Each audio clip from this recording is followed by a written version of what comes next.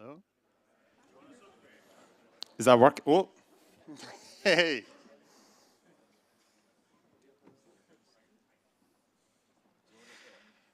Yeah, that's cool. Awesome. So yeah, hello everyone, and thanks for coming along today. There's so many people here. I'm just going to be getting whiplash, looking side to side to speak to everyone. So yeah, welcome to Data Scotland 2023, our first time outside of Glasgow. Kind of felt like cheating if we just stayed in Glasgow every year. And we've got this amazing venue as well, so super happy about that.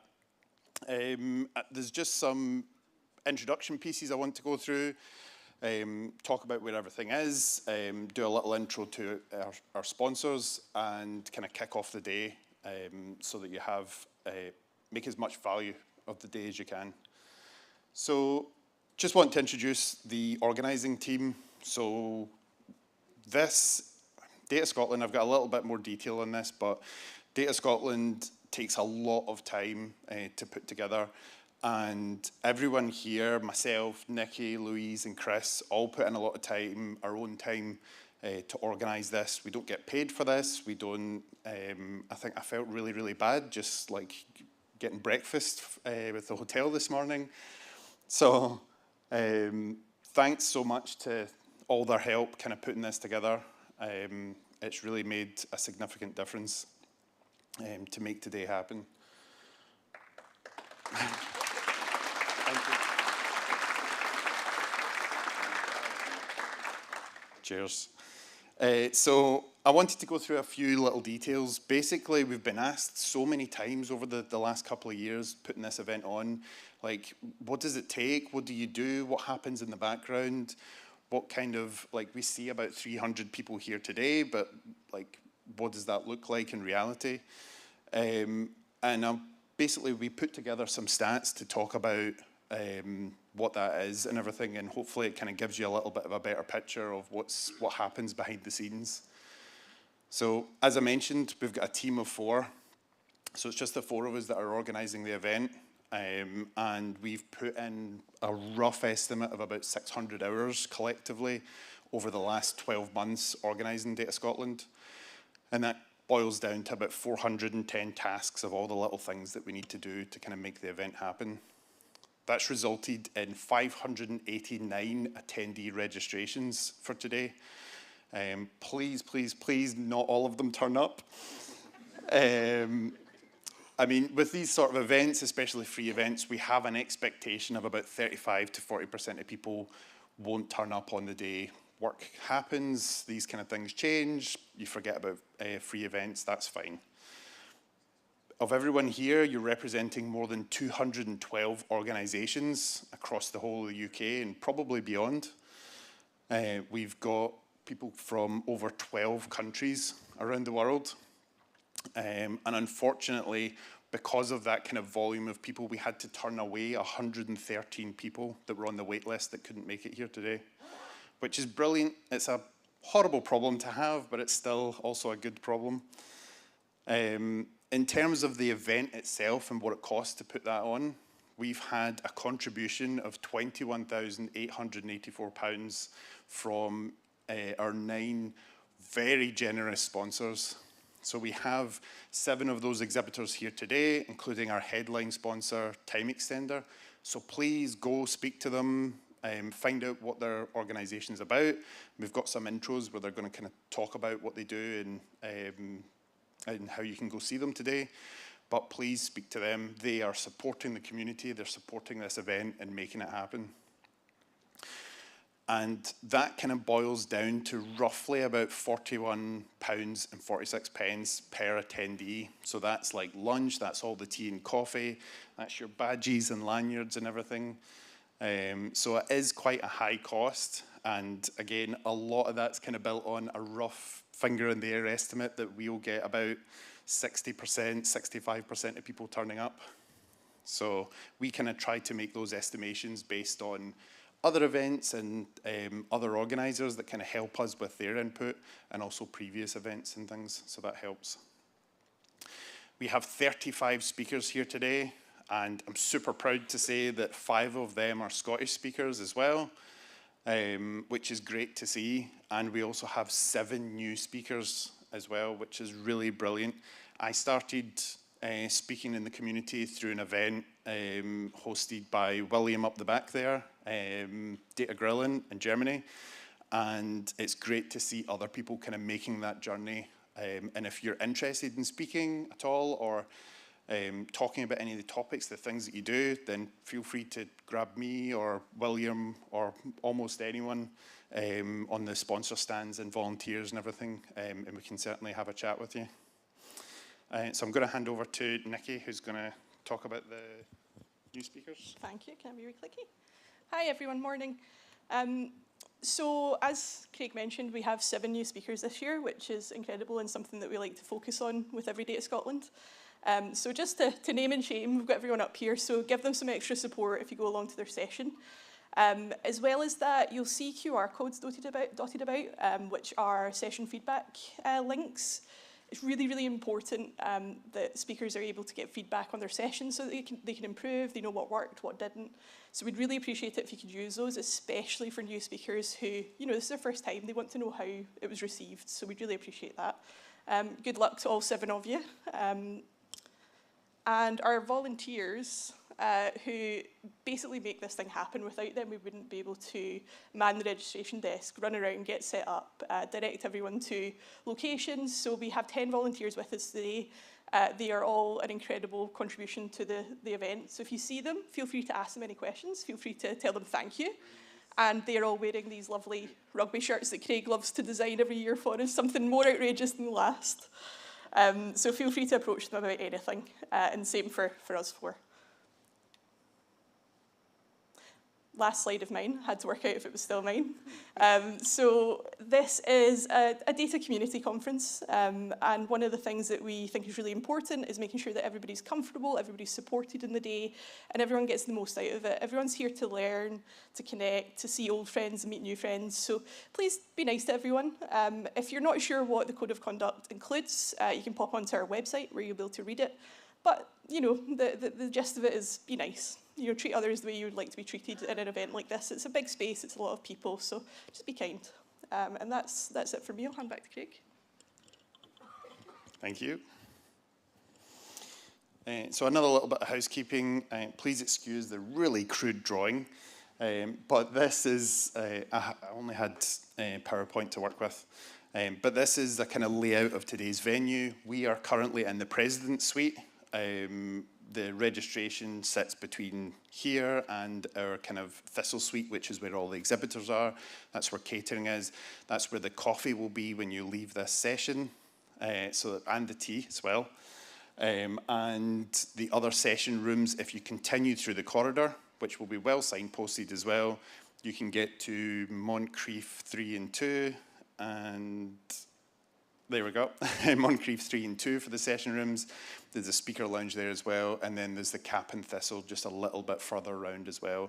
But again, if anyone gets lost, if you don't know where anything is, feel free to ask one of the volunteers or anyone in this shirt. And then the after party is in the Centenary Club, so that's just beyond the Cap and Thistle.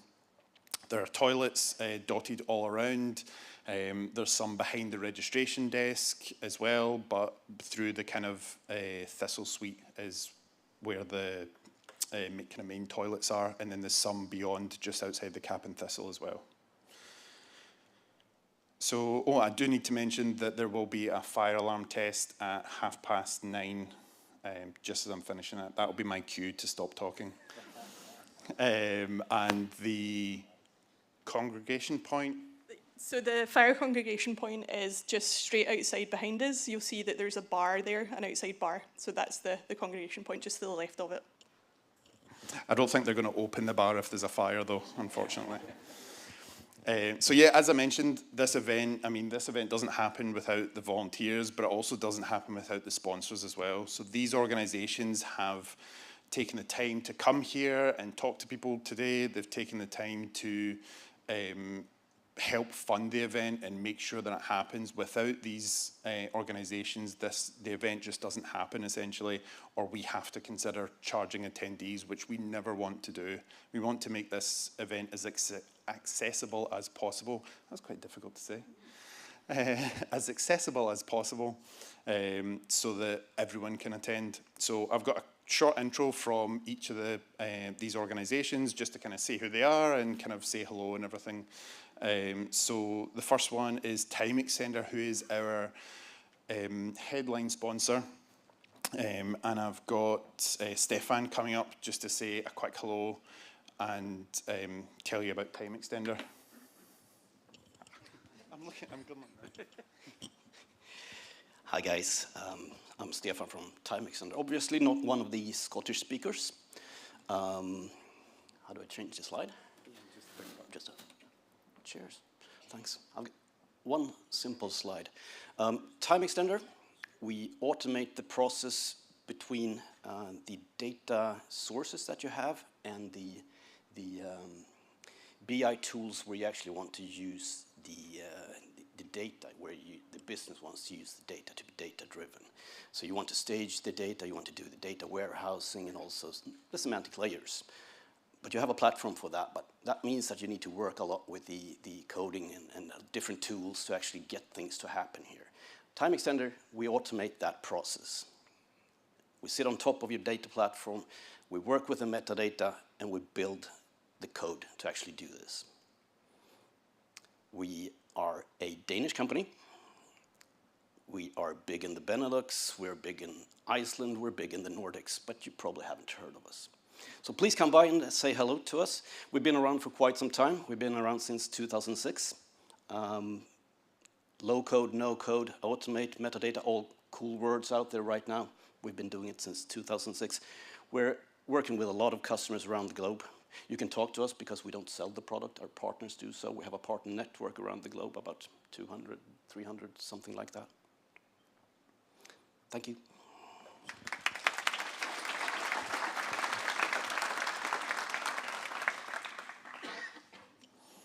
And then we've got Sarah from Hippodata. Everyone's just in front of me. Hi everyone, I'm Sarah from Hippodata. The last time I was holding a microphone, I was singing karaoke badly, so I'm going to make this very quick. We do data consultancy and data engineering. We have a little stand over there if you want to find out more about the clients and the projects that we've been working on. We also have Paul and Ewan, who are over there, put your hands up, who are giving talks later on today. A big part of what we do is working closely as a team and helping to bring the voice of data within industry and organisations and the importance of that. So again, a massive thank you to Data Scotland for pulling this together. I've been in data and tech for about 12, 13 years, and it's just incredible what is happening here in Scotland, and events like this help to showcase that. So thank you so much, and have a great day.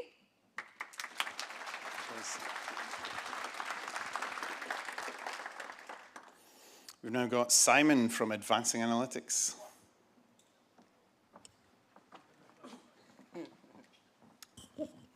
Good morning. Yeah, we're Advancing Analytics. Hello, hello. Again, we're a data consultancy. We do kind of deep engineering, data science, AI, analytics, all that kind of good stuff.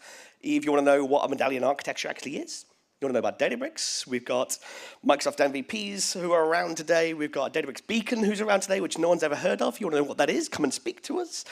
And yeah, we've got a bunch of talks today around various different things to do with DevOps and MLOps and all that good stuff. So if you want to come and learn some nerdy stuff, come and say hello. Yeah.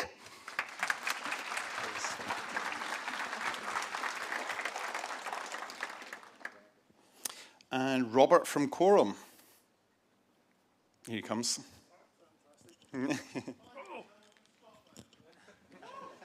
Sorry, what was that? Oh, fantastic. Can I say it is just so awesome to be here today. I'm a data geek, and I love the fact there are so many other people that are passionate about data here today. I work for Quorum. I think Quorum's awesome and fantastic. We do things with data. Come and speak to us. We just want to talk to people today, quite frankly. We love talking about data. Oh, can I just mention we love sponsoring this event? We have sponsored it for previous years. I am so excited, and I made sure my boss was going to sponsor. He wasn't getting a choice. I said, James, we're sponsoring. That's it, full stop. If anyone's looking for a new role, maybe something interesting, come and sidle up to us to have a wee chat. We found someone last year who's here today, volunteering, that lovely lady back there, Olivia, wandered up, had a chat. We said, we need to hire Olivia. Olivia's now part of my team.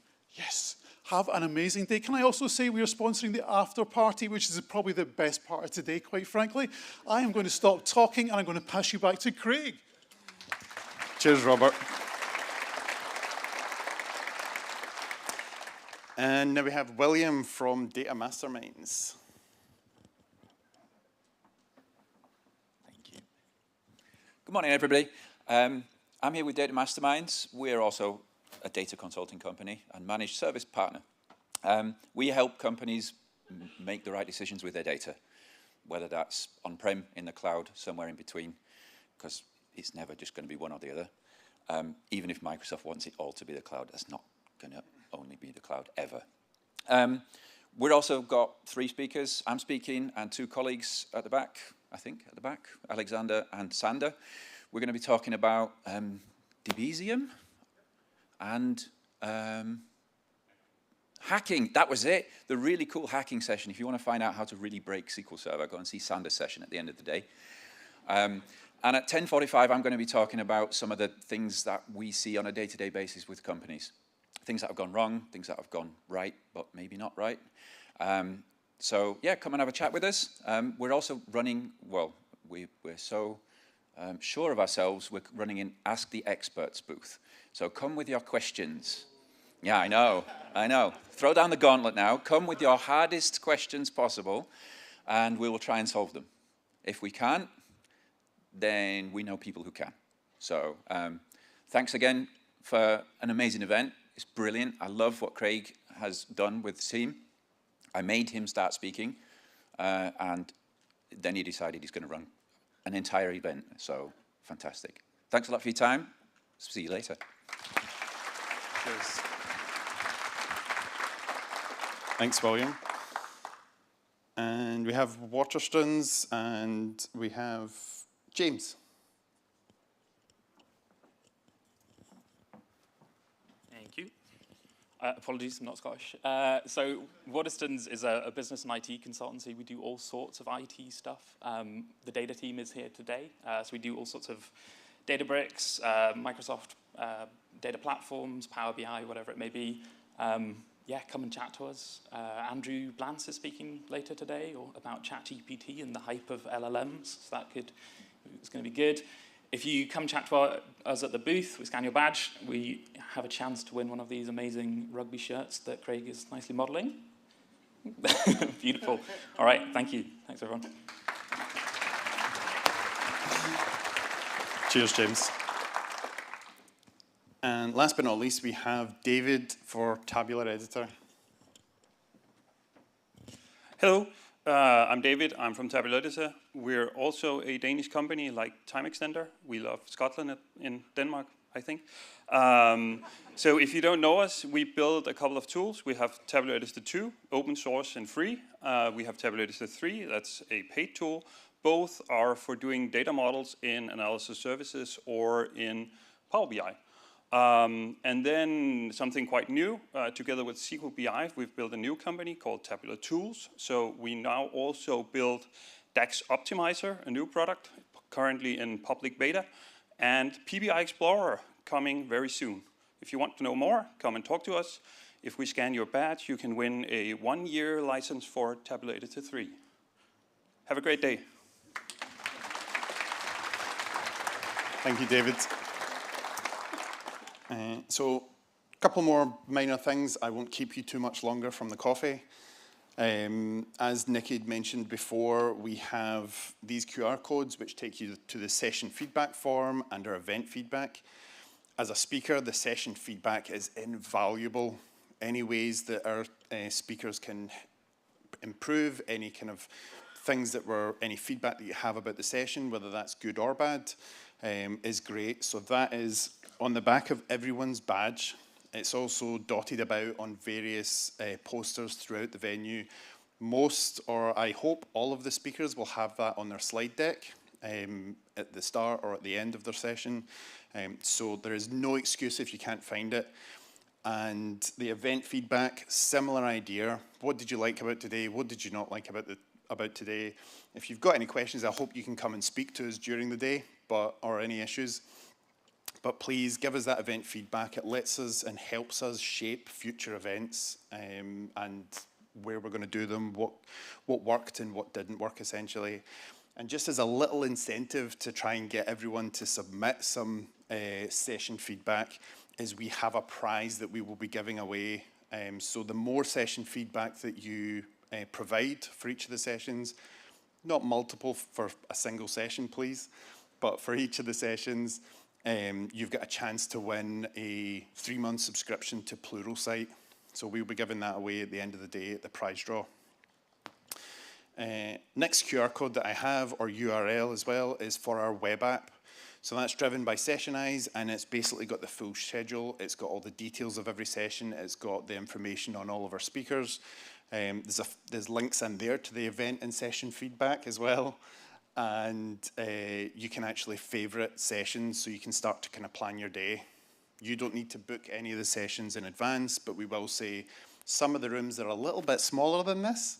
So it's going to be a first come, first served basis. So some of the rooms may fill up. So try and get to your sessions in good time, essentially. And then, Nikki, did you want to do this bit?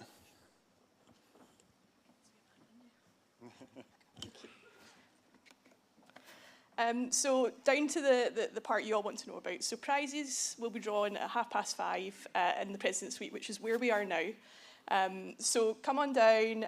Everybody has a chance to win a lot of really good things from ourselves, from our amazing sponsors. And then at 6 p.m, as Robert mentioned, Quorum are sponsoring our after party, which is in the Centenary Club, which is just a bit further back than where the session rooms are today. So if you can stick around and you're happy to socialise, please come by and speak to us and have a cold drink. I think we'll all need it by then. Oh, of course, Quorum, thank you for your lovely sponsorship. And that's it from us. Yeah, just to add, with the after party, all of our sponsors have been given like a small bundle of drinks tokens, so they'll talk to you and you've got a chance to pick up a drinks token for a free drink for at the Centenary Club tonight, or it'll just be a kind of standard bar of pay yourself. But yeah, have a great day, and I hope you all have an awesome time and see some great sessions and everything, and we'll see you tonight as well. Forgot about the drinks tokens. It's all right.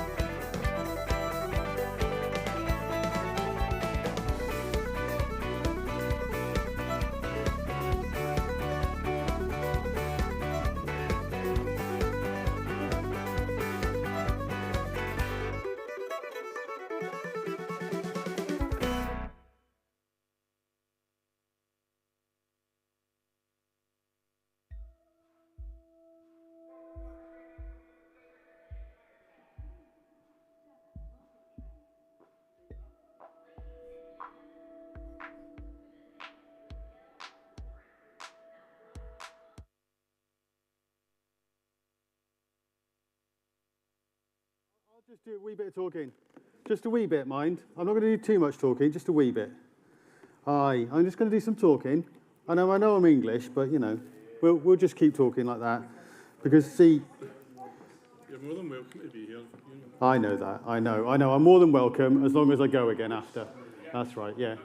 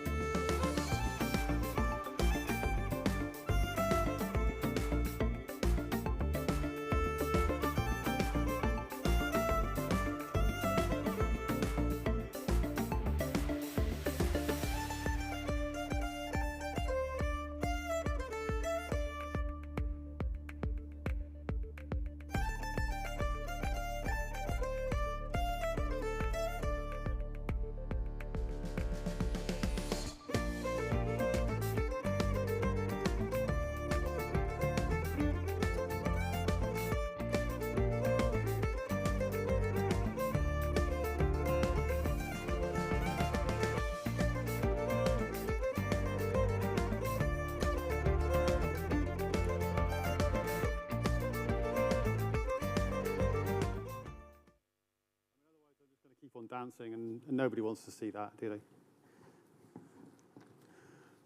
We're not quite ready to start, but we're getting there. And the thing is, if people hear that there's somebody talking, then they'll start coming in for the rooms. Or go and see another session. Stop standing talking to the sponsors. There we go, see? Plenty of time to talk to the sponsors in the break. How are we doing? We good? No, come on. We need some voices. Get some energy. I know we don't like talking to each other, but come on. How are we doing? Are we good? Good. Yes. Excellent. Awesome. Who's first Data Scotland? Holy macaroni. Welcome, everybody. Who's been to every Data Scotland? Respect. Okay. There will be some around. There were what? 50 people at the first one? Yeah, it wouldn't have been many more than that. Yeah, it was fun. Oh, I mean, I'm 45 seconds over already, and I'm not started. I've So, started the timer. yeah, I know. He started the timer as well. He's hardcore. It doesn't matter when it starts, it's when it finishes. It's when it finishes is what is important. So we're here till 9 p.m. Yeah. Aye. Yeah, he was worried then for a minute. Hello. If you're not expecting to see me talking about CLI and CMD, then go to one of the other sessions because they're amazing. Sarah is awesome. Chris was my mentor, and Mark knows all of the things. So you've just had a thing about the sponsors. Don't forget to go and speak to them. They are amazing people. Without them, you would be paying money for this, and nobody wants to be paying money. Let them pay their money for that. Who am I? My name is Rob. I am a SQL Server, was a SQL Server DBA. Now I am just a bloke who helps firms and teams make stuff go. You know, I'm in the automation world, normally data platform projects. I'm lucky enough to be a dual MVP in data platform and cloud and data center management because Microsoft think that I talk about stuff all of the time, which is totally fine. And I wrote a book, which is awesome. At the top there, you'll see my details. Feel free to get in touch with me. It is your responsibility to poke me when I don't respond because it's a fire hose of emails that come all the way through. So in 2017, it was SQL GLA. And there were a few people here, and this is me and Chrissy. And then in 2018, I was lucky enough to bring the donuts to SQL. That was also SQL Glasgow as well. And then in 2019, Louise got me just sneaking something on Google, although 2019 is most remembered for this picture, where I was telling people where the keynote was. And then they decided to make a competition. So we had some fun people making things out of that. So that was cool. And then, of course, last year as well. So I am still the only speaker who has spoken at all of them because William and Chrissy and Andre are all lazy and can't be bothered. So there we go. It's my history with Data Scotland, SQL Glasgow. So we're going to talk about SQL CMD. So let's have a history lesson very quickly. We're going to go back in time. And back in time, before SQL CMD, there was OSQL. And there was iSQL. And they were amazing and great and did everything that was required at the time. But we moved forward. So this is a picture of Yukon, which is the name that was given to SQL Server 2005. And that's when SQL CMD came out, and then it was with one of the first CUs for 2005. You were able to use ODBC to connect to your SQL instance. SQL CMD is command line interface, a CLI, for connecting to and querying your SQL instances, or databases, I guess.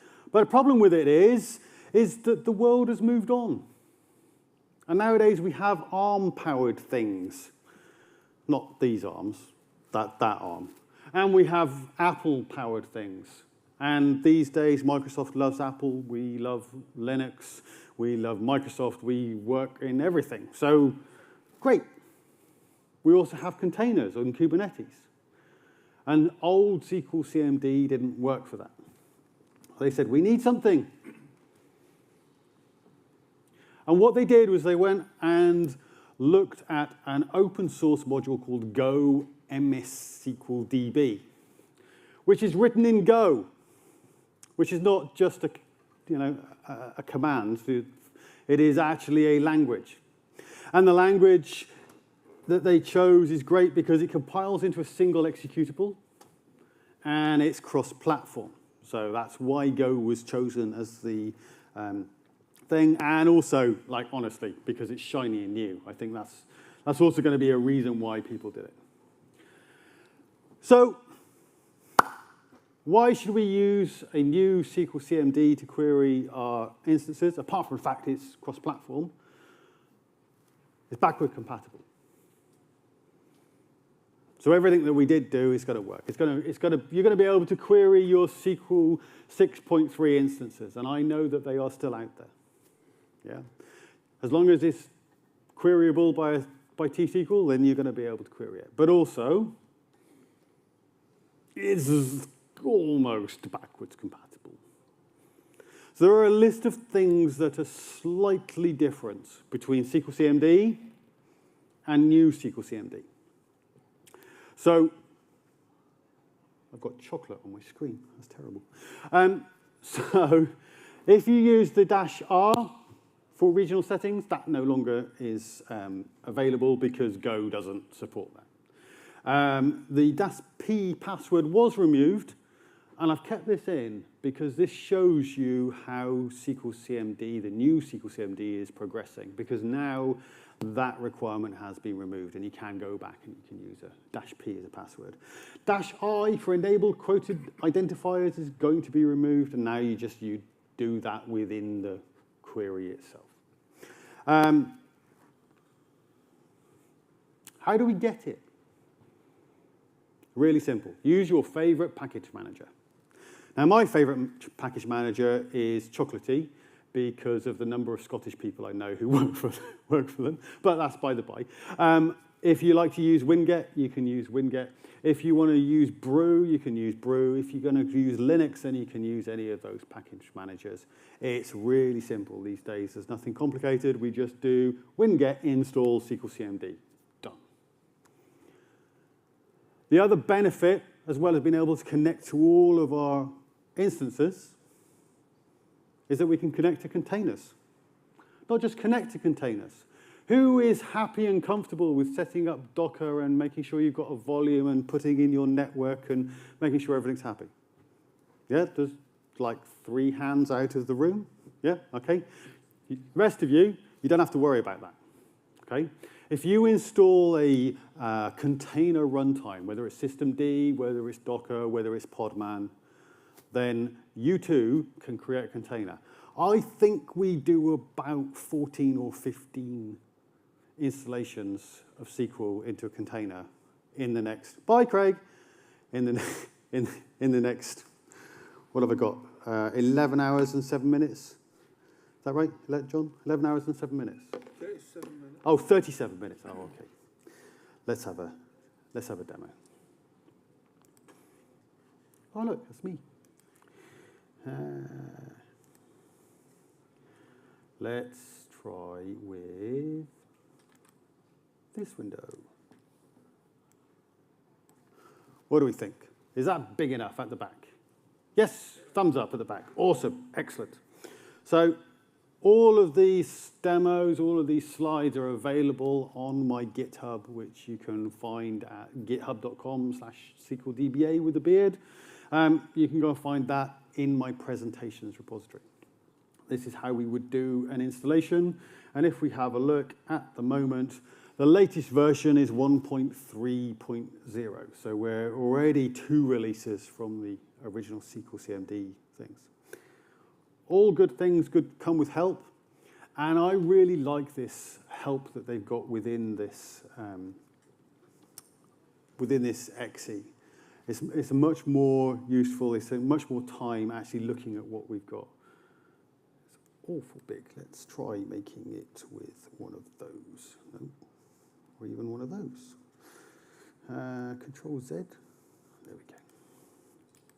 we go. But once you've got new SQL CMD, you can absolutely go to a location where you have your original CMD, and then you can run that, and we will see that, there we go, this is an old version of CMD. We could make use of that if for any reason you needed to.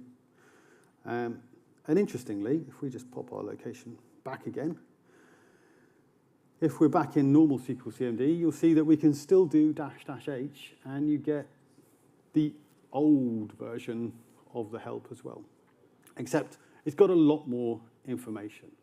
So make sure you understand, as with all CLIs, how to just go in and use --help to find the thing that we can do. Right, so I'm not going to tell you about connecting to an instance and running a query with SQL CMD, because I've told you it's backwards compatible. I'm going to show you the new funky stuff. And the new funky stuff is some of this container work. So as long as we've got a container runtime here, we can install any version of, oh, that's awesome. Are we not connected to the internet again? Yay. Let's just do this bit. Here we go. We'll connect to that.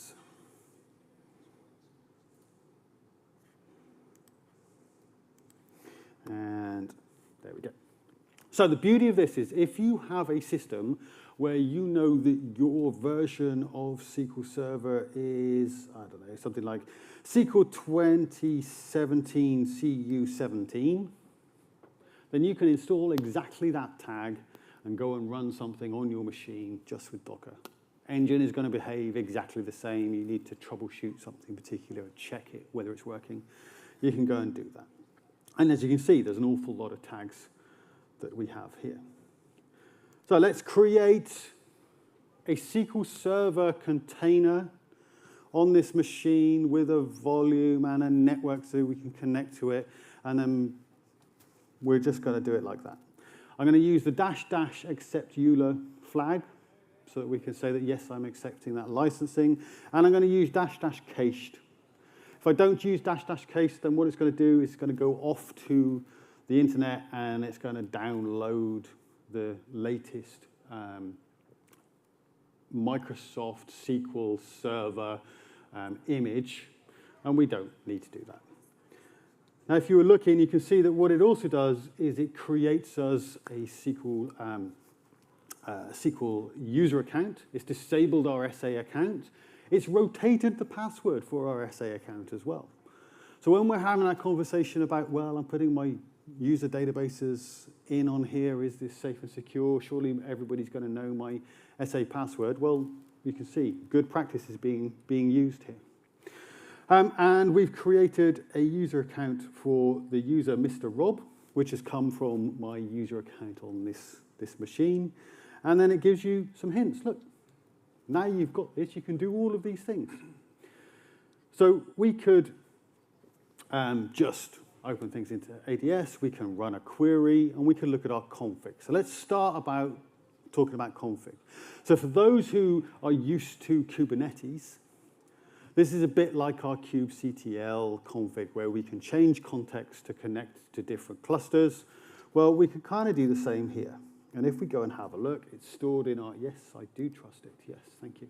It's stored in our user profile, and it has this sort of functionality. It's just a YAML file, and it gives us our contexts, tells us what our endpoints are.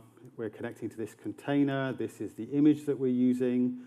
We've got an address and a port, and tells us what our authentication is. And hey, look, there's our password. I mean, it's not our password, but it's a hash of our password. And we can see that this is what we're using. So that's really cool. But normally, you would just use the command SQL CMD config few. That's going to show you exactly the same information. Now, if you wish to see the passwords, then you can do this config view and a raw, and that is going to be the actual.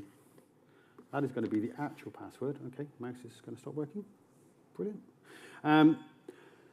If you'd like to get your connection strings, then you can use the config connection strings. They come out a bit funny on here because we're zoomed in so that you can read everything. But you see you've got your ODBC, you've got your JDBC, you've got SQL CMD, ADO.NET, and Go, all available for you just to pull straight through.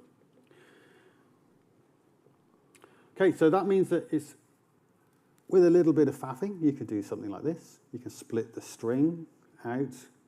We can create a PowerShell credential object, and then we can use that to connect to SQL CMD with the, oh no, well, we can't because we don't really actually have our .p working with this sort of thing. But that's okay because, as some of you may know, DBA Tools is a big love of mine, and what we can do is we can do that. Seriously. And it depends every time I do it. Sometimes this password is slightly more than 128, and sometimes it's less. And in the credential object we use, we apparently sometimes go under that limit. So we can use SQL DBA Tools to connect to our instance as well when it works correctly. I'm not going to go through and do this. But it's much easier than that. It's much more lightweight. We can run a SQL CMD query like that. SQL CMD query, boof. No -s.usa. Yeah, we've just gone straight in because in this context, we know exactly where we are. So if we were to go, let's do something like this. Select name from sys.databases. Oh, there we go. There's our DB jump. You see, we've got this, we've created it. Now, if I move my phone out of the way, then maybe my mouse will work. Nope, okay. I'll put that away so I don't keep trying to make it work with that. So let's create another instance. This time, we're going to automatically create a user database straight from one line of code, SQL CMD, create MS SQL. That's creating as our container with our latest version. We're accepting our EULA. We're using cached so we don't download the image again. And we've said, add a user database called Scotland, Scotland, Scotland, because apparently that's what they sing when they're here, one of the things that they sing. So now we have a new context. So it says, I've created context MS SQL 2. So which databases do we have? This one's got Scotland, Scotland, Scotland. Now, if I was to have a look in my query, that doesn't really help me very much, does it? If I want to just run straight against the Scotland, Scotland, Scotland database, then I can do this. So I'll say, select the database name as current database from the database Scotland, Scotland, Scotland. So if I've got a container where I'm creating several user databases, we've got microservices, so we've got all of these different things, and I want to use SQL CMD to query individual ones, we just pass in that database flag and we're away. We can do our queries. If I'd like to run a file against my database, so you imagine this is part of my build process for testing my new changes, then I'm going to run SQL CMD and I'm going to run a file. Now, perhaps that file does something like that. Doesn't give me any output, but let's see what we get. Let's have a look at sys.tables, and we can see we've got table holding data with a bad name. And the table name's got spaces in it as well because, you know, I like to make developers work really hard. And then it's got the sort of things that make you go, So we'll have a look at this. We'll say, so we've got some interesting naming conventions because it's an ID, identity, identifier, it's a number, and it's an int. We've got a column load of big blobby data. It's a var binary. It's a var binary. Like, seriously, I have seen things like this. This is just for a bit of fun so we can see what we've got. And it's not very easy to read. It's especially not very easy to read when we're zoomed in like this. So by adding this -- format equals vertical, then I can now get Now, this works really well when it's just one row of data. If you've got 1,000 rows of data coming back, it's not going to do you so good. But here we can see what we've got. We've got our column name and we've got our data type. We've pulled those out so we can see what's going on. I could also just open an interactive session, and then I could do this.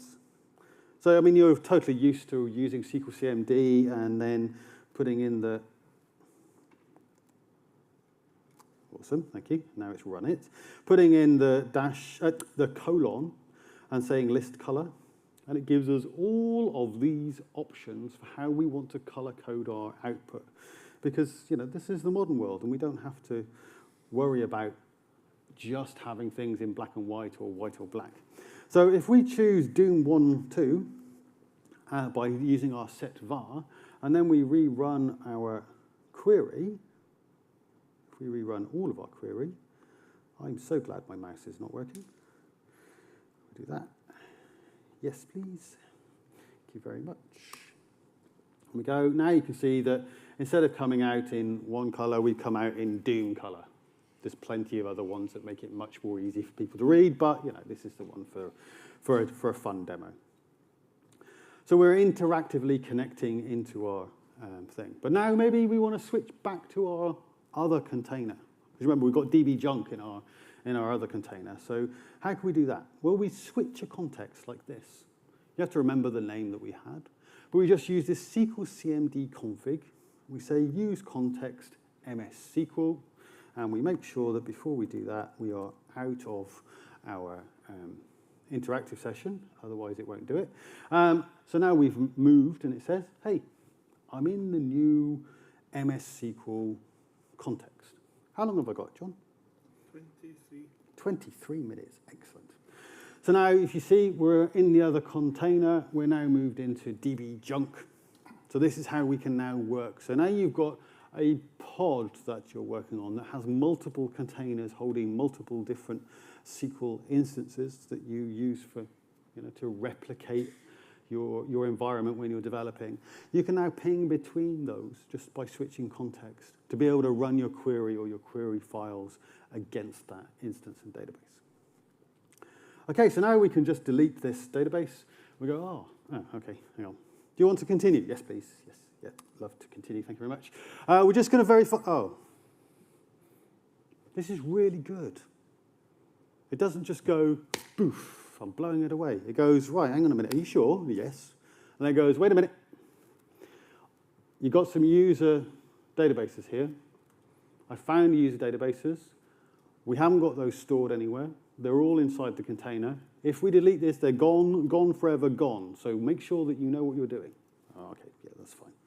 It even tells you, remember I said that this help was really, really cool. Because it actually says, look, if the database is mounted, do this, you can drop the database. Or if you just want to get rid of it, then just pass in this flag of a force. And I'll do the yes so that it doesn't ask us as well.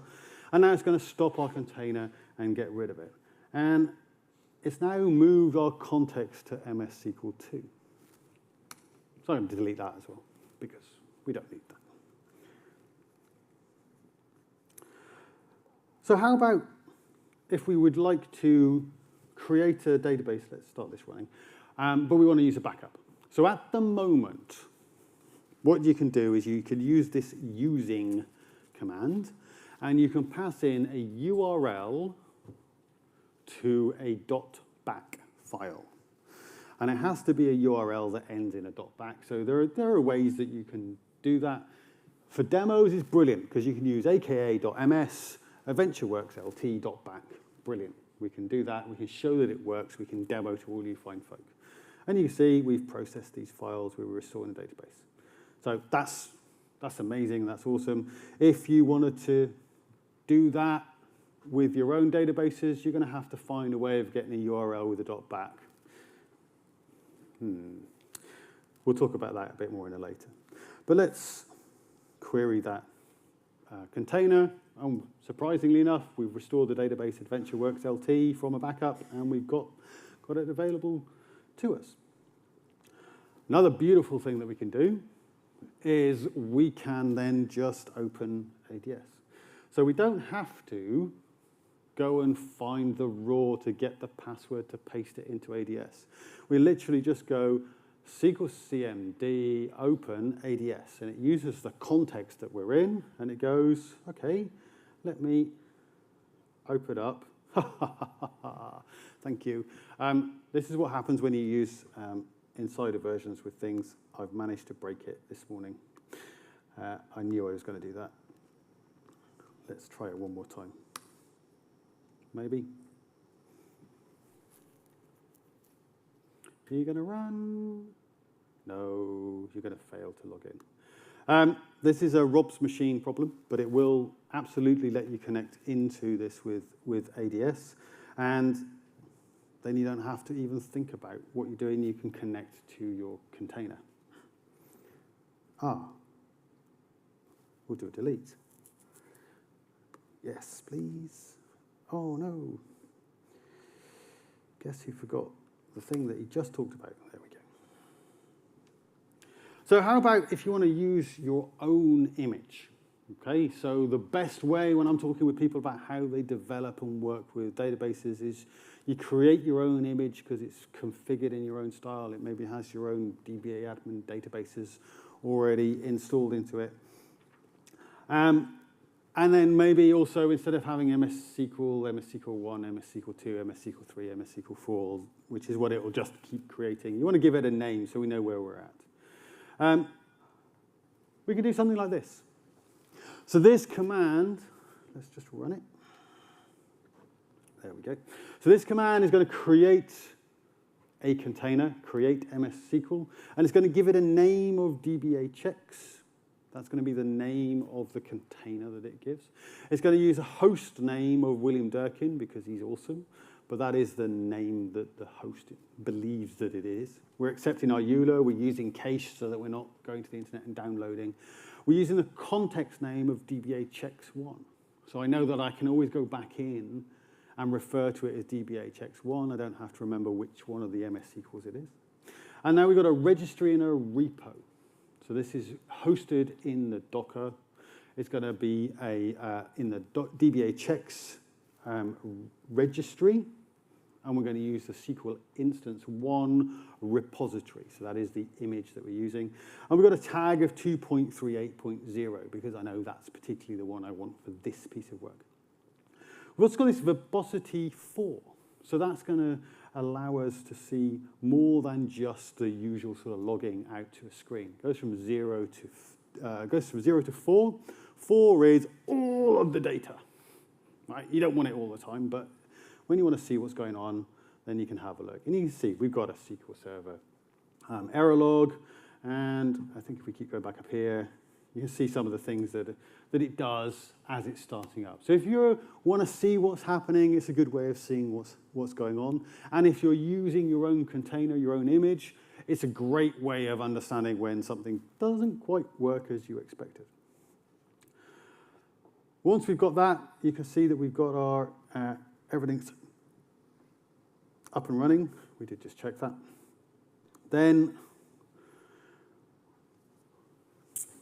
got a problem, because this is our container for DBA checks. It's the one that we use for when we're doing work on DBA checks, the PowerShell module. We've got our own user that is our sysadmin, which is not going to be the one that this is created for us. And the one that has been created to us doesn't have any permissions. So what we've got to do is, if we have a look at our config, you see we've got our Mr. Rob, we're in DBA checks 1. So now we need to create ourselves a new user and a password. This password can be in here because everybody knows that DBA checks and DBA tools use dbatools.io for their SQL CMD, for the SQL admin password. But now we can add a user. So we use the command SQL config add user. And this is now going to give a name and the username. So the name of the user that we're going to refer to in our context, and the username at a SQL level. It's going to be SQL admin. And then we're going to pass in our password as an environmental variable, so SQL CMD underscore password.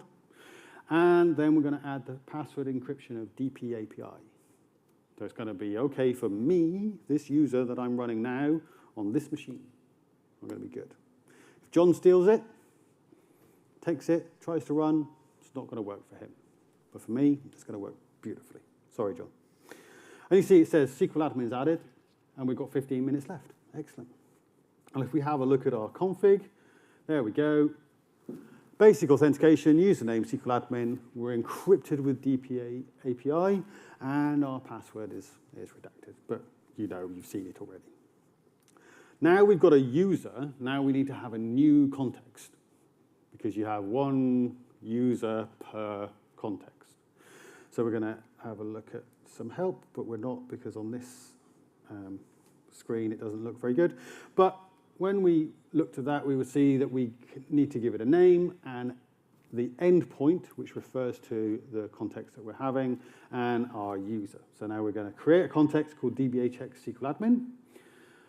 So now, remember to switch our context in exactly the same way as we did when we've got multiple containers. We switch to dbhx SQL admin, and then now we can see that dbhx runs against the most latest and greatest databases in the world.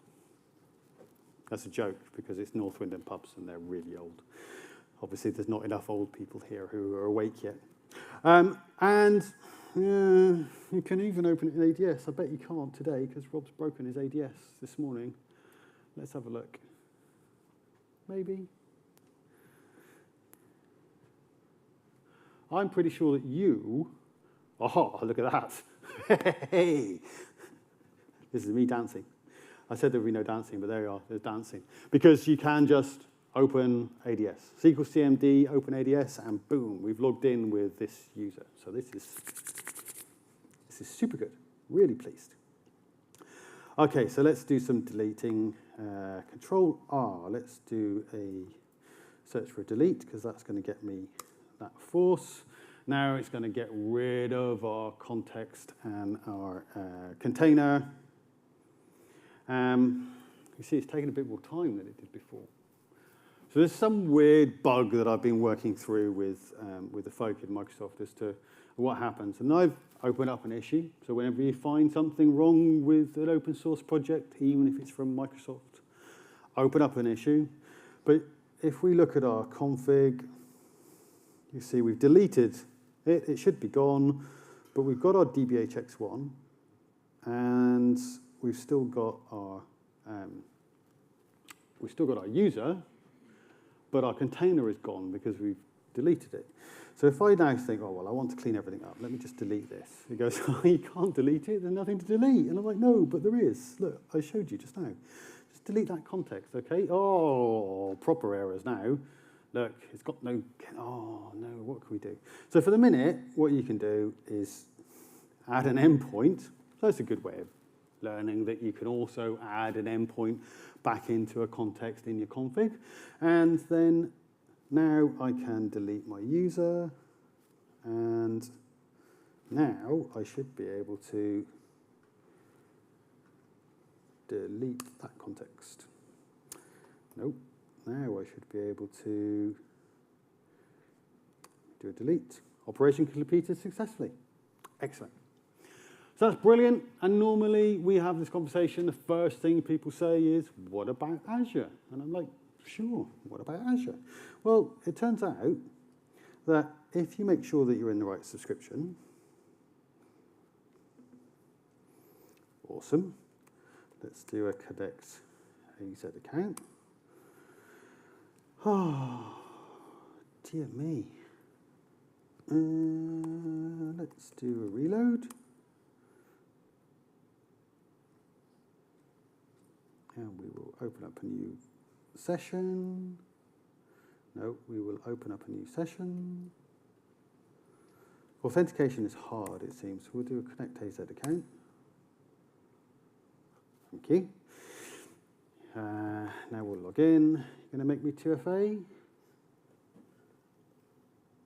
Oh, okay. So we're in. Now, if we make sure that, because that is blatantly not the right subscription to be in, let's try that subscription. There we go. Awesome. Let's come down to here. So we're going to log into this. It says Authentication method, one of these. I've thrown you a curveball, because this is what I did. So I expect it's what a lot of people will do. Don't use PowerShell. SQL CMD doesn't know about the PowerShell, which is sad. But we need to use the AZ CLI. So we will do an AZ login. Exactly the same. Shouldn't need to 2FA. Excellent. I'm logged into Microsoft Azure.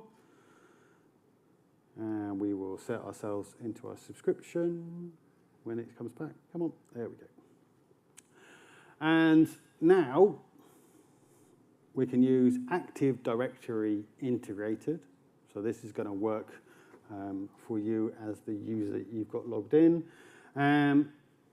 We'll pass in our server name. We pass in a database name. Now this is a serverless database, so I fully expect the first time that it might just... Sometimes it bombs out and says, I can't connect, and we run it again. We do it because serverless databases don't cost you so much money. You just need to have some retry logic. So we just need to have some manual retry logic, which is me pressing the up arrow and enter again. But then it should then just connect straight the way through. And you can see that you have a number of different options here at the top. So you've got Active Directory password, you've got interactive, you've got managed identity, and you've got SQL service principal as well. So you should be able to use SQL CMD in any of your automated processes to connect. It's a super lightweight way of connecting to and querying your SQL database. You don't need to have any .NET. You don't need to build up any of that. You don't even need DBA tools.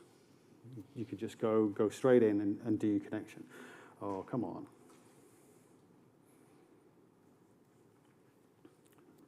There we go. Oh, of course. Of course, of course, of course. Let's play this game. Because my Wi-Fi dropped out, I don't have the same IP address. And because I don't have the same IP address, I don't know why you always put me into Beard Arc. Let's go to here. Let's find Ben's FreeDB. No, we won't do that. We'll go to Strava.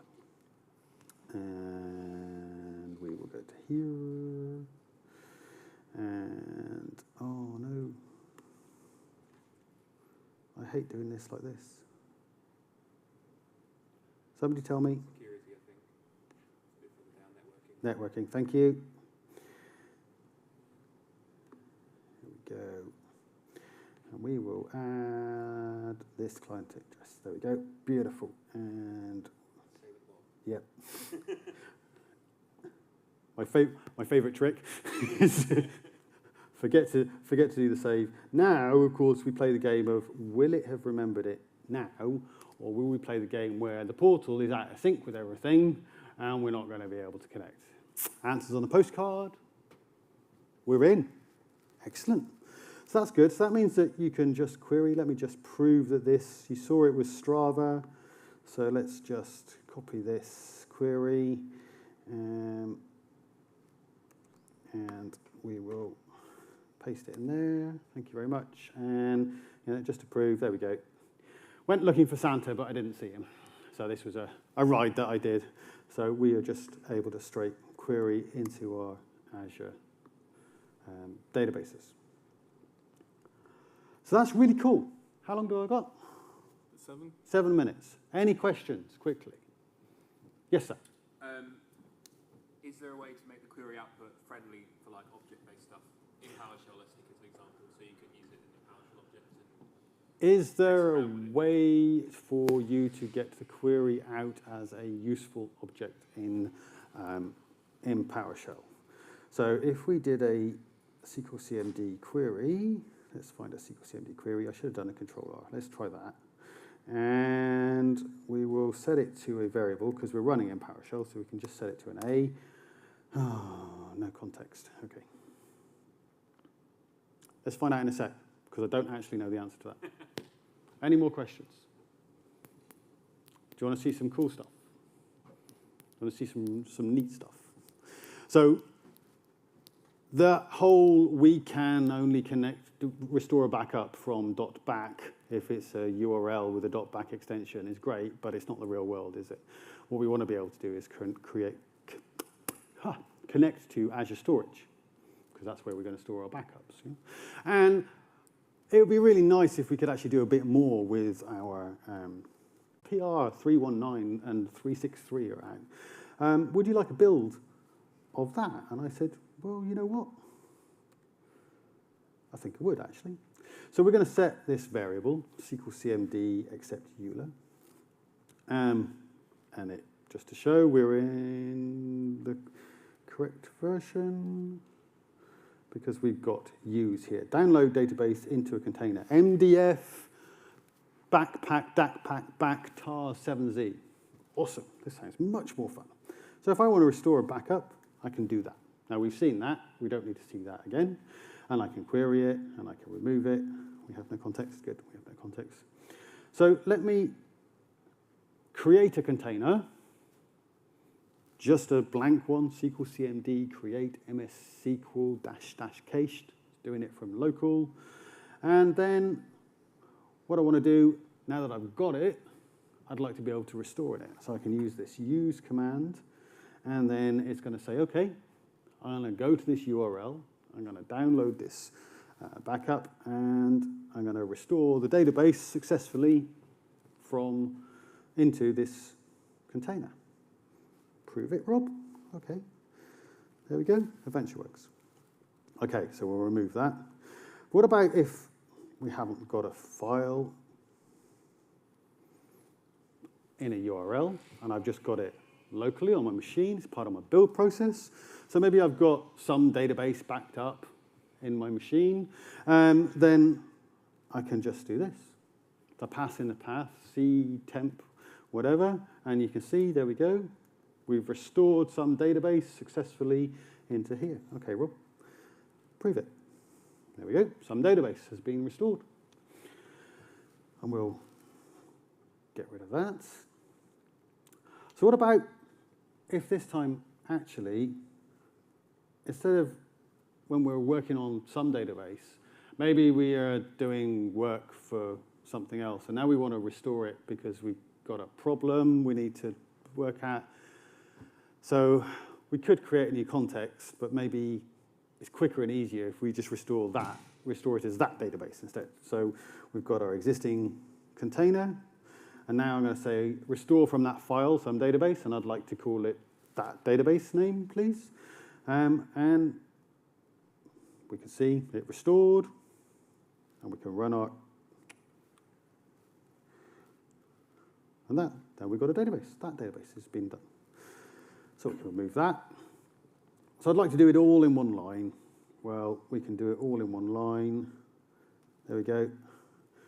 I'm going to restore it, use cached, restore from some database backup. I'm going to give it a new name. And this time we've restored it as yet another database name, just to show you that I can. Straight from there. And then we will remove it. So now let's see, and I don't know whether this is going to work or not. If in one line I can create a container, I can restore a database from my file, I can change the name of it, and I can open it in ADS. I can do all of it. It's the opening in ADS bit that I'm just a little bit curious about. Yeah, pain. You've seen that it works sometimes, so that at least is something cool. How long do I have, John? 2 minutes. 2 minutes. Oh no, 2 minutes to midnight. Here we go. So let's show you one more last cool demo, because sometimes we don't want to just have a backup file. We want to attach an MDF because we want to attach an MDF. So this time I've got another database for William, and it's just the MDF that I've been given to try and resolve something in a container. So now I just use that using flag. I pass in the path to this MDF, and what it does is it grabs that MDF, it moves it into the container, and then it should attach the database. And now this time if we query it, got another database for William. So that is awesome. The final one is to do it from Azure, but I'm not going to do that. And to show you this there, we get a SAS token, and then we we can move forward. That is not available yet, but you can see that it is coming and it is working. There are some still tweaks to come. Keep an eye on that PR in SQL CMD, and you'll be able to find out more about it. So how do you see what's coming and what's happening? We come to here, we go to github.com, Microsoft/go-SQL CMD, and you can see the issues and the pull requests, and you'll see that this pull request, this is the code that you've been looking at, is this one here. So that's where we've been going. So there's still some bugs there coming through. My name is Rob Sewell. You can find me as SQL DBA with a beard. Feel free to get in touch with me. Feel free to ask me questions today. I hope you have a wonderful day at Scotland. Thank you for coming.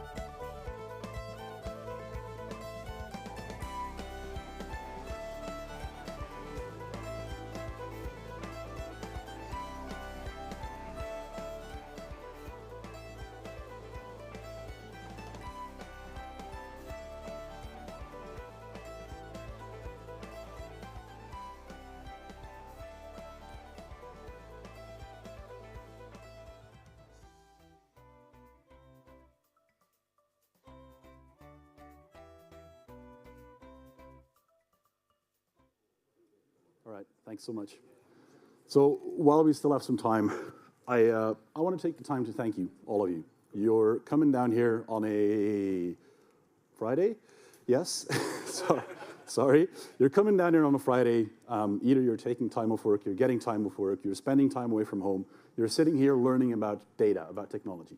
I want to thank you so much for doing that, because it's not only going to help you, but it's also going to help the people in your company or potentially the companies that you work with in the future. I know that it's a big step for many to show up to these types of things, so thank you so much. Especially thank you so much for being that many of you in a session that is an introduction to Fabric, which I did not expect to see so many of you. Maybe the other rooms are just full and you thought this is the one where we have room, which is fine. You're more than welcome. You get to listen to me ramble on for 45 minutes. Yeah. Okay, so while I'm still waiting to get to the 45-minute slot, which one of you have actually tried out Fabric at this point yet? Okay, a few hands. Perfect. Great, good. I'll ask the same thing again when I see you next time to see if I've made an impact or not. That's good. So we're at time. Let's get started. A guided tour of Microsoft Fabric.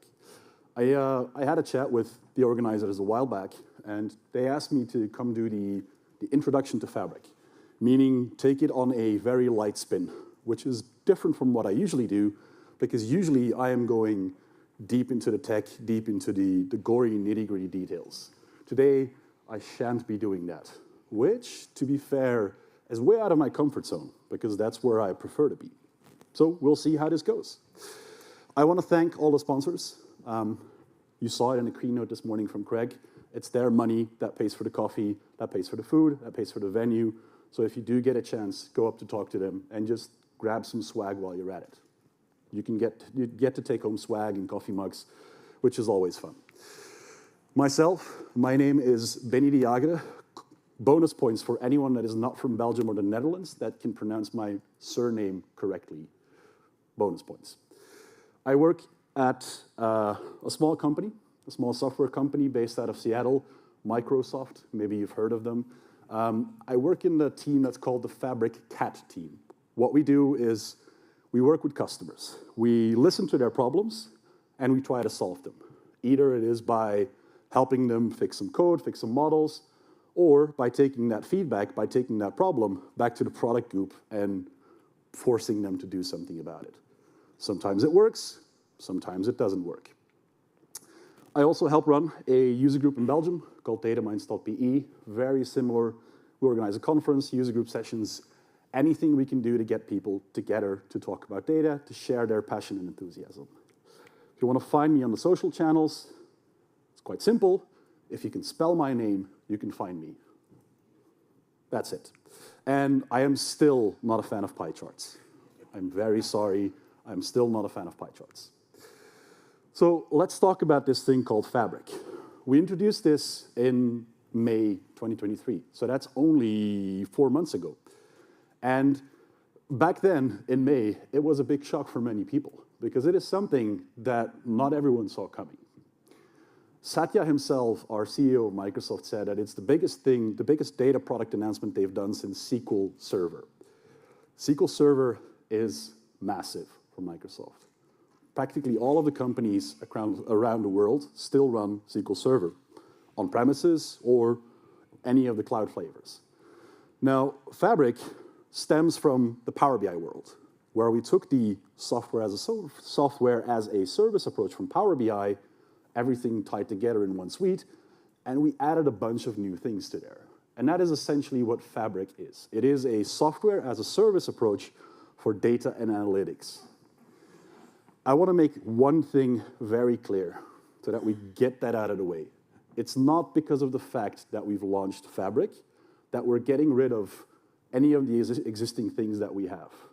So Synapse, not going away. SQL Server, not going away.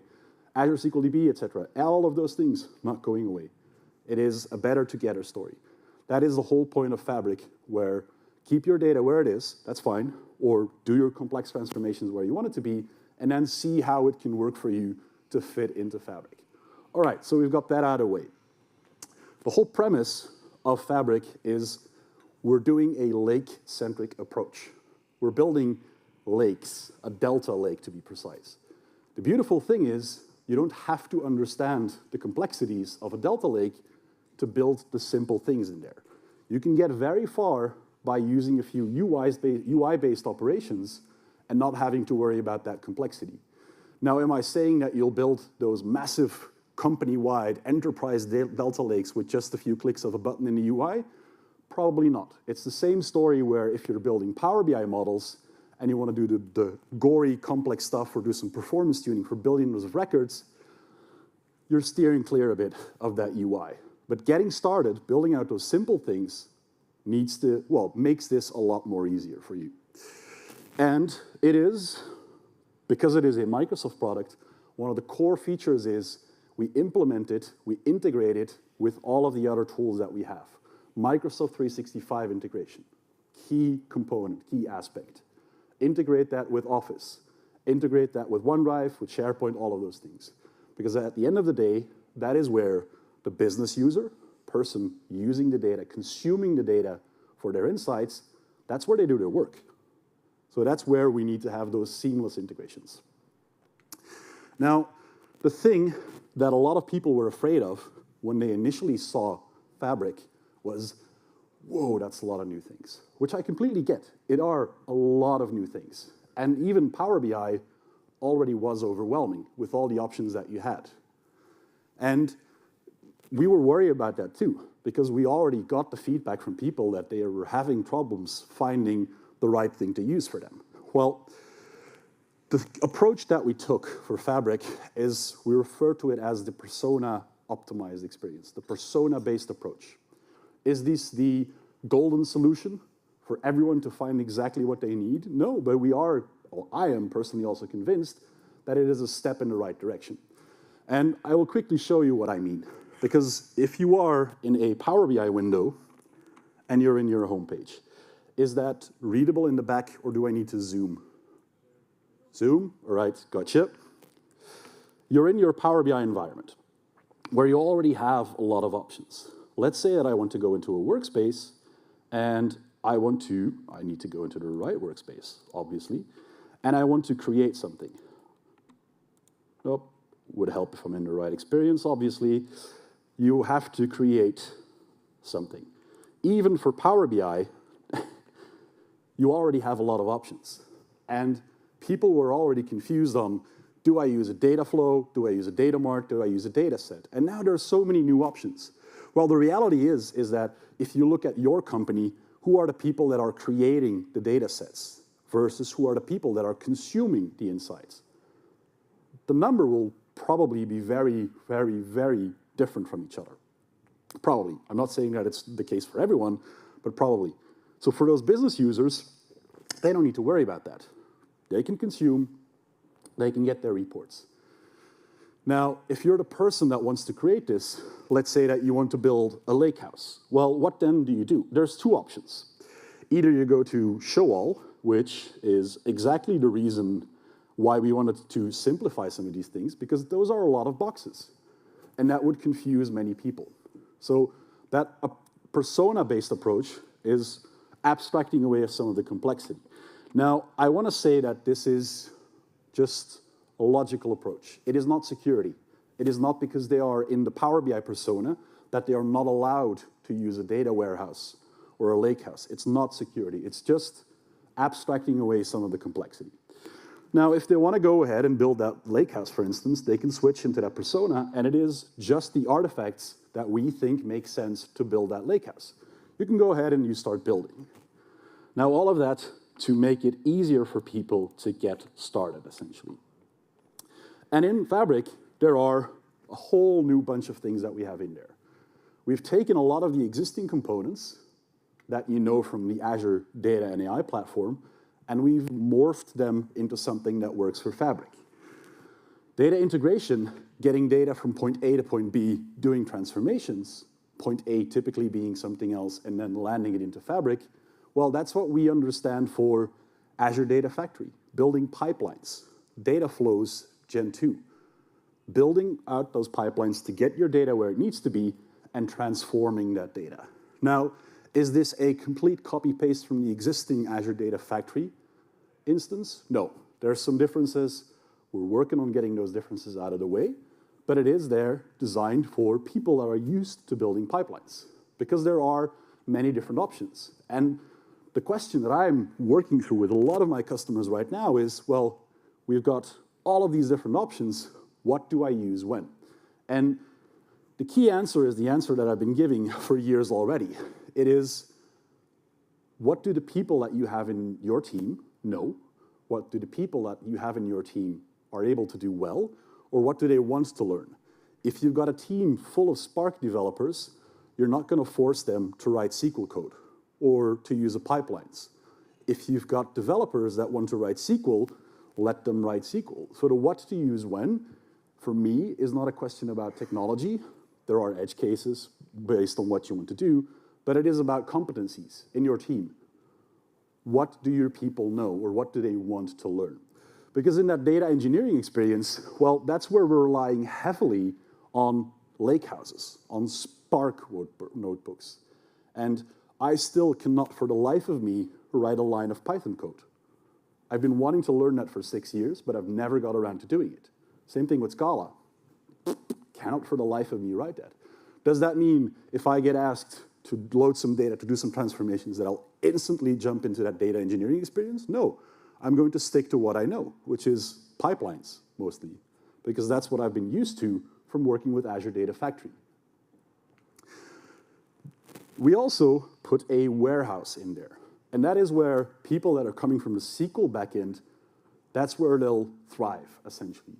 The warehouse is sort of a SQL engine on steroids.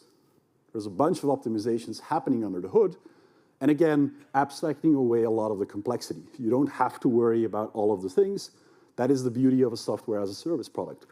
Now, if you are a hardcore DBA that's been doing everything yourself for the past 25 years, you're not going to like this, because we're taking away control from you. But that is, again, the everlasting debate between infrastructure as a service, platform as a service, and software as a service. How much control do you want? How much ease of use do you want? Because it's all fun that you've been setting up everything yourself and managing everything yourself for 25 years, but who's going to do that in the next 10 years when you're enjoying your well-deserved retirement? It is finding that balance in what works for your company.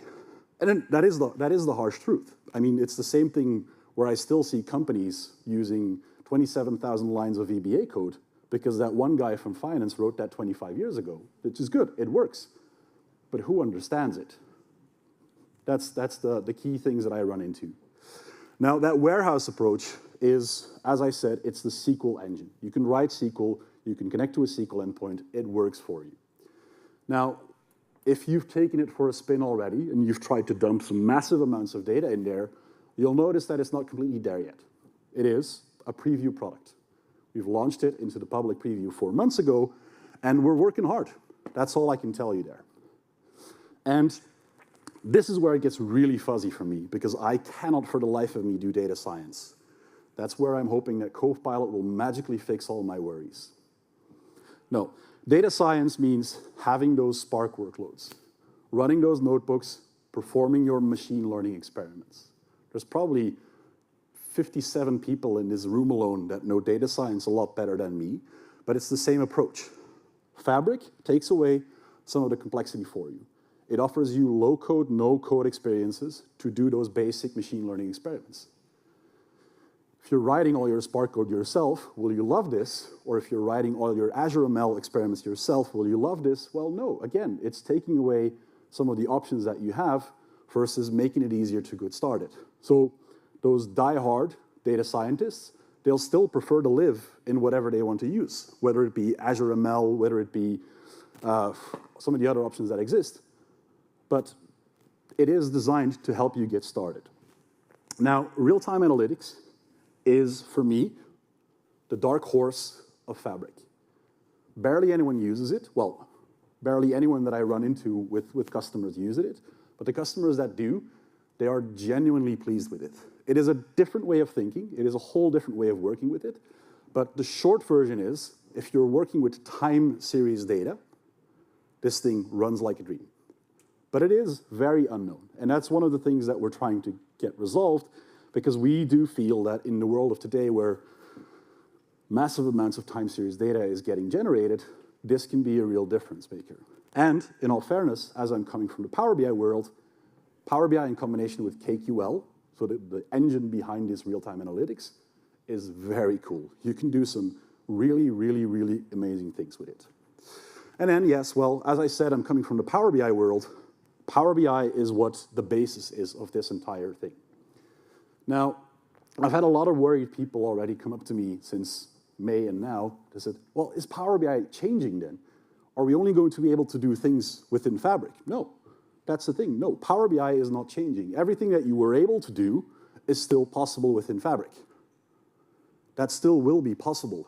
We're broadening the options for you. We're broadening what you are able to do.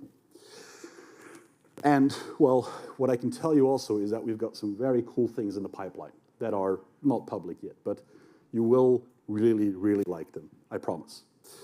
And under the covers, the key thing here is that one of the key selling arguments for Fabric is it is one form of compute. It is serverless, so you don't have to worry about startup times, you don't have to worry about managing the infrastructure yourself. But let's say you are running a whole array of products and services in the Azure data landscape.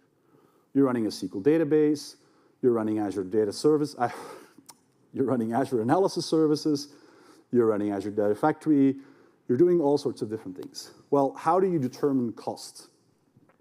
How do you know what you're going to spend? That's 3 different engines. That's 3 different ways of defining or deciding what the cost is going to be. 3 different units of measure, even. And it's complex, because I've done my fair share of consulting where customers ask me, please give me the exact amount of euros that you expect me I'll be paying every single month. Hopeless. You cannot do this. And that's the core problem of any cloud product, basically. Exact estimations are really, really difficult to do. Now, the point of this serverless compute, the point of this unification is you only have to worry about one form of compute. It's something we refer to as capacities, which is coming from the Power BI world. So you only have to set up one capacity. Again, we manage it for you. And then that capacity will serve for all of your compute needs. It is one unit of measure and one thing that you need to figure out how much you need, making it easier. Now, if you're running multiple workloads, multiple projects, etc., do you put them on the same capacity? Do you split them out, etc.? Those are still things you have to think about. But for the majority of the customers, they'll need one capacity, one thing to worry about, and it will make their life a lot easier, because predictability of price is going to get a lot better once you figure out what the exact capacities that you want to need, that you are needing. Now, when I mentioned a Delta Lake, a data lake, that's where that one lake thing comes in the picture. One lake is what we introduced with Fabric. And the name says it literally itself. You have one lake, one data lake for your entire tenant. And the term one lake is very confusing for many people. What you need to understand is that it is one virtual data lake for you. For your tenant, you have one virtual data lake. But under the covers, it sets up and manages storage containers for you. Azure Data Lake storage containers for you. Again, you don't have to worry about these things, which is good. There are some intricacies with when you're working with multi-geo capacities, etc., and where does your data live. But again, for most companies, they're just working in the one country, and it doesn't matter that much. That one lake manages that part of storing your data for you. And it standardizes on Delta. Is Simon in the room? Do I need to say Delta Parquet? Okay. So it is Delta files. That means essentially we're taking Parquet files, we're applying some of those Delta functionalities to it, and the beautiful part is it doesn't have to be a Delta file that is written through Microsoft Fabric. No. If you can write your data with other cloud tools, Data Factory, Databricks, Synapse, and put that in one lake, you can still use it. So that extensibility of still offering people to use whatever they prefer to use is a big, big, big, big advantage. Making it easier to integrate across the different departments in your company, for instance. And then obviously, well, we have a layer of security, unifying that security. And it is the real security part where everyone asks me about is the data security. That's something that we're planning on releasing fairly soon. The part where you're securing your data in the lake and it will automatically get applied to all of those workloads that I just went through from the get-go. So only applying that security once, only configuring it once, and then applying it. Also for external workloads, external tools, connecting to your data in that lake. But the other parts of security, where it's not just only about the data, is, well, we're plugging into Microsoft 365 and Entra. Bonus points for myself for saying Entra and not Azure AD. Literally, I've struggled very much with this.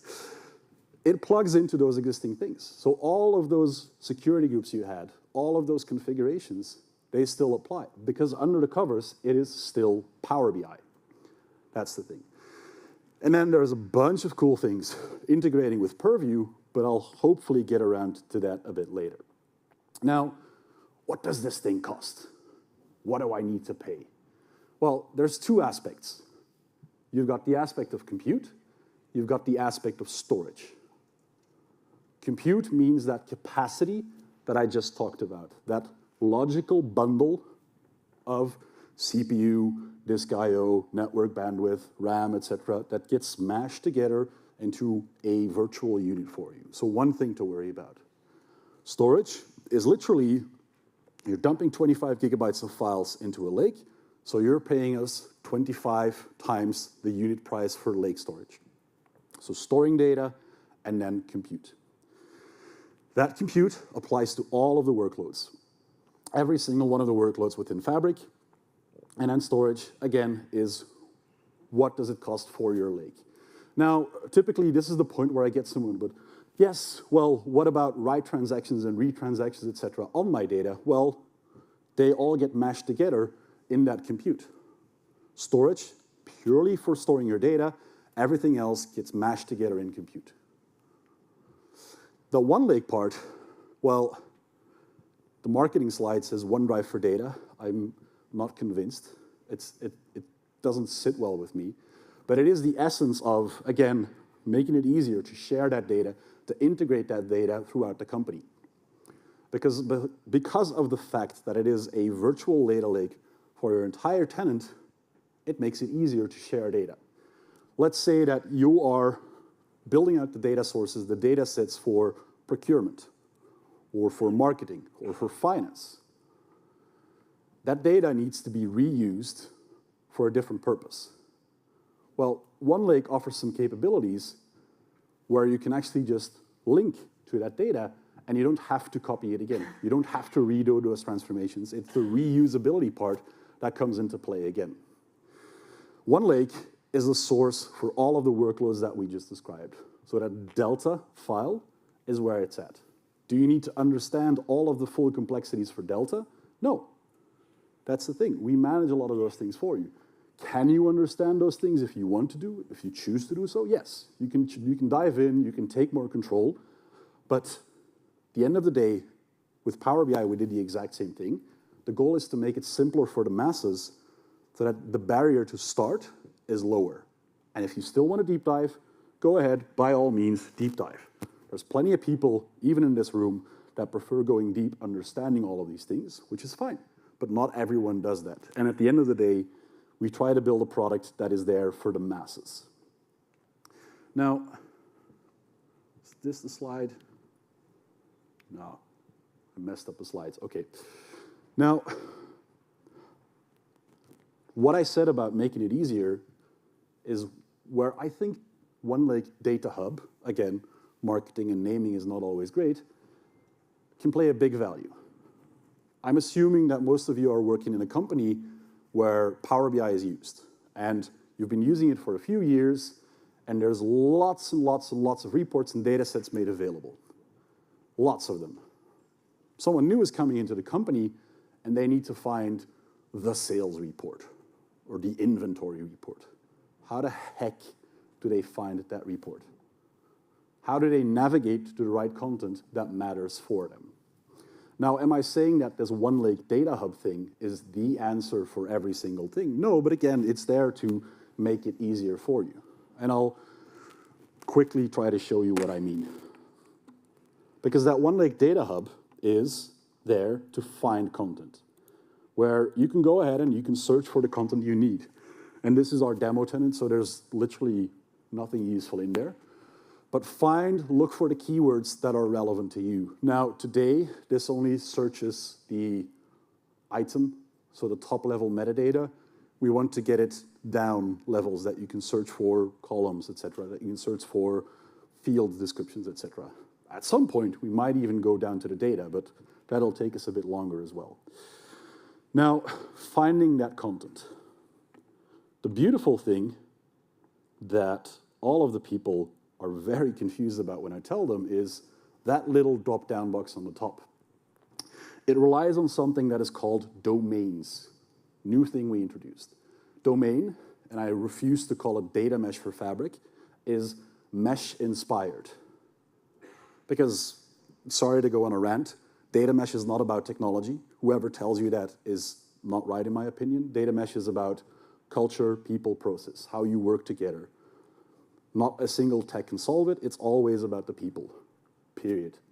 Now, same thing with domains. Domains is there to help you apply a principle of decentralizing some of the content, decentralizing some of the administration, making departments responsible for their own data analysis, for building their own data sets, and then making that available to other people. Now, why the heck am I ranting about data mesh for a simple drop-down?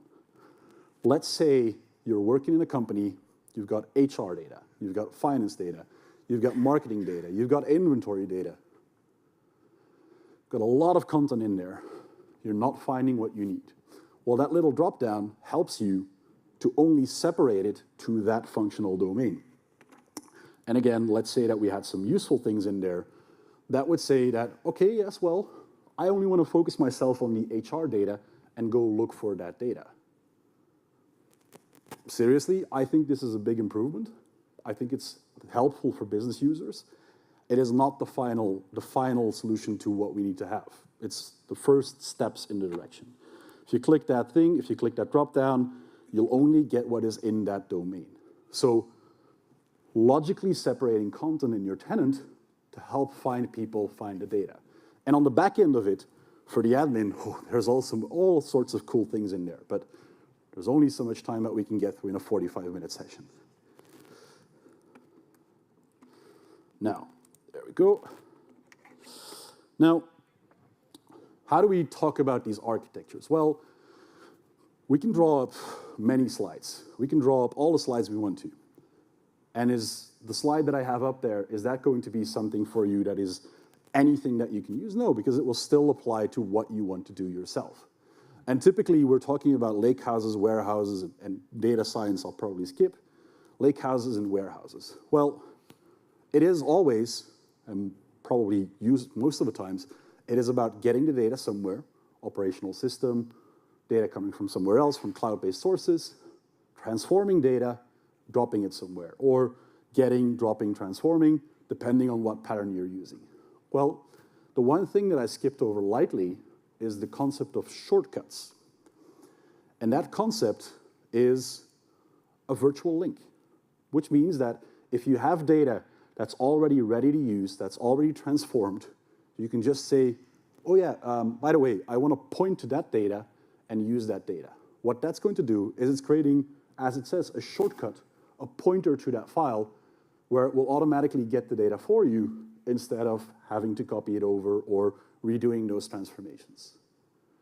So useful in those scenarios where you already have data made available. Or let's say that you have shared dimensions for your Power BI models, date tables, a product table, a customer table, all of these examples. Pre-built, ready to use, people can pick it up, put that in their data sets, and always use the same thing. Now, what you would do is you would get your data, you would build them together, drop that in your lakehouse, either by using existing files or using any of the options you have available. Pipelines, notebooks, Spark, stored procedures. Again, use whatever you want to use whatever you think is best for you. Now, same thing exists for warehouses and data science, etc., but I want to make sure that I've got the time for the final things, because I think those are the ones that don't get talked about enough. Now, for Power BI, I want to stress this again.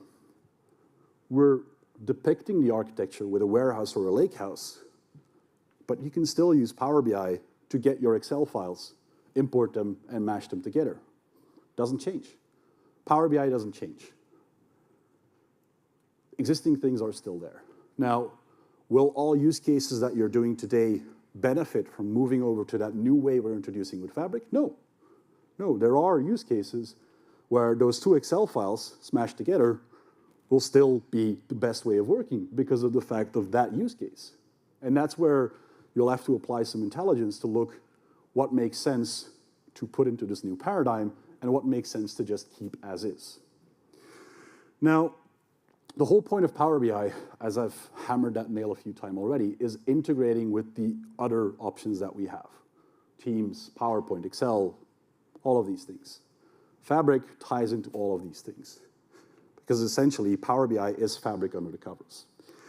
Now, the domains concept, that's the one that I personally am very excited about. Because I already showed you the bit for the One Lake Data Hub. Yes, thank you. But there are a few other things in there that you can do. Essentially, we're introducing this concept of delegation. Very interesting if you're nerding out about the admin stuff like myself. Let's say you're working in an organization and, okay, you've got your finance data and you've got your sales data, inventory data, marketing data, etc. Pick whatever you want.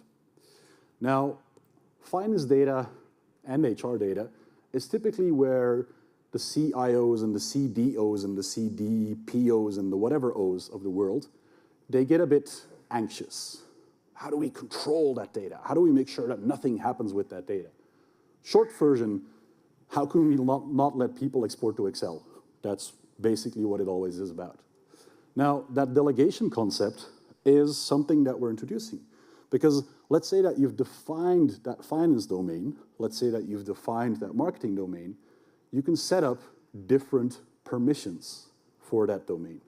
Right now, the only option that is available is for certification, promoting and certifying a data set, but we will add more features in there.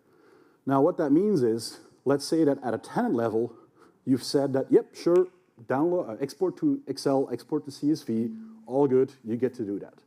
But for your finance data, you're not allowed to do that. Those workspaces or data sets in that domain, they will be bound by that setting. Now, how is that different from what we have today? Typically, this is the part where I've gotten that question. Well, today it's bound by a group, a security group. If I am in a group that has access to both finance and marketing, that is allowed to export, well, I will still be allowed to do that in the finance part, where that is the thing where people want more control over that. So that is where the delegation principle is going to come in handy. Where admins, tenant admins and domain admins, well, they'll have options to define those different sets of permissions, to define those different sets of behavior for a specific domain. Less restricted, more restricted, whatever they want to do. Now, will all of the tenant settings be available in there? No, probably not. We'll not make all of them available. But the ones that make sense, like certifying, exporting, sharing, etc., those are the ones that we're likely targeting first. The one thing that I briefly want to touch on is, well, I'm not going through the full slide in detail, by the way, is permissions. Because a lot of the people, a lot of the companies that I've run into, they've basically given direct permissions on an entire workspace. Workspace means it's a folder, roughly put, and you give people permissions to the entire folder, which means they can read everything that's in there. Now, if that's data sets and reports, okay, maybe that's not that big of a deal. But if you're now going to put warehouses, lake houses, notebooks, ML experiments into those notebooks, well, it might become a bigger problem. So the permissions that we have, admin, contributor, member, viewer, well, their zone, their blast radius, just got a whole lot bigger. And this is one of the things that we're putting a lot of effort into educating the customers, is to the business users, why in a typical solution would they directly go to your warehouse and write their SQL code? I don't run into that many business users that write their own SQL code, let alone Python or Spark or R or Scala or whatever the things are these days.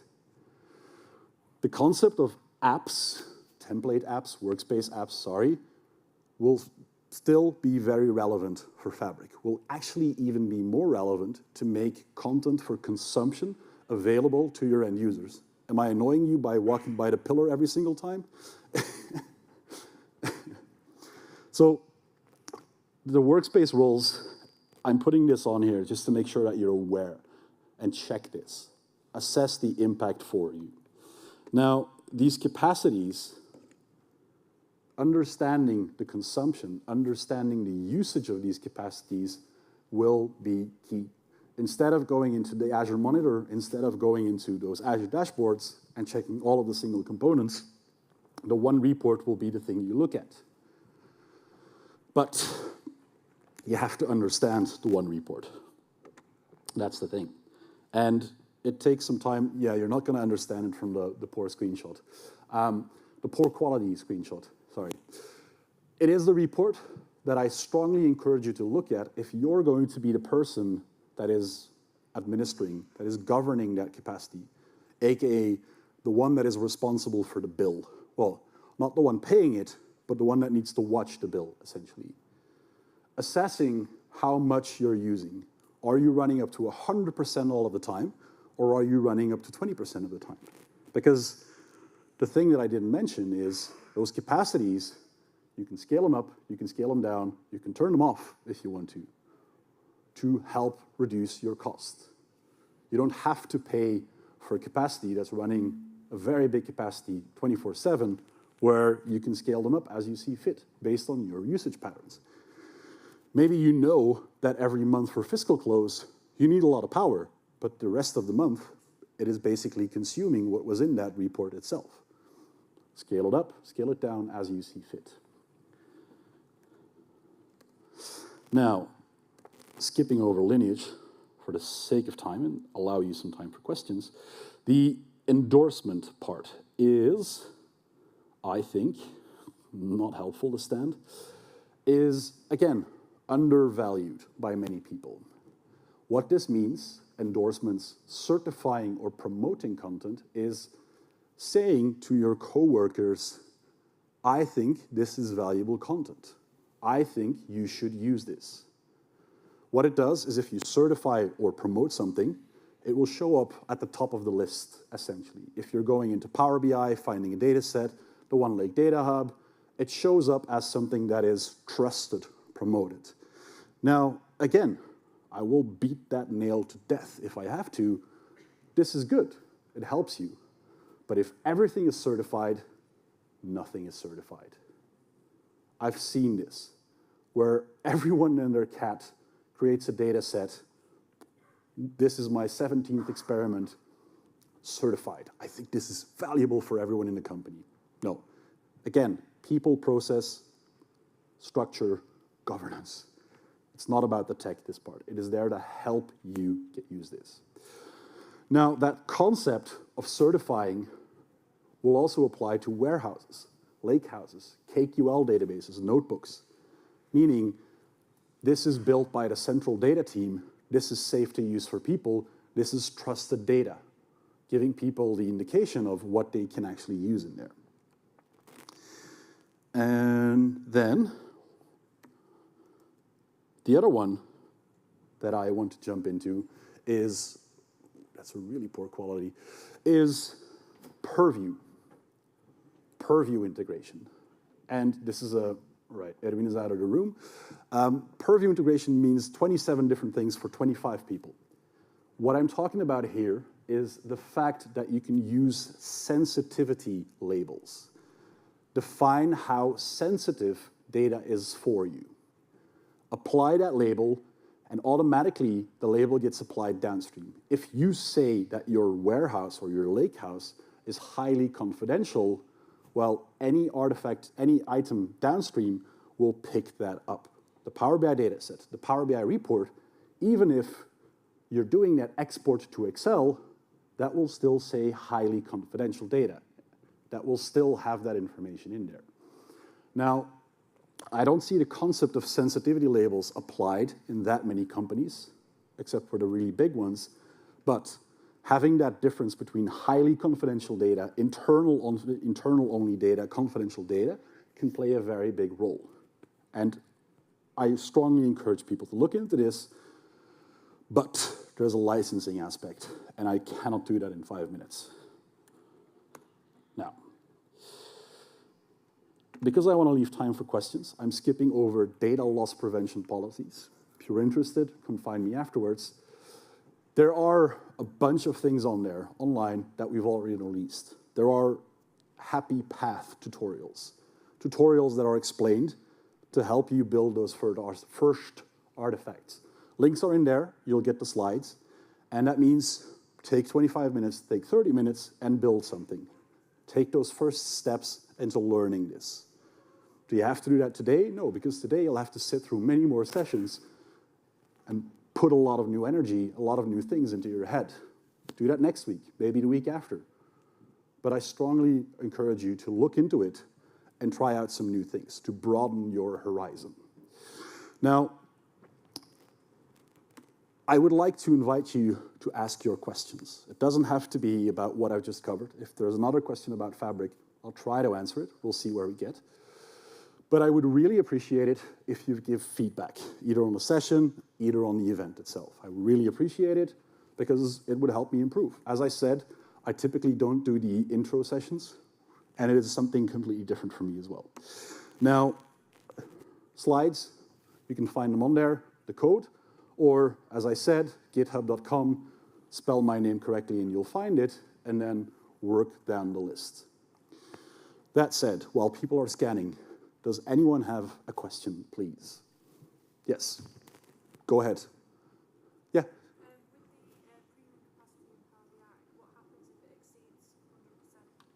With the premium capacity in Power BI, what happens if you go over 100%?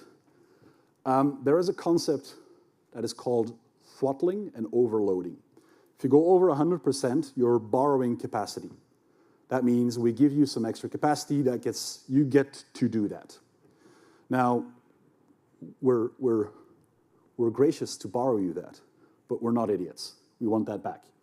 The throttling part is after that has completed, some users, you do not get to choose which one, will have to wait a few seconds extra to pay back that compute power. That's the throttling part. Now, what is important to understand there? We only apply that throttling to interactive operations. Users clicking around, opening reports, opening Excel files, those things. Everything for background, for refresh, dataset refreshes, warehouses, data flows, data marts, blah, blah, blah, they always take priority. Yeah. Does that answer the question? Yeah. That whole concept also firmly applies to everything within Fabric. They all get the same thing. Yes, go ahead. Is the capacity similar to data warehouse units in Synapse, and do we have to pay for like the 100% if I am only consuming 20% of what is the capacity? Okay. Are the capacity units similar to the DWUs, the data warehouse units in Synapse, and do we have to pay for the entire capacity if we only use 20%? They are somewhat similar to DWUs, the data warehouse units, where data warehouse units were also a combination of CPU, disk I/O, network, RAM, bandwidth, all of the things together, mashed into a unit. This is the same thing. In Fabric, we're talking about CUs, capacity units, and they're the unit of measure. What happens if you have your capacity, you're only choosing 20%? Well, you are paying for that capacity. That is why sizing that capacity will become interesting for you to do. Because, well, if you're using that capacity and you're only using the 100% on one day of the month, well, it might be more interesting for you to take a smaller capacity and then get some extra on that day where you actually need all of the capacity. So figuring out that sweet spot is where where it is going to be at for all of the customers. Does that answer the question? Yeah, okay, go ahead. So say you're working with a company that maybe just did just Power BI within the last couple of years. Yeah. Have you got any advice as to how to sort of communicate that transition so you're no longer seeing the Power BI logo, you're seeing the F, all those sort of what's new, what's different for them? Okay, so let's say you're working with a company that only just started adopting Power BI, and now they're seeing this whole new world of Fabric. How do you guide them through that change, essentially? Yeah. From their perspective, they just want to click on and see their dashboard. Yeah, yeah. So again, that is part of the reason why that persona-based approach is there. If they still want to use Power BI and just Power BI, well, if they never navigate away from that persona, it is still Power BI. Fabric will only present itself if they go looking for it. The thing that is alarming to users is the fact that if you open up the website, it's no longer that Power BI logo icon, it's the Fabric icon. Yes, it's a cosmetic change, but functionality-wise, you still get defaulted to Power BI, and you'll only find Fabric if you look for it. So I think that's one of the key things. And then, well, how do you embrace that change is, what are they doing for their data analytics stack? Do they need warehouses? Do they need lakehouses? I'm honestly not convinced that every company needs a lakehouse, but help them find the sweet spot in where it makes sense to use some of those new Fabric features versus keep doing what you're doing. If it works, it works. Yeah. Any questions? Yep, Leaping? You said that Fabric supports the Delta tables written by Azure Databricks. Yeah. Will that version of Delta tables be able to use the direct lake performance? So I said that Fabric is able to use Delta tables created by external tools, such as Databricks, for instance. Will Fabric be able to use the Delta Parquet files in the new thing for Power BI called direct lake mode? Short answer is yes. The long answer is yes, but there is a complication to say it.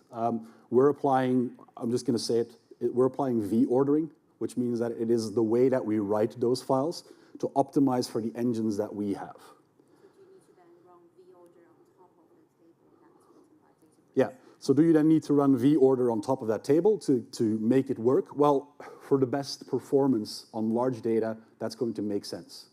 It doesn't have to be that way. You can still use those files without that V-order. It's not mandatory to use it for it. But it is, as I said, for big volumes of data, it will work better. The same thing where cluster by will have an impact for some of the workloads that you have, the same thing that Z ordering has for some of the workloads. It is define the workload and figure out what works best. Okay, one last question, if you please. Go ahead.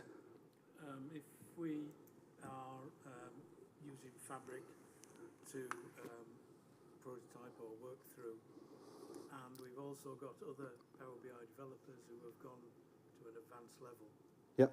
and they make changes to things generated by Fabric. Yeah. What happens to those changes if it's opened again in Fabric?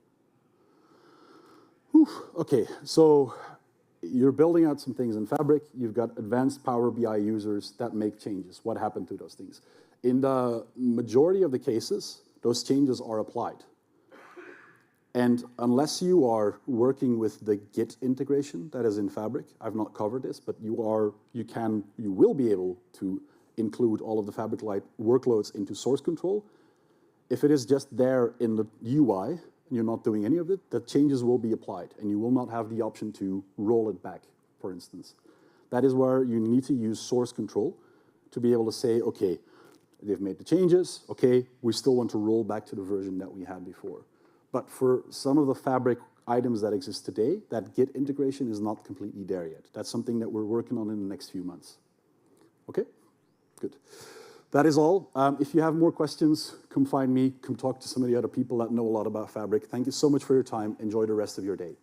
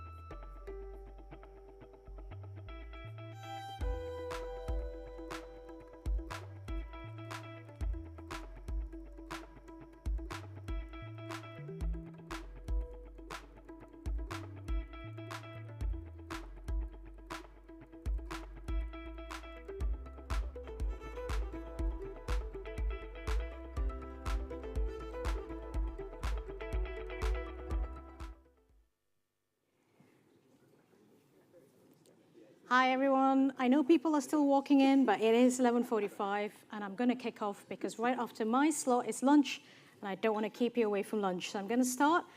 Thank you, everyone, for coming to my talk today. I'll be talking about accelerating machine learning and how we really do automated machine learning with Azure. So before I get deep into my talk today, I just wanted to take a couple of seconds to thank all the sponsors again. If not for them, this kind of events will not happen, so thank you to all the sponsors. And like I said, I know lunch is right after this, so I'm putting this slide up. Please feel free to give me some feedback, and the event feedback as well. There's QR code you can scan, and it's pretty simple to fill in. A bit of information about me. I'm Gavita Raghunath. I actually work for a consultancy company called Advancing Analytics. We're also a sponsor for Data Scotland, and we've got a little stand out there with friendly faces. Well, hopefully they're friendly faces, so if you want to come and talk to us anything about data engineering, AI, and machine learning. We also have a pretty cool YouTube video that Simon and quite a few of us now spend a lot of time creating free content. Talk a lot about Spark, data engineering. We do some machine learning videos as well and some Fabric stuff as well. So feel free to go onto YouTube website to have a look at that. One of my favorite things about the company is Totally Skewed podcast. Fantastic podcast, quite different, but yeah, have a look at it. Quite a cool podcast. So in terms of the agenda today, it's quite simple. It's 3 steps. We're going to learn how to accelerate machine learning with Azure. And when I mean accelerating, what I mean by that is using automated machine learning. And if you look at automated machine learning within Azure, there's a couple of options here. So what we'll do is run through a problem using Azure Machine Learning Studio and Databricks.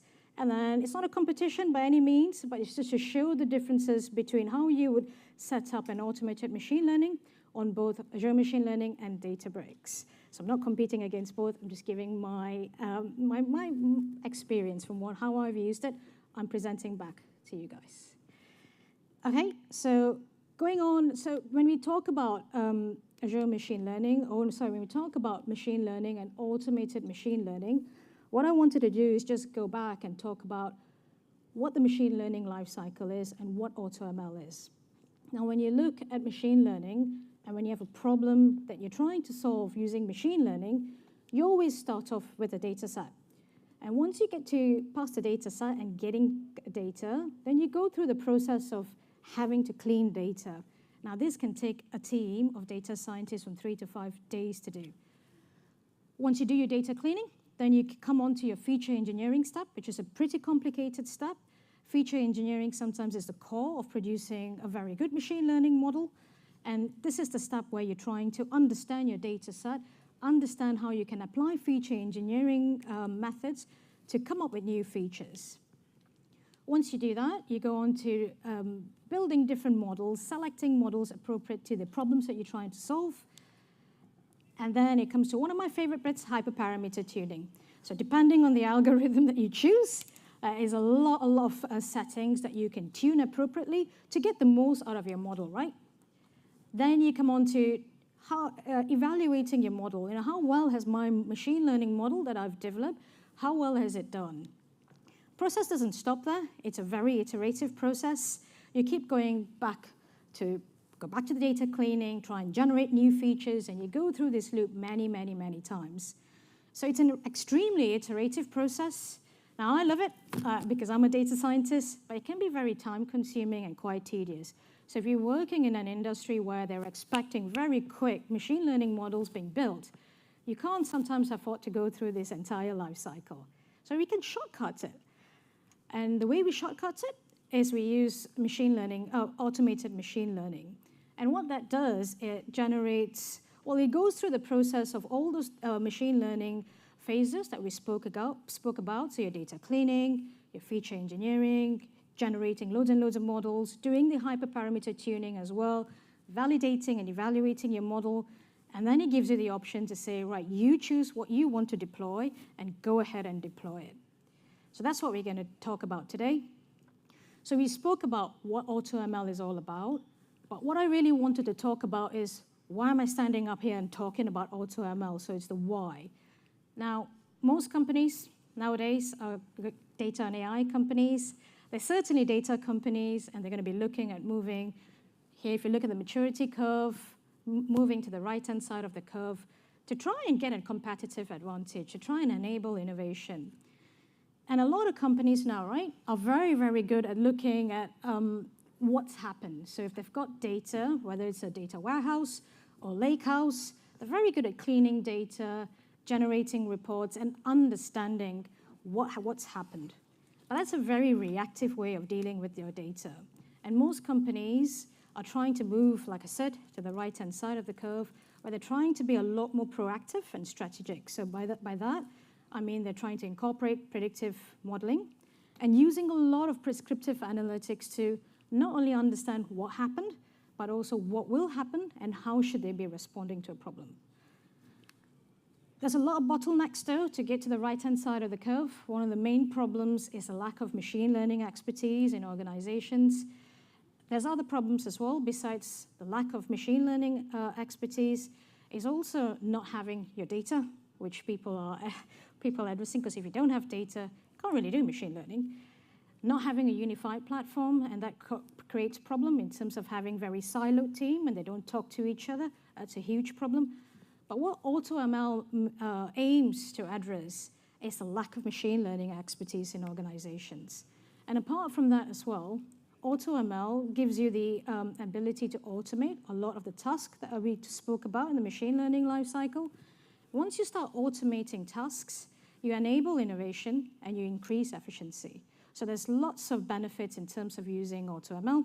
I must admit, as a data science consultancy, we also use AutoML. We use AutoML to try and get a baseline model in terms of, okay, let's understand what model we need, what's the algorithm that is indicative of the best model, and we build on that. So if you are trying to innovate, if you want to increase efficiency, or if you just want to play around with some machine learning models on your data, strongly recommend playing around with AutoML. Okay, so we spoke about the what is AutoML, why AutoML. Now we're going to go into how we do AutoML on Azure. Let's look at AI and machine learning capabilities within Azure. If you look at Azure, you've got a lot of different services. So we use Form Recognizer as well, for example, that's scenario-based services, where if you've got forms, Form Recognizer is an out-of-the-box solution where you take it and it recognizes forms very quickly, very efficiently. You've got cognitive search as well and bot services, but they're all packages that's done is very easy for you to use. You've got customizable AI models. You've got OpenAI services that I'm sure you've heard about in media. But what we're going to be talking about today is Azure Machine Learning and Azure Databricks to really do our automated machine learning. So what's Azure Machine Learning Studio? Azure Machine Learning Studio is a fully managed cloud service for the development and deployment of your machine learning models. It's fast. It allows you to develop models very quickly. It also supports Python and R coding language. So if you don't know Python and you know R, it supports both languages. And it's extremely flexible. So once you develop your machine learning models, it gives you very quick, a couple of clicks, I think 7 clicks, to deploy your model into production. So if you've not seen Azure Machine Learning Studio, if you've not seen the new update, they've recently updated it. It looks pretty fuzzy, actually, so I'm not sure whether you can see it clearly. But it's got the new generative AI models as well in there, and that's if you were trying to deploy Azure Machine Learning Studio, you'd expect to see a screen like that, and this is Azure Machine Learning Studio. So that's one of the options we have. The next option is Databricks. Databricks is a fully managed cloud-based, again. It's built on Apache Spark, so it allows you to do very quick computations. It's a simple platform to use. It unifies your data warehousing and your AI use cases on a single platform. It's extremely collaborative. So if you're a data engineer or if you're a machine learning engineer, it doesn't really matter. The Databricks platform supports loads of different roles. It's also open. That's one of my favorite bits of Databricks. It's built on open source and open standards. It's got a fantastic community. It also doesn't stop you in terms of taking your data strategy to the next standard just because it's built open source and open standards. So we're going to look at these two kind of platforms, Azure Machine Learning and Databricks. And the reason we're looking at both of these technologies is because they're cloud-based, as well as offering automated machine learning. They also offer other different types of AI and machine learning capabilities. And what I like about it is they can talk to each other, so you don't have to choose one over the other, and they can be integrated with other Azure services. Okay, so let's look at it as an example. And I stand here a lot of the times and I talk about automated machine learning, but often what I find is if you don't show an example, you're not really going to get the most out of it. I've recorded all my slides as well, so I've not got a live demo. I'm not afraid that things are going to go wrong. But let's look at the problem now. So the problem, what I've picked, is called a bank marketing problem. It's actually a data set that's freely available. And the problem here is we need to be forecasting an outcome of a marketing campaign by a bank using data about a customer. Now, we come across this kind of use cases even today where they've got a marketing team and they're trying to sell the best product to customers, and they need to figure out how they do it. How do they forecast what customers need to be targeted? So for doing this, we've got a data set that consists of direct marketing campaigns by actually a Portuguese banking institution using phone calls. The campaign aims to sell subscriptions to a bank term deposit. Now, it's different to a fixed term deposit, which what I'm aware of. A bank term deposit is, I've come to realize, is more profitable than a fixed term deposit. So this data set, what it has is, it's a huge data set that gives you whether a particular customer has subscribed or has not subscribed to the bank term deposit. If you're interested to have a play of the data set, that's the source of the data set. It's available in UCI Machine Learning repository, and there's a link to that data set as well. So just to have a look at the data set, right? If I was working on this problem, I'd have a look at the data set. It's a tabular data set. There's lots and lots of information. And if I was working on this, or if my team was working on this, I would go through the traditional machine learning lifecycle. But then I'm not going to do that. I'm going to accelerate the process, and I'm going to use automated machine learning. I'm going to generate loads and loads of models, and I'm going to deploy it for prediction because I've got 24 hours to do this. So let's look at doing this in Databricks, and let's have a look at doing this at Azure Machine Learning Studio as well. And I'm going to step through each phase. So let's look at how we upload data into Databricks. And here, this is how Databricks looks as well. So when you open Databricks, you have several personas. Mine is pinned at machine learning.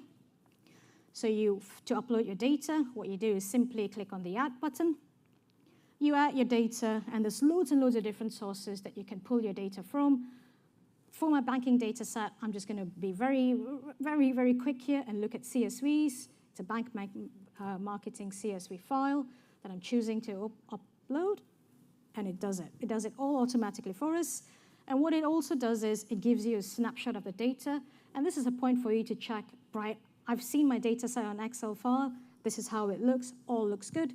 Create a new table for me, Databricks, and put it into an appropriate database.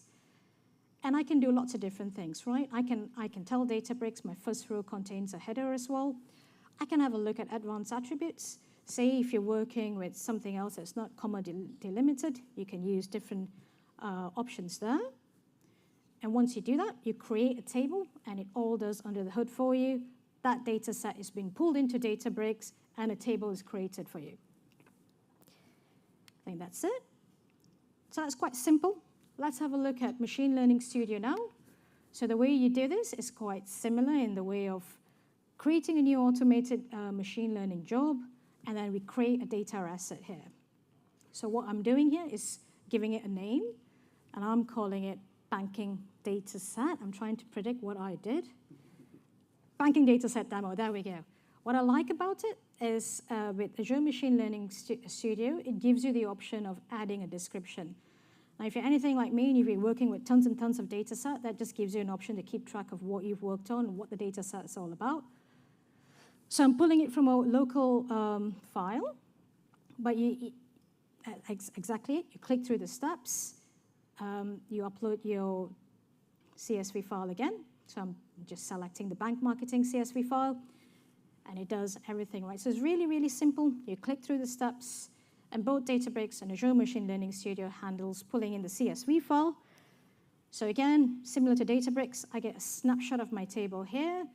I've got more options now here. I can, well, the delimiter options. I can choose different encoding options if I'm working with different, other than UTF.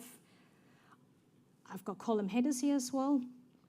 And if I wanted to skip a few rows, I have the option here to do that as well. But I'm not going to skip any rows. I'm just doing a final check to validate that's the data set that I want to progress through. And at the end of it, I just get information in terms of what my data set was all about, what CSV file I've been uploaded, and that's created that data asset for us. So in terms of pulling in the data, I think Databricks and Azure Machine Learning has got very, they're both easy, they're both straightforward to upload data sets. What I like about Azure Machine Learning Studio is the option to provide description on your data set, which is helpful. All right, let's go on to starting AutoML in Databricks. How would you do this? So with Databricks, if you're doing a machine learning job, one thing to note is to spin up a machine learning cluster, because if you don't spin up a machine learning cluster, you won't be able to run an automated machine learning. You've got a choice of 3 problems to solve in Databricks. You've got your classification, regression, and forecasting. Here, what I'm doing is choosing the bank marketing demo that Databricks has already pulled in for me. So I'm just choosing where the data set lives. It shows me the schema of the data set. And what I like about this is it's giving me option in terms of imputation as well. So I don't have to think about whether I impute it with mean, median. I'm saying, go ahead, decide for me. I'm going to set it all in auto. I know this is a classification problem. So I've selected classification problem type. I'm selecting my prediction target. And here what I'm doing is I'm telling Databricks, I want my evaluation metric to be accuracy. There's many, many different options here. Or there's got training frameworks. So you've got light GBM, you've got XGBoost. I'm reducing the timeout from 2 hours to an hour. And then what I'm doing here is no time column here, so I'm leaving that blank. I've got no positive label. And then what I'm doing is, I think that's it. Do I put positive label? No, I'm not doing positive label. And I'm starting the AutoML. So that took me actually 7 clicks or 7 fields that I had to just choose and select to start AutoML within Databricks. And that's about it. So that's going to run for 60 minutes. Obviously, I'm not going to keep you running here. I'm not going to keep you waiting here. That's going to run in the background, and that's all been saved and all been recorded. This slide here shows one of the key features I think that's important with Databricks. If you're using a runtime upwards and onwards from 11.3, it's got feature store integration. So if you're working in a large organization with many, many data scientists and you're all working on creating features and you're using feature store, that can also be integrated in AutoML, so you can choose appropriate features to run AutoML from. So that's Databricks, and that's going to be running for the next 60 minutes or however long you set it. So let's look at Machine Learning Studio. The way you do it is very similar. So what we do is we select our data set. We go through the same process. We give it an experiment name. The target column here is your prediction target, what we're trying to predict. We're trying to predict column Y. Here, I'm saying I've got a choice whether I'm going to spin up a compute cluster or compute instance. I'm using a compute cluster here. And what I'm doing, I'm just selecting different options. And I'm just doing a check, one last check to make sure that that's the data that we are going to be working on. That looks about right. And what we do is just go next. So we step through here. I've got more options. So with AutoML, we don't just have the classification, regression, and time series forecasting. You've got other options. And you've also got deep learning, which uses deep neural nets to actually to do a bit more classification, to generate the advanced models for us. And as well as that, you've got NLP, you've got computer vision as well, that we didn't really see in Databricks. So in terms of additional configuration, I'm going to choose my metric. So I'm comparing like for like. We chose accuracy as the evaluation matrix in Databricks. I'm going to choose the same accuracy metrics here. I'm also going to let Azure Machine Learning Studio tell me what the best model is. So I'm ticking explainability here. And here I'm just checking that all the models are included. Nothing is blocked. You've got an option. If you've got a positive class label, you can define it. But we're not doing that here. And for like, I'm setting it for an hour here as well. And that's it. That's done. So as soon as I set my advanced configuration, that's it. What it also gives me is the same as what we saw in Databricks, featureization settings. So again, here, it gives you the option in terms of how do you want to impute your data set. So if you've got missing values, it will handle that automatically for you in the background. It also has automatic detection of feature type of all your all your variables in your data set. And that's it. That's as easy as setting up. Well, no, I say that, but you've got to click on validation type. You've got more options here as well. You've got, apart from your typical K-fold validation, you've got other options. Here, what I'm doing is I'm choosing a test split. So I'm saying to Azure Studio here, Azure Machine Learning Studio, I want 10% of my data to be kept aside, and I want that to be tested to see how well my model predicts. So in terms of starting automated machine learning, that's all done in Azure Machine Learning Studio. So just to kind of recap, if you're looking at Databricks, and if you're looking at solving problems, you're limited to classification, regression, and forecasting problems. But I like the fact that it integrates with Feature Store. With Azure Machine Learning Studio, you've got your deep learning capability if you're doing classification problems, so that uses more advanced algorithms. You're not limited to just classification, regression, forecasting. If you've got NLP problems or computer vision problems, you can do that with Azure Machine Learning Studio. It automatically shows explainability as well. And you've got more kind of options in featureization steps. And you're able to actually specify your validation and test type. OK, so interesting. Let's view the results in Databricks. Databricks has already done the AutoML experiments for me. So what I'm doing here is I'm going to go back and have a look at the experiment. So it's loading my experiment up here. So what it shows, it's all done. I've got a big tick. That's great. What it does is if you click on the arrow, it gives you an overview of your run. Now, it shows us that all the evaluation has been completed, but it also gives you a quick kind of snapshot of the warning of the data set. So for example, here, it's detected that out of my data set, it could change the variable to be a categorical type to make your machine learning model a lot more performant. And it shows you lots of different warnings. So they're just warnings here, but it's something to note if you're actually building models. What I like about it is you can have, that's gone off, but you can have a look at the data exploration notebook. This is very powerful because what it does here, it shows you code in terms of what's been generated, and under the hood, it uses pandas profiling. So I'm not sure whether you've used pandas profiling, but again, good way of understanding your data, and it gives you a lot of information, as you'll see here, of every variable in your data set. Now, if you were doing this, you'd need a team of data scientists to generate all these different charts that we're seeing here. And also, what you'll need to make sure is what you're generating, you need to be really confident that that's showing you the right thing. Pandas profiling does it all for you within a couple of minutes. And then you can spend your time there more effectively understanding your data and maybe understanding how you generate more features from it. So you get all your correlation plots as well to understand data. You get your missing values. Now I've cheated. I've used a pretty clean data set here, so there's no missing values. And then you get a snapshot of your data set again.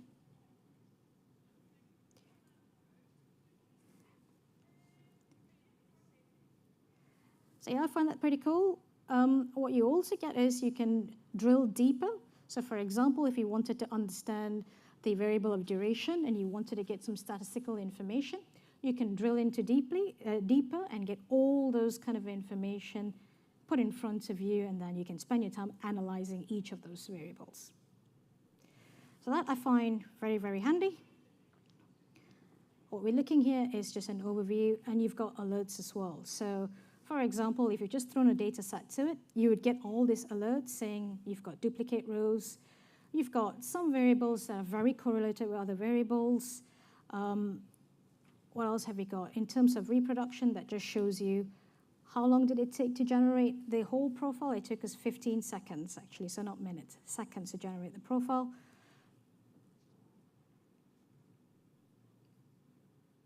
And that's it. Okay, so we've had a look in terms of the experiments or the models that have been generated in Databricks.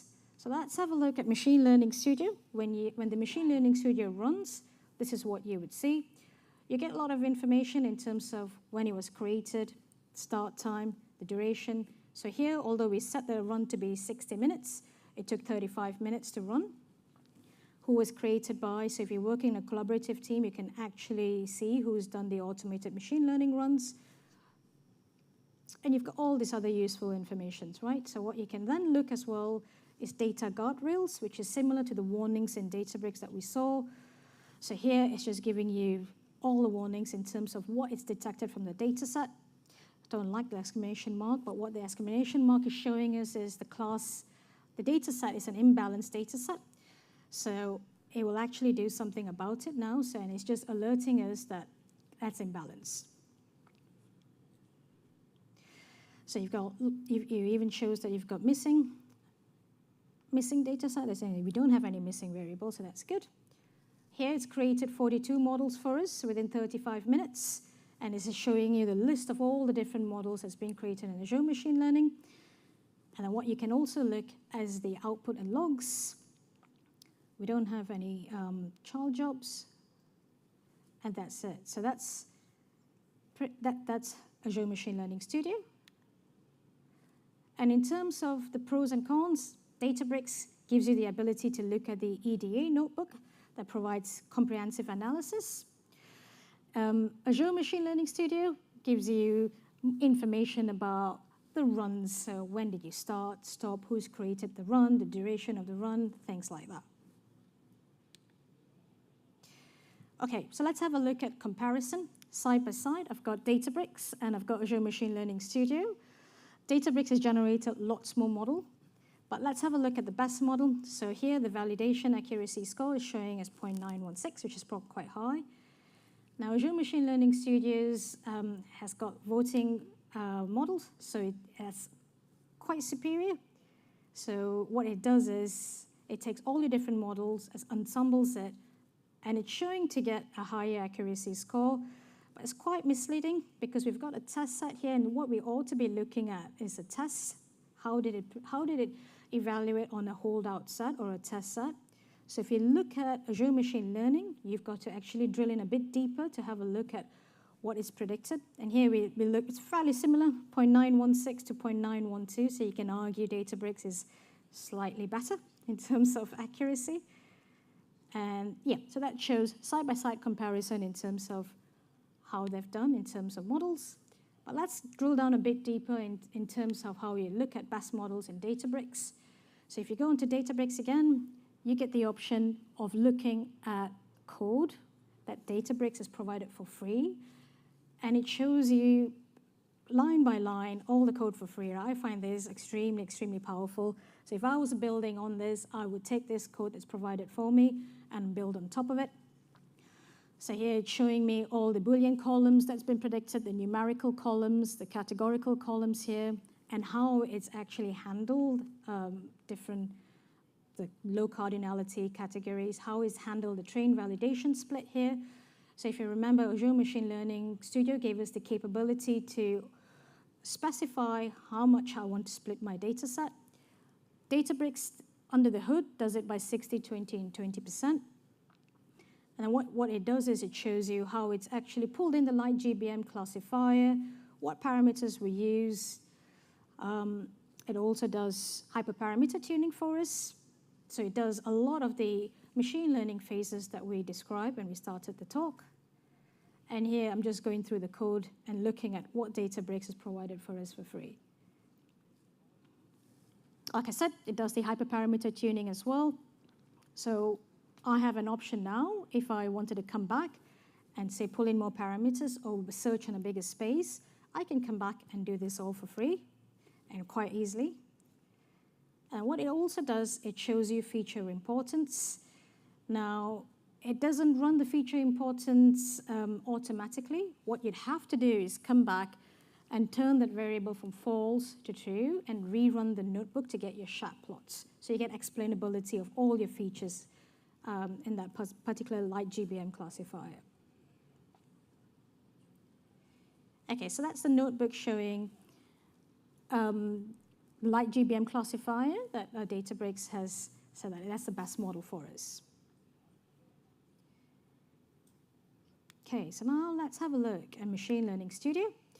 So to have a look at the best model in Machine Learning Studio, you click on your models, and it's the voting ensemble. And here you've got lots and lots of different options. You can have a look at your model and what type of model was picked to be the best. You can even have a look at, okay, you've got an ensemble of different models. What were the models that were ensembled? And then you can have a look at explanations, which I find very, very useful. So if you're working, say, for example, in a financial institution, this feature is extremely useful in terms of drilling down which features impacted the overall model performance. And you can spend hours, if not for days, just understanding these different plots. There's a lot of interesting plots that you can play with, and it gives you the ability to drill down for every little feature that you have in your data set. So here, I'm just giving you a whistle-stop tour in terms of what you can do, but we have spent as a team a lot of time drilling down each of these features. For example, if you're working in a problem, trying to really understand how your features affected your model, and then going back to your customer and explaining that this will help you immensely. So that's pretty much it. So very, very similar in terms of having a look at your best models, having a look of what are the best models that have been generated. There's pros and cons to both. With Databricks, you can view the notebook, and it gives you step-by-step code and algorithms. I find that very handy. It's a fixed train validation test split, so you don't have ability, if you wanted 70, 10, and 20, you don't have that ability to change it, and it does it all under the hood for you. But I like the fact that Databricks can distribute my hyperparameter tuning using Spark, so it's very, very quick to do that tuning. With Azure Machine Learning Studio, I like the fact that you get an ensemble model, which always tends to improve your overall accuracy. You're not able to see a test metrics easily as you do with Databricks, but you can drill down and still extract that information. What I like about the Machine Learning Studio is the interactive dashboards to show the explainability, which we've used a lot. Okay, so we have got our best model. The next thing to do is deploy your model.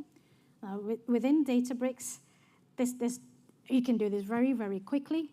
So I'm drilling down into my best model. This is the model I would like to deploy. And all you do here is you click on register your model. So that under the hood, you're registering your model with ML Flow. I'm creating a new model here. I'm giving it a name. I think calling it Demo Bank Marketing. And once you register the model, it takes a couple of seconds. It's not very long at all. You go on to your experiment or models tab, here, and you can have a look at all the different models that you have registered. So here, I've registered the bank marketing demo.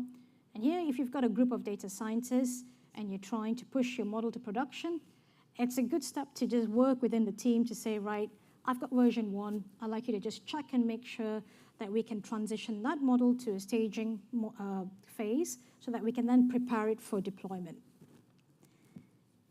So here, for example, we'll say checked, all looks good. You can even tell who's commented on it, and you can use the model for inference then. Now, you've got a couple of options. You've got real-time. You can do streaming data or batch inference. But here what I'm going to do is real-time model inference. So I'm working in a bank here that needs real-time prediction of how we sell marketing products. Now, to do that is very simple. You click through the steps, and then you're hosting the model. It takes a bit of time. I think it can take up to 5 minutes. But what it does is it hosts your model onto an endpoint that you then can use it as inference. So you can send new test data, and it then predicts on your model. So that's done. So let's have a look at how we deploy models using Machine Learning Studio. So very similar, you have a couple of options here. You need to register your model. So we go through the process of registering your model. And here I'm calling it the same thing. I think I'm calling it bank marketing prediction. I'm saying what version I'm going to register. And I go ahead and register that particular model. And then I've got more options here in terms of deployment. I can deploy it to a web service. I can use Kubernetes compute service or Azure container instance, depending on the type of use case that you're working on. I've also got a couple of options here, whether I do a real-time endpoint or real-time endpoint quick. But I'm going to go through a real-time endpoint here. And what I'm going to do, I'm not going to use Kubernetes. I'm going to use a managed compute. And it's as simple as that. I click on deploy. Do I do quick? Oh, no, I'm showing the options here. So quick gives you less of options to choose from. I'm going with quick. So I'll deploy my best model using the quick option here. It doesn't take a minute. I think it takes a couple of seconds, and it does it all for you in the background. So in terms of deploying models, whether you're working in Databricks or Machine Learning Studio, you've got options to do that. With Databricks, you've got the added option of working collaboratively in a team. It's Machine Learning Studio. If you wanted to use Kubernetes, for example, or computer instance, you've got that option at hand. So that's about it. We've gone through the entire phases in the machine learning lifecycle, and I'm summarizing here what I think is great within each of those product that we've showcased today. So within Databricks, I like the fact that we can integrate our AutoML runs with feature store. I like the fact that we get a data exploration and detailed model notebook for all models created within Databricks. And I can work with my team very collaboratively and manage models through their life cycle with MLflow. With Azure Machine Learning Studio, I like the deep learning capability within the featureization options. If I was not addressing the classification, regression, forecasting problems, I have got more options with Azure Machine Learning Studio. Again, I love the explainability interactive dashboard, and there's more deployment options if you need it. So at the end of it, I still find when we talk to different customers, it's still very difficult in terms of which product is better than the other. And what I've done here, based on my experience, is summarize when would you use Databricks and when would you use Azure Machine Learning. Use Databricks if you want to understand and learn a step-by-step code. If you want that code for you, use Databricks. If you've got a big team and you're using Feature Store, Databricks integrates the Feature Store very easily, so use that. Very simple to use, 7 clicks, and you've got many models created for you for free. With Azure Machine Learning, if you need more options with validation, for example, if you want to play with more featureization options or model deployment options, then look at Azure Machine Learning. If explainability is a key requirement for the problem you're trying to work on, then I'd suggest using Azure Machine Learning. Not many more clicks than Databricks. I think I counted, you got 10 steps of clicks to create your automated machine learning models for you in using Azure Machine Learning Studio. So we went through an example on classification problem. You can do regression problems as well. You can do time series forecasting. And you can do all these 3 problems using either Databricks or Azure Machine Learning Studio. But like I said before, if you're thinking of doing computer vision, if you're trying to classify multiple objects, for example, or you're trying to do image segmentation, or if you're wanting to do text classification or name entity recognition in an automated manner, then your only option is Azure Machine Learning Studio. So I've spoken a lot about the great things and the great benefits of automated machine learning, but there are limitations as well. Now, AutoML works best if you provide it with high quality and well-structured data. So if you don't have that, it's not going to give you very good models. The second limitation is with feature engineering. So the ability to create new features isn't quite there. that still rely on the humans in the loop. So it's your data science team that will be creating new features. AutoML can be computationally very expensive. So I always tend to make my runs run no longer than 60 minutes. But yeah, it can be expensive, so keep an eye on that. In terms of how to get started, if you're not in Azure, you can start with Azure for free. I think you get services for 12 months for free, and you even get free credit. So if you go onto the website, you can start that for free, and you can also deploy Databricks for free within Azure. That's it. That's the end. I think I finished right on time, maybe 5 minutes. So I'm happy to take questions. The code that is generated by Databricks, Yep. is that only Python? Or Yes, it is in Python. Yes. No, not R. How do both perform if you're doing modeling sort of more at scale? Like if you try to do like if you've got a forecast per store and you've got hundreds of stores. Yeah. Like if you're like registering and deploying them, there's a lot of clicking. Is there any way to automate that? Not if you're doing, so you're talking about more granular, you're creating hundreds of different models? No. No. Yeah, I think it's very interesting to see this whole very exciting space. And I wondered regarding the feature engineering side, is the like feature engineer, is there other tools that can kind of automate that process? There are several tools that can do your automated feature engineering. Top of my head, I can't remember. I think there's 4 or 5 that we are recently explored. But I think at the end of it, it comes down to understanding your data and creating that right new features, if you like. So I still believe in going back and understanding, okay, what is the data set all about? What is it going to show us, and creating appropriate features. But by all means, you could use that automated feature engineering and see what that gives you, and then you can use your own business understanding and create new features. Sorry, just a follow-up question on that. So the technology being so easy makes it so that everyone can use it? Yep. Or what type of risk do you see for a business point of view that everyone kind of builds their own model and then just runs it without necessarily knowing the intricacies? That's a good question. So sometimes when I do these talks, I say you need to have a basic understanding in terms of the model that it tells you that it's the best model. So for example, if it tells you, to use a GBM-based model, it's prone to overfit, for example. So the risk in that is, if you don't understand what you're doing, then there's potential of creating models that's going to provide very misleading results. So it's always best to understand, your data set, understand, several different models, understand the benefits of each algorithm over other algorithms, and then choose appropriately. So for example, with Databricks, you've got over 100 different models that would have been provided to us. So for example, if I don't want to be using a gradient boosted model, and if I wanted a more simple model that I can explain to my clients, I'll be choosing from the list, I want a linear regression model, for example.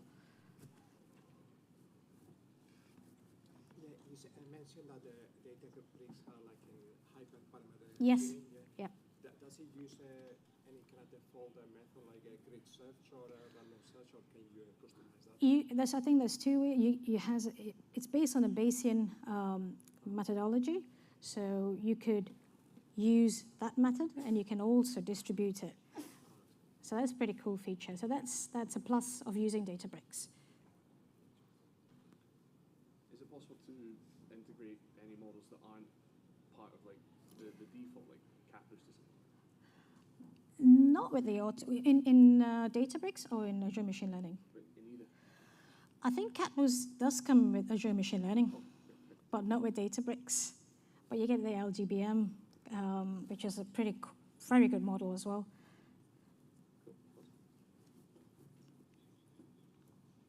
Any other questions?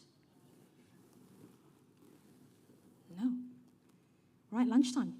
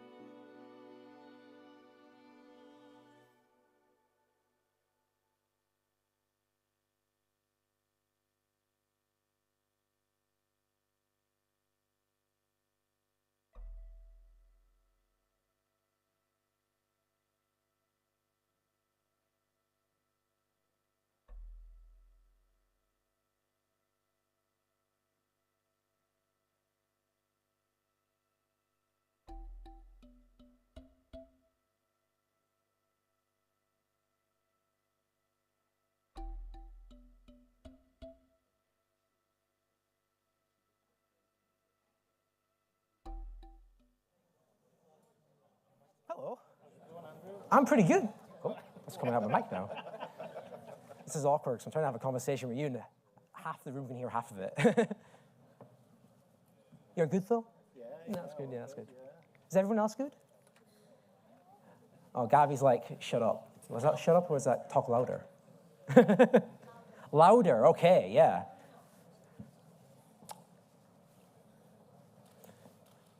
Feel a little awkward now, just sort of standing here waiting for it to start. Tell us a joke. You don't want me to do that.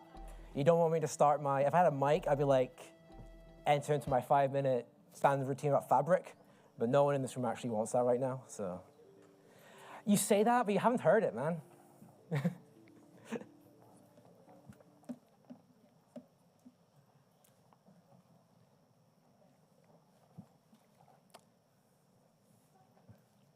Oh, no. Oh, no. This might entirely ruin this slide when I let go of the button. Oh, no, what's happened? There we go, just from beginning. At least look at the slide properly.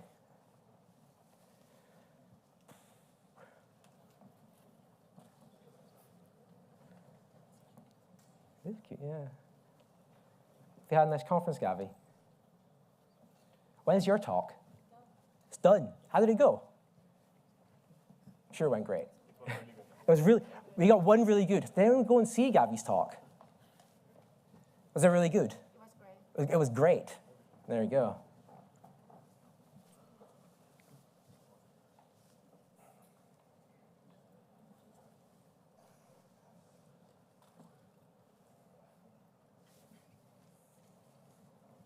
So I drank a lot of coffee this morning, and sometimes it goes down the hole that makes you like really excited and confident, and sometimes it goes down the hole that makes you have like a 150 BPM heart rate, and I'm definitely in that place right now. So what I'm saying is you have a lot of power to be able to make me cry if you want, so please hold your booing till right at the end, alongside the questions.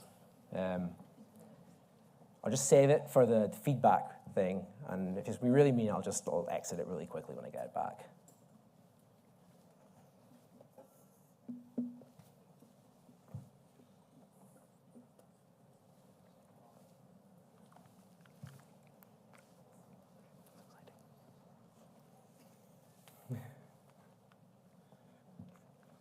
Right. I'm professional.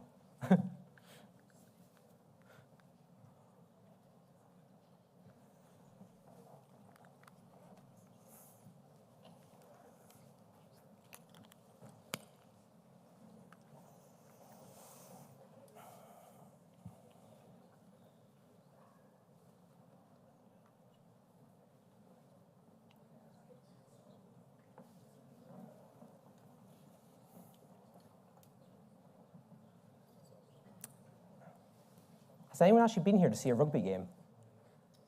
Yeah? No. Wait, do you say you were on the pitch once? No, we just said it would be nice to see the pitch, but all the doors... Oh, yeah.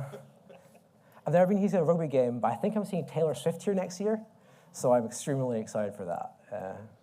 I can't believe she'll be standing near where we are standing in 7 months. It's an honor and a privilege, really.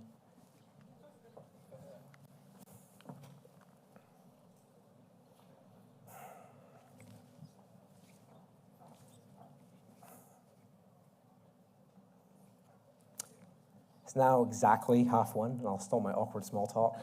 I'll just begin.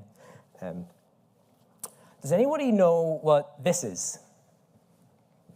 This is Eliza, or it is a persona of a chatbot that was created in the 60s by a man named, I'll get this pronunciation probably quite wrong, but Joseph Weizenbaum. He was a professor at MIT doing computer science, and he was really interested in how people interact with computers and how they sort of give it emotions and they project on human characteristics on it.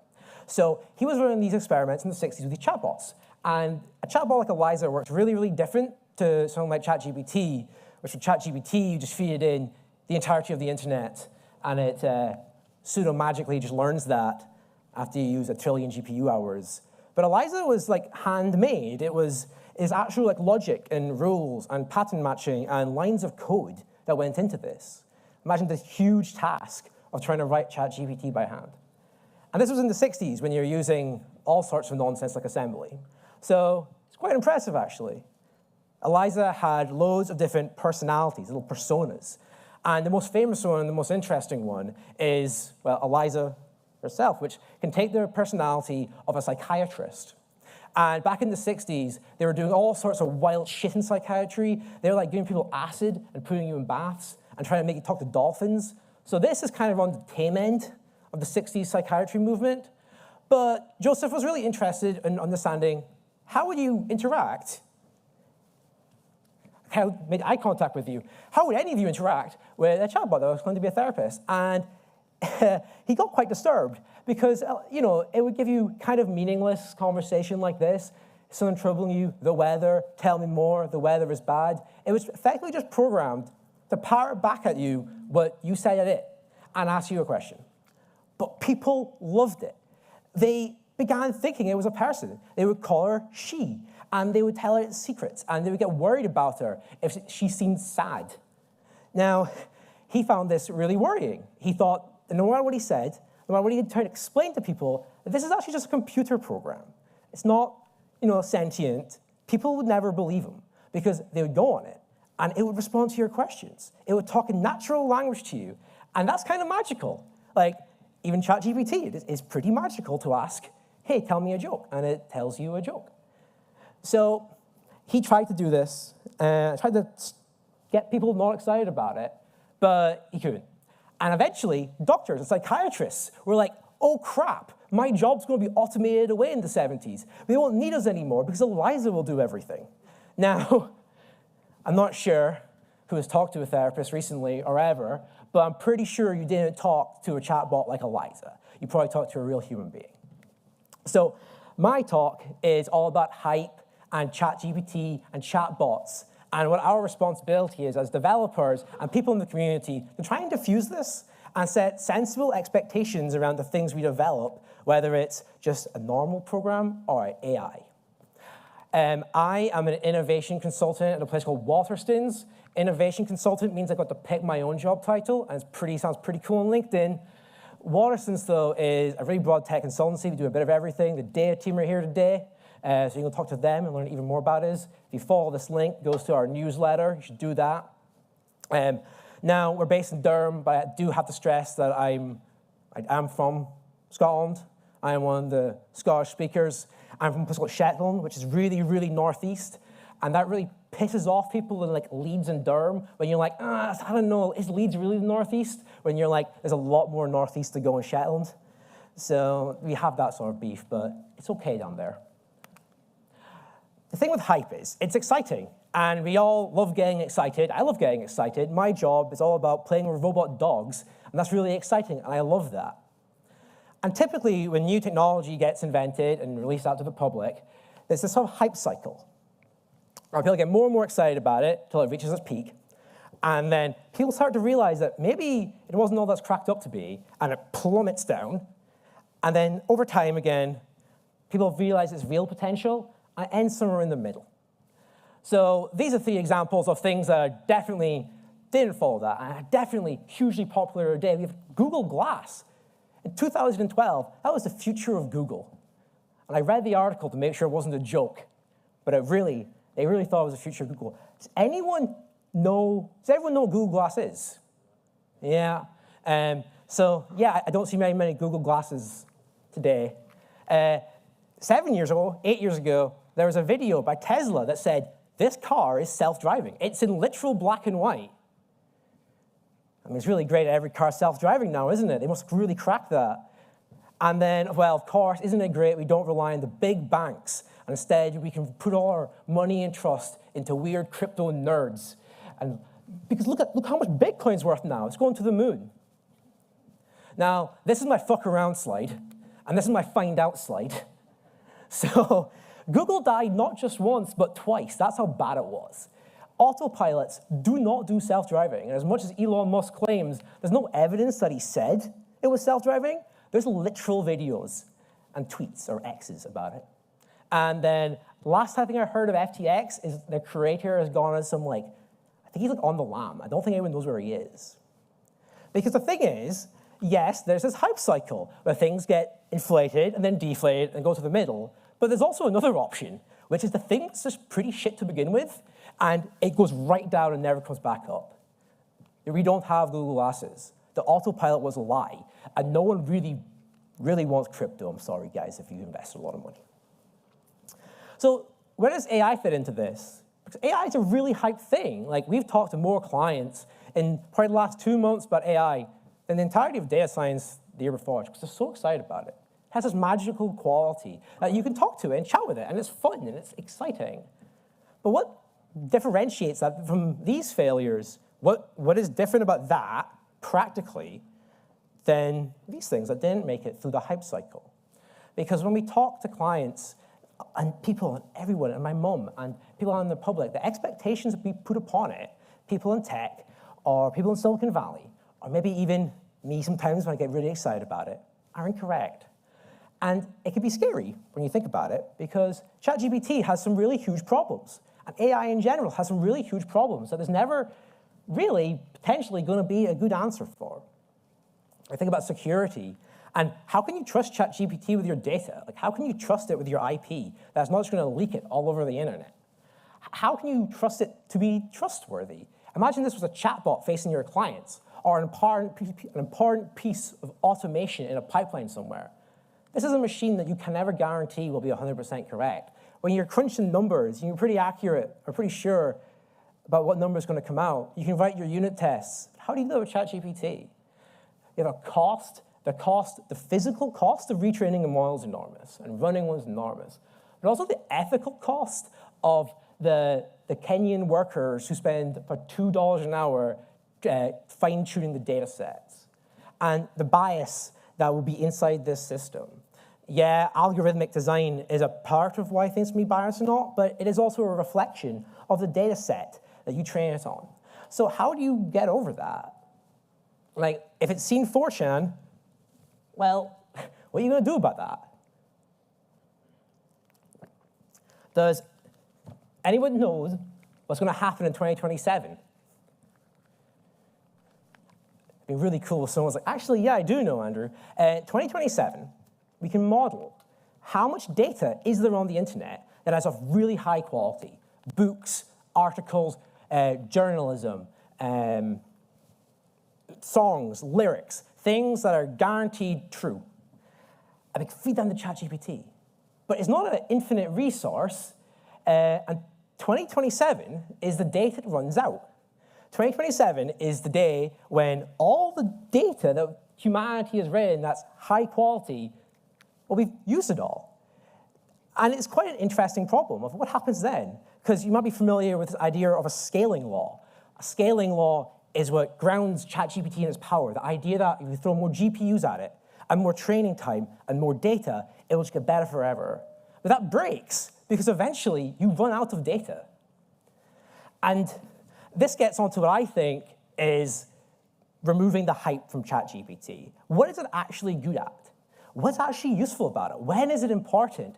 Is it actually useful to have a chatbot that can tell you about every episode of EastEnders in your business? Probably not. Do you care if it knows all the words to the Macarena? Probably not. These things are useful when they're fine-tuned and they're specific, that they know about your business and your processes, and they answer one question. This idea that's pretty popular in machine learning and data science is that your models should do one thing. Your functions should do one thing. Your class should describe one object. It's almost backwards to think ChatGPT should be different. Because, one, it'll be more precise if it knows less. But also, imagine you're a legal firm. Do you want there to be any chance that it'll regurgitate a plot of Better Call Saul? Or maybe you work at a casino. Do you want it to know the plot of, I don't know, Ocean's 11? This idea of having smaller data sets that are fine-tuned is, I think, where the real value is. Really fine-tuned to the problem you want to solve, and you've cut off all the cruff. So an example, close time, is this. This is a model that, kind of a silly example, but one that serves one very specific purpose, which is to do my favorite thing in the world, which is talking about robot dogs constantly. And it will try stick to this pretty religiously, really. But we have something here that has a purpose. It has a use case. It's, a little bit silly. It's a little bit fun. But it has a specific use case, right? It does one thing. It can't tell you about all the bad words they say in South Park or what happened on Reddit yesterday. But it can tell you about robot dogs. And this, you can imagine versions that fit inside your firms that were fine-tuned for yourself. What's really cool about this, actually, as a side note, this is made in a program called Streamlit, and Katie made this in a day. It's really cool how the barrier of entry of these tools are so low now. So ChatGPT kind of slagged it off a bit, but this is where I think it's actually really useful. If we think really practically about the problems and where we're going to do with it, there's actually some really cool things.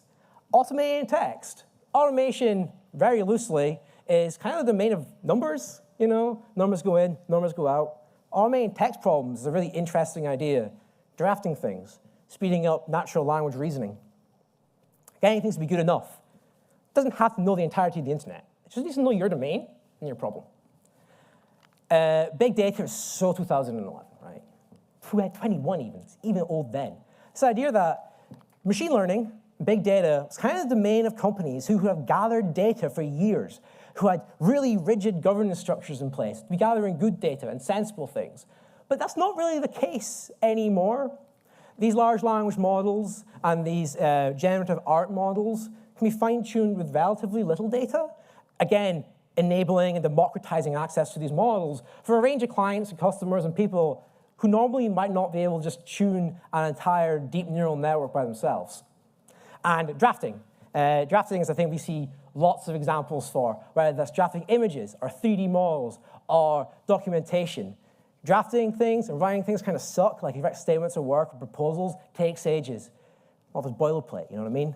So there's this idea of, can you get things that are good enough? Because you'll never remove the human from the loop. But again, it's exciting, right? It's exciting. You ask it a joke, it tells you a joke. You ask to be like, see my French smells, and it goes, that is an appropriate use case for ChatGPT, and it violates our nice laws, and it's just funny, But why is it actually important? Because these things erode trust.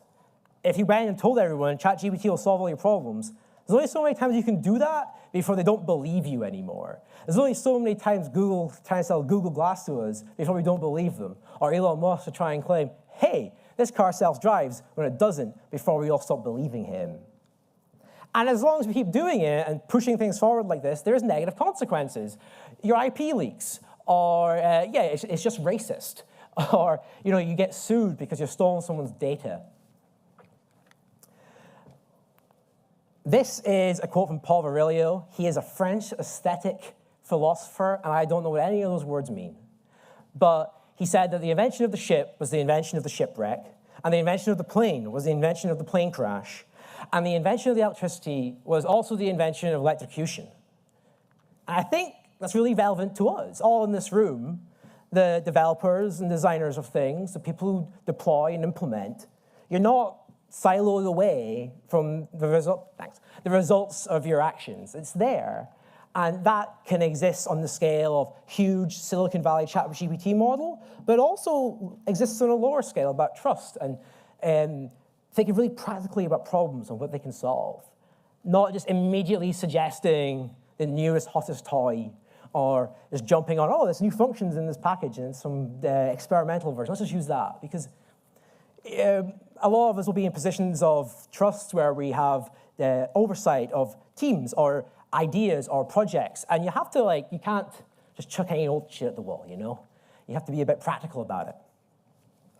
My job itself is being a bit impractical. It's about finding emerging technology like robot dogs and virtual production scenes and AI, and it's difficult to marry all those things up sometimes, These things are silly and cutting edge, but that's the interesting bit of all these things, trying to find a practical application. It's about trying to, us, as a community, as developers, think practically about how we deploy these models, because there is negative side effects. And finally, it's me having to accept the hardest thing of all, which is a robot dog. Oh man, it's not a very good solution to any problem. Sucks to say, guys, but. So that's my talk about ChatGPT and hype. If you could leave event feedback for creating the rest of the team are doing an amazing job, that would be amazing. I've been told you win prizes if you do that, so that you should do that. If you're only going to enter one, just enter the event one, because that'll make the event organizers happy. So thank you very much.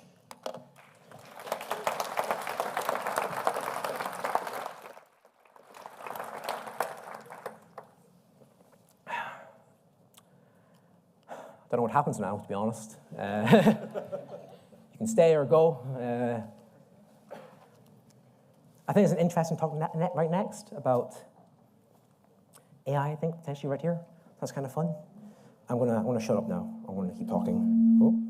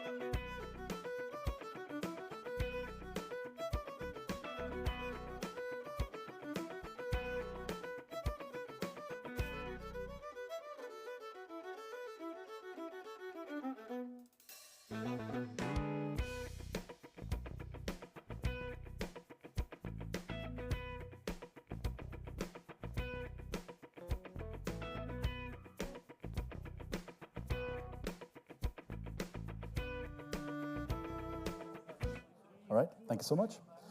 Good. We're still early, so it's quite fine. I just like to take some time already to thank you for being here. To those that were with me this morning, it's pretty much the same thing. You're here on a Friday, you're learning new things, you're talking to people. Thank you for that. Thank you so much for taking the time. Thank you so much for attending me in the hot box today.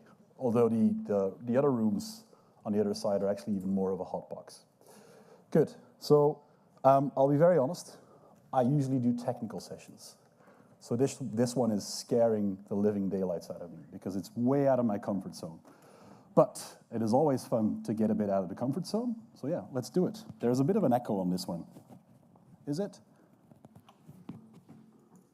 Yep, right, good. Okay, good. I will get started. Thank you so much for joining me in this session that is called Asking Questions to Get Meaningful Answers. The shorthanded title is also, what do you need to do if you want an answer from me? But that's not the right way of putting the sessions together. So thank you to the sponsors. They pay for coffee, food, lunch, etc. Literally, if it's a free event, you cannot do it without sponsors. So if you haven't done already, go outside. Don't go outside. Go out into the lobby. Talk to the sponsors because they make this day possible. Myself, my name is Benny de Jager. I work for Microsoft in the Fabric Cat team, which means that I talk about Power BI and Fabric since a couple of months a lot. And a lot of my time is actually spent on dealing with questions from people. People asking me questions, I want to know about this. And often I lose time together with them to figure out what they actually want, which is a bit of what sparked the idea for this session. If you want to find me, if you can spell my name, you can find me. Still, again, to date, I'm not a big fan of pie charts because they are often used in a way that is not very usable. They can be good, but often they are used in not an ideal way. Now, what will I ramble on for these next 19 minutes? Well, questions they are important. We need to understand that. But there are a few things that come into picture when we try to ask these questions. And then, at the end of the day, this is just that random guy on a stage in Edinburgh trying to get you to think about the ways or trying to think about what you can do with your colleagues or your customers, whoever you're talking about. And it is not the absolute truth. Let's get that very clear. Questions and answers is very subjective. This is what I think about it. You are perfectly entitled on having another opinion. I will still respect you just as much for that. Now, why do we need to bother with questions? Simply put, it spurs learning. If you're asking questions, you're trying to learn something new. You're trying to understand something, which is good. Humans by nature are curious. Humans by nature want to learn. Otherwise, we'd still be sitting in a cave wondering why that lightning bolt started a fire. That's the very essence of us. It stimulates a discussion. Asking those questions, sparring about those answers, gets a discussion started, which again is very good because you get to understand each other. And it fuels innovation. I struggle with the word innovation, but it is thinking about new things, thinking about how we can improve on certain things. Why are we doing this? How can we make it better? And well, it builds trust, because if you are asking me questions and I think, well, they're asking a really good question, it builds a level of trust, it builds on that existing relationship. Now, I think we need to ask more questions. A lot of questions, a lot of things go unanswered because not everyone is asking those questions. And we might miss out on opportunities. We might miss out on learning opportunities or understanding things because we're not asking those questions. It could even potentially set a false image. The image that you understand something, but in reality you might not. And to be very honest, I prefer someone asking a question that might not be as relevant than a question not answered and someone not understanding it. So the asking questions part is really, really important. And well, we might end up with false data or false opinions, etc. So asking questions is very, very, very important. In Dutch, we have sayings, but in English it's pretty much the same. It's don't ask, don't get. If you don't ask the questions, you're not going to know. You're not going to know. Whew, okay, now For me, there are a few conditions, some things that you'd need to look at before you actually go ask those questions. Because yes, I did say that I prefer someone asking a question that might not be relevant, but if it's a couple of times, then it deteriorates that trust that I mentioned just earlier. And do your research is one of them. We need to ask those questions, but a few steps can help us very much in the right direction. Is there already material out there that answers that question? Is it a Google away, or a Bing away, or a whatever DuckDuckGo, or whatever search engine you use it? Is it a quite simple answer that you can find relatively easy yourself? Or if you are working together in a Teams channel or a Slack channel, whatever you use, is there literally the same question being answered before? Looking into these few things. Or let's say that someone asked a question, what is the right query to do something for filtering on product A, where you have the question for product B, for instance, where it is relatively easy of putting these things together. And, well, at the end of the day, my colleague Matthew Roach on the team, he puts this excellently into a sentence. Can you really expect someone to put more effort into the answer than you are putting into the question? Lazy questions do not always deserve answers that take time. Again, I meant what I said. I prefer a question to get something going, but it is building that relationship, putting in the effort to get that question phrased. And then, well, find the right audience. Are you blasting that question to all 7,000 people in your company, where it is actually 2 people that might be answering it? It's perfectly fine if you don't know who the right audience is, but it still takes some getting used to find out who actually you need to engage. And well, be mindful of their workload, because they might already be completely overwhelmed. And if they say not now, well, they probably mean it for a good reason. Then, in the end, Ms. Franklin said it excellently, that it all boils down about respect. Now, if this were a 30-minute session, I would happily karaoke respect for you, but it is a 20-minute session, so I will keep you in the dark. Sorry. Respect, respect, respect. Everyone is there trying to help each other. Everyone is there trying to make things better for everyone involved. They carve out the time to help you, or to help the person asking that question. And they may have certain situations at play. That's perfectly possible. And well, I've been taught that in Dutch we say, well, in Flemish we say, met 2 woorden spreken, which means basically, please and thank you. Can I have something, please? Thank you. Those 3 things. It might seem like a very common thing, but it does help you along the way. Which boils down to treat others the way that you would like to be treated. You heard the exact same thing this morning if you were in the keynote about the code of conduct. Same thing go for questions. Now, be honest. Avoid hiding those ulterior motives. Be upfront with what your goal is, with what you're trying to achieve. Provide facts about the severity, because people tend to exaggerate. This is the super most critical important thing, where it might not be. Or, my customer is the most important customer because. Try to balance that out a bit. And the same thing about timing. If that's been sitting in your inbox for 3 weeks, can you really expect someone to give you the answer within the next 5 minutes? It's balancing those things out. And well, consequences. If I don't get this answer, then, again, exaggeration can be really, really, really intricate here, but it is, well, be honest about these things. Again, builds on trust and respect as well. Now, manage those expectations. Timing might not work with you. Not every question has an answer. There are some things that go unanswered because the other person might genuinely not know, or might genuinely not know who to contact. Always possible. And then, well, prepare yourselves for a negative reply.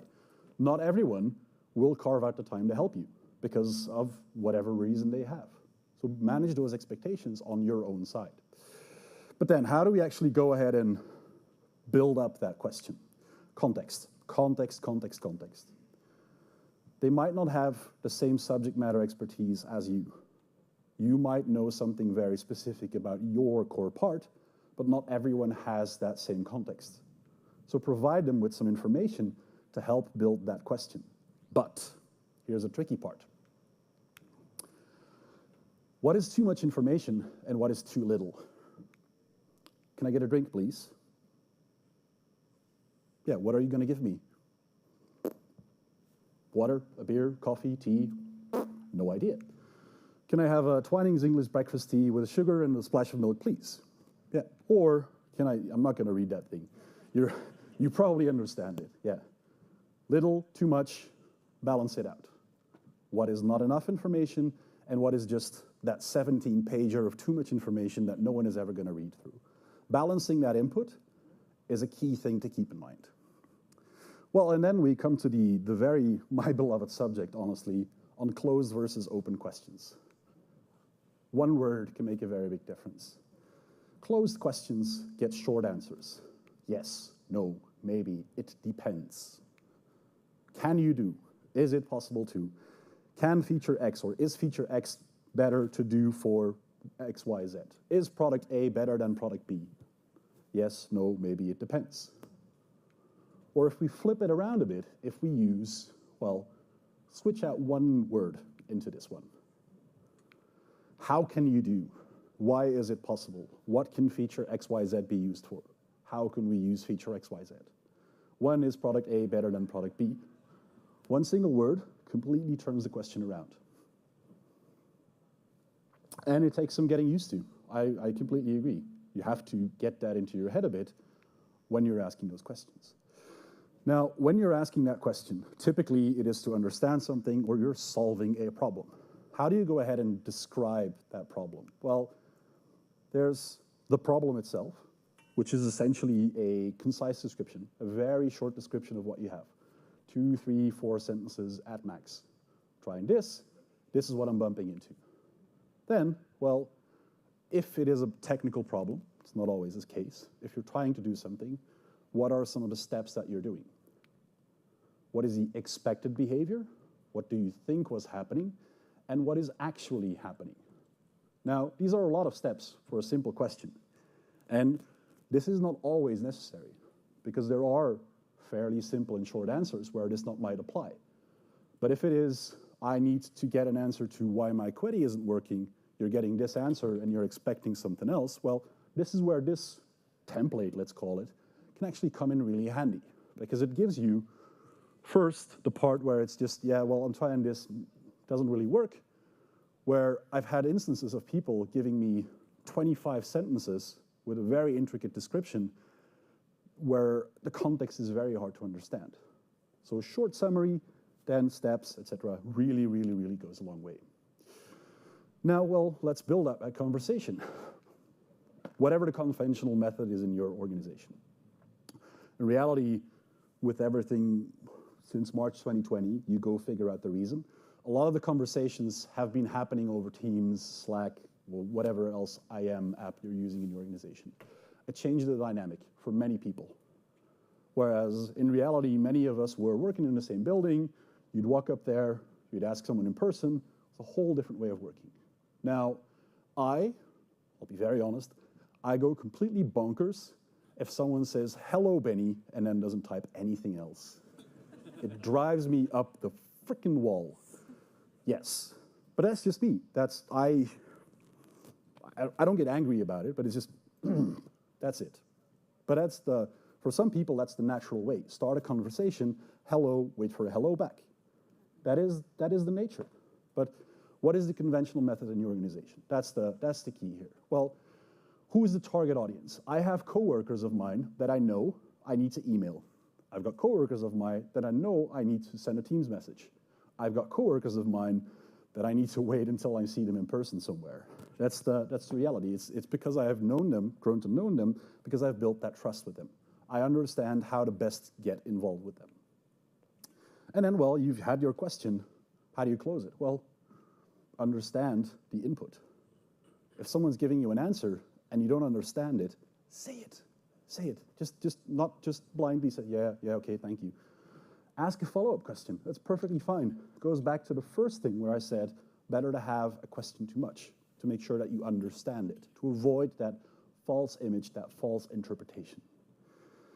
Those follow-up questions, again, are key. Because it might be possible that the person who's answering your question hasn't fully understood your context. That's possible. Together, you'll get there. That's the thing. If you help each other.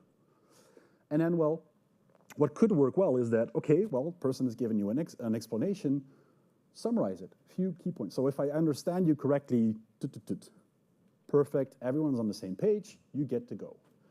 Yes, it takes you another 30 seconds, but it does help to build the understanding, the mutual understanding that everything went well.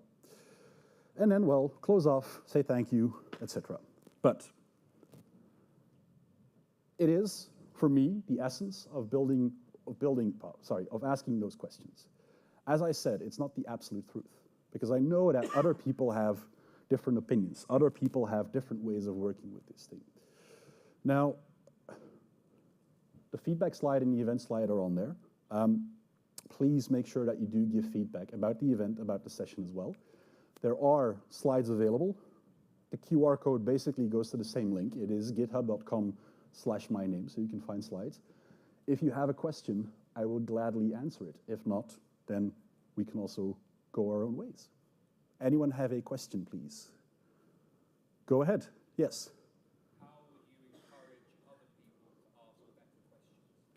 How would you encourage other people to ask better questions? Very difficult question. It is, at the end of the day, it's a bit about culture, which is not an easy thing.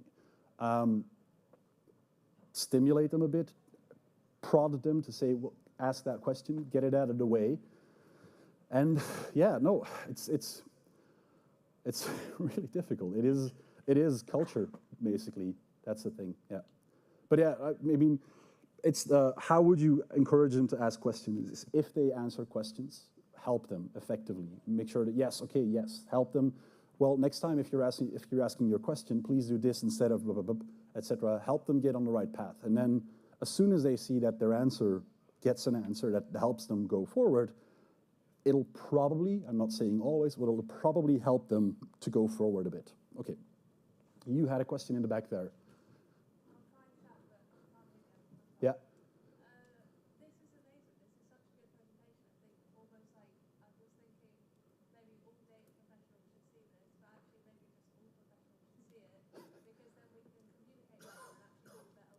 Yeah. But my question is, how do we get people to make time for this and to make them understand that, oh, I don't have time to do things, but actually taking the pause to ask better questions creates time?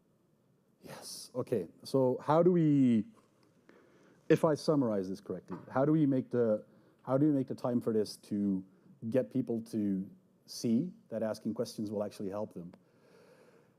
Very similar answer to what I've given him is try to stimulate them a bit, try to make sure that they ask the question. Well, avoiding the questions by having clear and concise explanations to begin with will always help, but that's not always possible, I know. Positive reinforcement. It sounds like I'm treating people like a dog, but essentially it is, yes, good, thank you. That's the short answer, I think, to it. Yeah. Okay, thank you. Any more questions?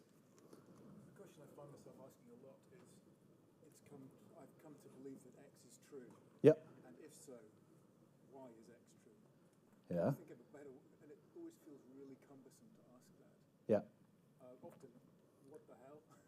So is there a more elegant way that you would phrase that question?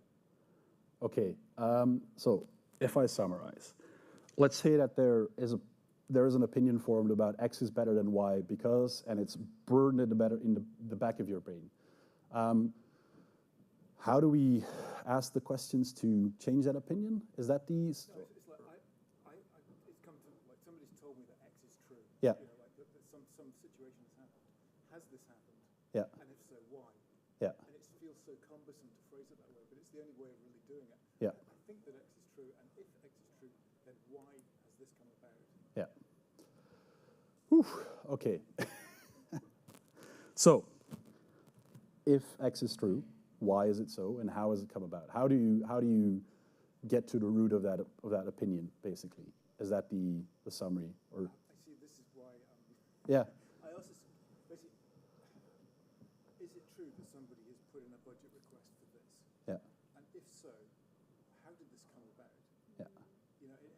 it's almost like a rambling discourse. Yeah. I'm pretty sure this has happened. Yeah. But it's not an opinion, it's a fact.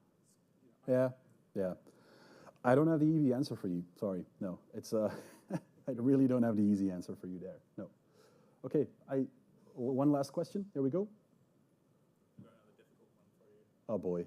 What do you do if you think somebody is getting annoyed by you asking lots of questions? Okay, yes. What do you do if you think someone is getting annoyed with you asking a question? Which is actually a very good question, thank you. I think it boils down back to the things I said about thank you, etc. And what I found to help, especially with the colleagues that I know are already overloaded, is I don't time box it as is, and in I need a question now. It is the, hey, can I pick your brain on something a day after or when I think they'll have a bit more time. Try to meet them on their grounds, essentially. With the aspect of, are you asking too many questions and are you worried that you think they might have the opinion that you don't understand it, etc.? Well, yeah, not a really easy answer. I think the reality is that not everyone is as helpful as other people, and that's the harsh truth, which there is no easy solution to, I think. And I think that also boils back to the first thing we had in the first question, which is about culture, etc. And yeah, not everyone likes answering questions, which I completely get. Yeah. Okay.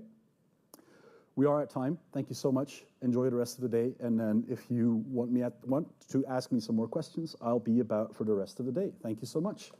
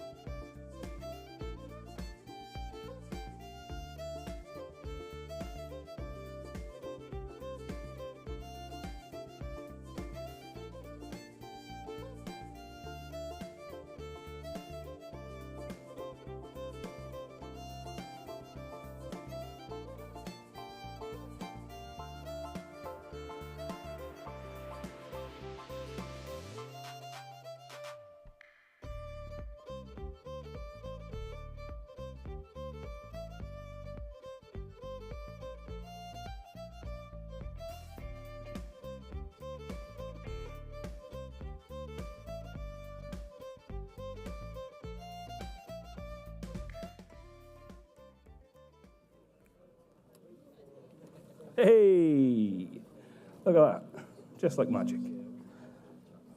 Now I sound quite, do I sound okay? Do I sound a bit echoey? Yeah, but it's just me. Right, okay. I'll just wait for Stuart to tell me I can start and I'll crack on. He's busy fixing something for me. Keep going? Okay, excellent. Welcome everybody, welcome to this talk. I'm Gethin Ellis and my talk today is called A Step-by-Step Guide to Building a Data Culture in Your Business Using Power BI. Now I'll give you all fair warning, this talk is more about people and processes than technology itself, okay? We will look at how the technology can help with this change or the changes you're going to want to make in your organization at a reasonably high level when it comes to creating a data culture, but my main focus here is on people and process. Now, before I get going, I need to say a big thank you to, the sponsors that are on the slide here. Clearly, this event takes some putting on. It's in a very grand venue and a very grand location here in Edinburgh, the home of Scottish rugby. I'm glad we're doing this today, not after the weekend when Wales are likely to lose to Fiji in the Rugby World Cup, so I'll save all the jokes for then. But a big thanks to the sponsors. Without their input and support, these events can't happen. Also, we need a big shout out to the organisers, Craig, Nikki, Louise and Chris, who are the organising team, and all the volunteers that spend lots and lots of free hours helping put this on. Right? So a big thank you to those as well. Now, with that fresh in your minds, you can all just get your phones out for a minute and scan the event feedback QR code for me. If you can do that now and just fill that in. It's been a great day, in my opinion. If you've enjoyed it as well. The event one, not my session, you can do that at the end. But if you can give them your feedback, that would be awesome. Okay, nobody got their phone out. Not one person got their phone out then, so I can see the type of people I'm dealing with here today. So it could be a long session, this, guys, right? It could be a long session. Right, let's start with a little bit of an introduction, a little bit about me. I've been working in data for about 20 years, mainly in the technology space. But in that time, I've had a variety of different jobs. Right, I started out as a report writer. I then kind of fell into web development, writing classic ASP applications, so I'm kind of showing my age. From there, I became a database administrator with South Wales Police, and that's quite an important thing just to remember for later on. Having left South Wales Police in 2007, I started my own consultancy business where we focused on SQL Server upgrades for a lot of time, migrating SQL Server 2000 to 2008, 2008 R2, 2012, 2014, 2016. All these people still had SQL 2000 this point along. So we did that. That's a mainstay of what we do. But we do lots of other things as well. We do sort of data architecture, technical design. We offer critical friend advice. And what I found over the last 20 years is lots of our data projects and where organizations have tried to make more use of their data, they've come unstuck a little bit, not necessarily because of the technology, but because getting people to change is quite difficult. Anyway, I'll tell you more about that in a minute. That's me, right? I've written a few books over the years. One was on SQL Server 2014 administration. Another was on infrastructure as a service for Azure. They're about 10 years old. And then more recently, I've written a book called Building a Data-Driven Culture, which actually released today. Right? Now, I know none of you get your phones out, and I know none of you are going to scan the QR code and have a look at the book, but it's currently available for 99p on Amazon. Right? But this session, what we're going to look at what we need to do to build a data culture in our organization. I've got a really good use case and a really good example of someone trying to do that. And we'll look at some of the real-life challenges that person encountered as well. And then we will touch a little bit on how Power BI can help us on that journey. Okay, so we're going to look at things like establishing leadership support, strategies for overcoming resistance to change. You will get resistance to change, I guarantee it. We'll look at how we can identify our key stakeholders. We'll look at building a data-driven mindset across the organization, the importance of data governance we'll discuss, how we need to provide training and support to people in the business, and we'll just touch a little bit on how Power BI can help with that. So let me introduce you to Berry Wand. All right, this is Berry on the screen here. Berry Wand's career is in data technology. Okay, she's been a DBA, She's been a web developer. She's also been a consultant. She's also been a trainer. And over that year, she's gained lots of experience. And she's realized that the value data can bring to organizations. Now, Barry's made a decision. She wants to move into the sort of leadership space, but she doesn't want to leave data behind. Okay? Now, she wants to, the organization she's going to be working for, she wants to help them make better use of their data. Now, the key thing for me to stress, okay, it's really important that you take this on board, Barry is a figment of my imagination. Okay? The issues she encounters, they're actually real life problems, and they're things you may have encountered on your travels as well. And I will try and protect the guilty as much as I can as I share some of these with you as we go through. But hopefully, well, some of the problems she is going to experience are going to resonate with you. The characters are fictional, the organizations used are fictional, and so on, except where I happen to mention the real-life organizations. Now, Barry's excited. She's really excited. She's just got a job as a Chief Data Officer for, that's right, Pontypandy Police Service. All right? I told you it was important for you to remember that. Right, it's May 2021. She's just got her first role as a Chief Data Officer. For those of you that don't know, and I'm probably speaking to the converted here, right, but a Chief Data Officer is a senior executive with responsibility for overseeing the management and governance of an organization's data assets. Now, across the board, private and public sector, right, the role of the CDO is becoming more and more important as organizations are trying to realize the value of their data. Right? This is true if you're a small business, a large business, a public sector organization, a large private enterprise. Now, as the CDO for a leading police force, right, she's been charged with creating a data-driven corporate culture. She thinks she's got all the tools she needs to make this happen. She got the vision, she knows what she wants it to look like.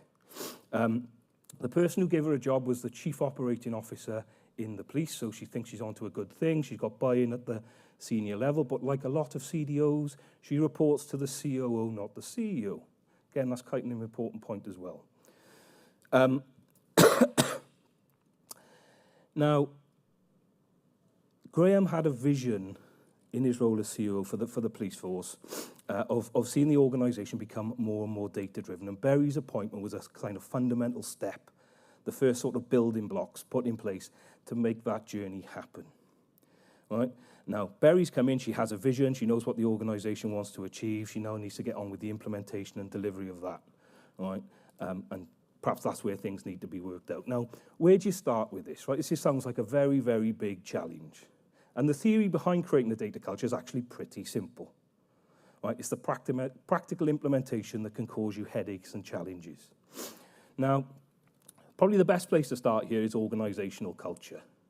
Right? For your data culture to be effective, it needs to be aligned with the goals and vision of the business. Okay? So think of the organization culture as the personality of the business. It's going to influence how people interact, how decisions are made, how work gets done. Right? Often you can refer to it as the way things are done around here. Now, question for you guys, has anyone ever said this to you? That's not how we do things around here when you've gone into a new job. I can see people nodding and shaking their heads. I can see people going, nah, I always get my own way. So a bit of a mix. Well, that's good. We can see what we're dealing with.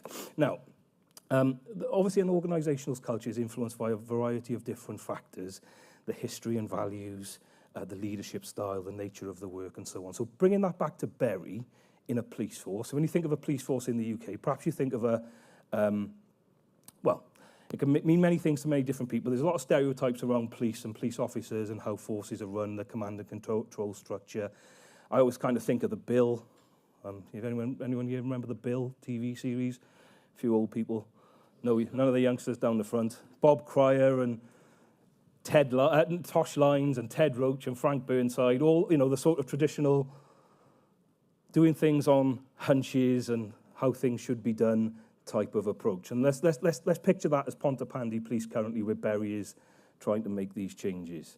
But the organizational culture will have a strong influence on what it is we're trying to do. And if it's not a positive culture, right, that can have negative connotations for the organization in terms of morale and performance and turnover.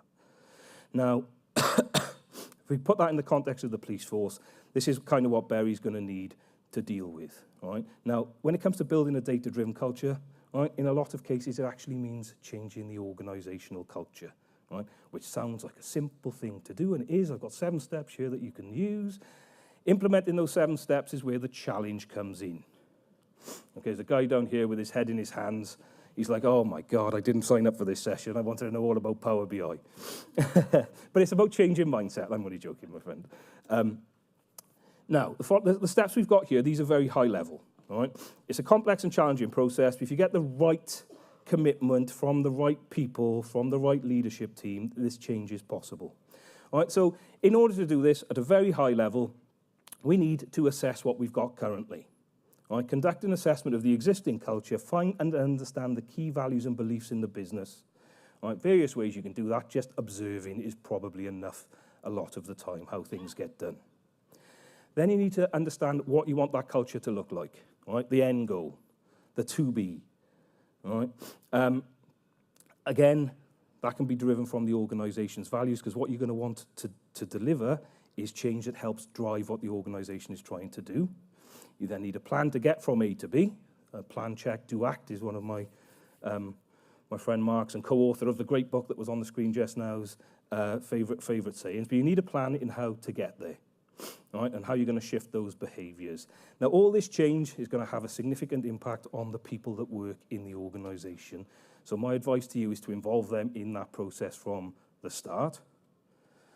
All right, get their input, engage with them, discuss things about what you're trying to do. We want to use data to make the police force better.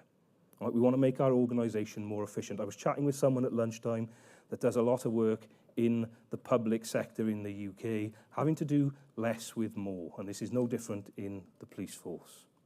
All right.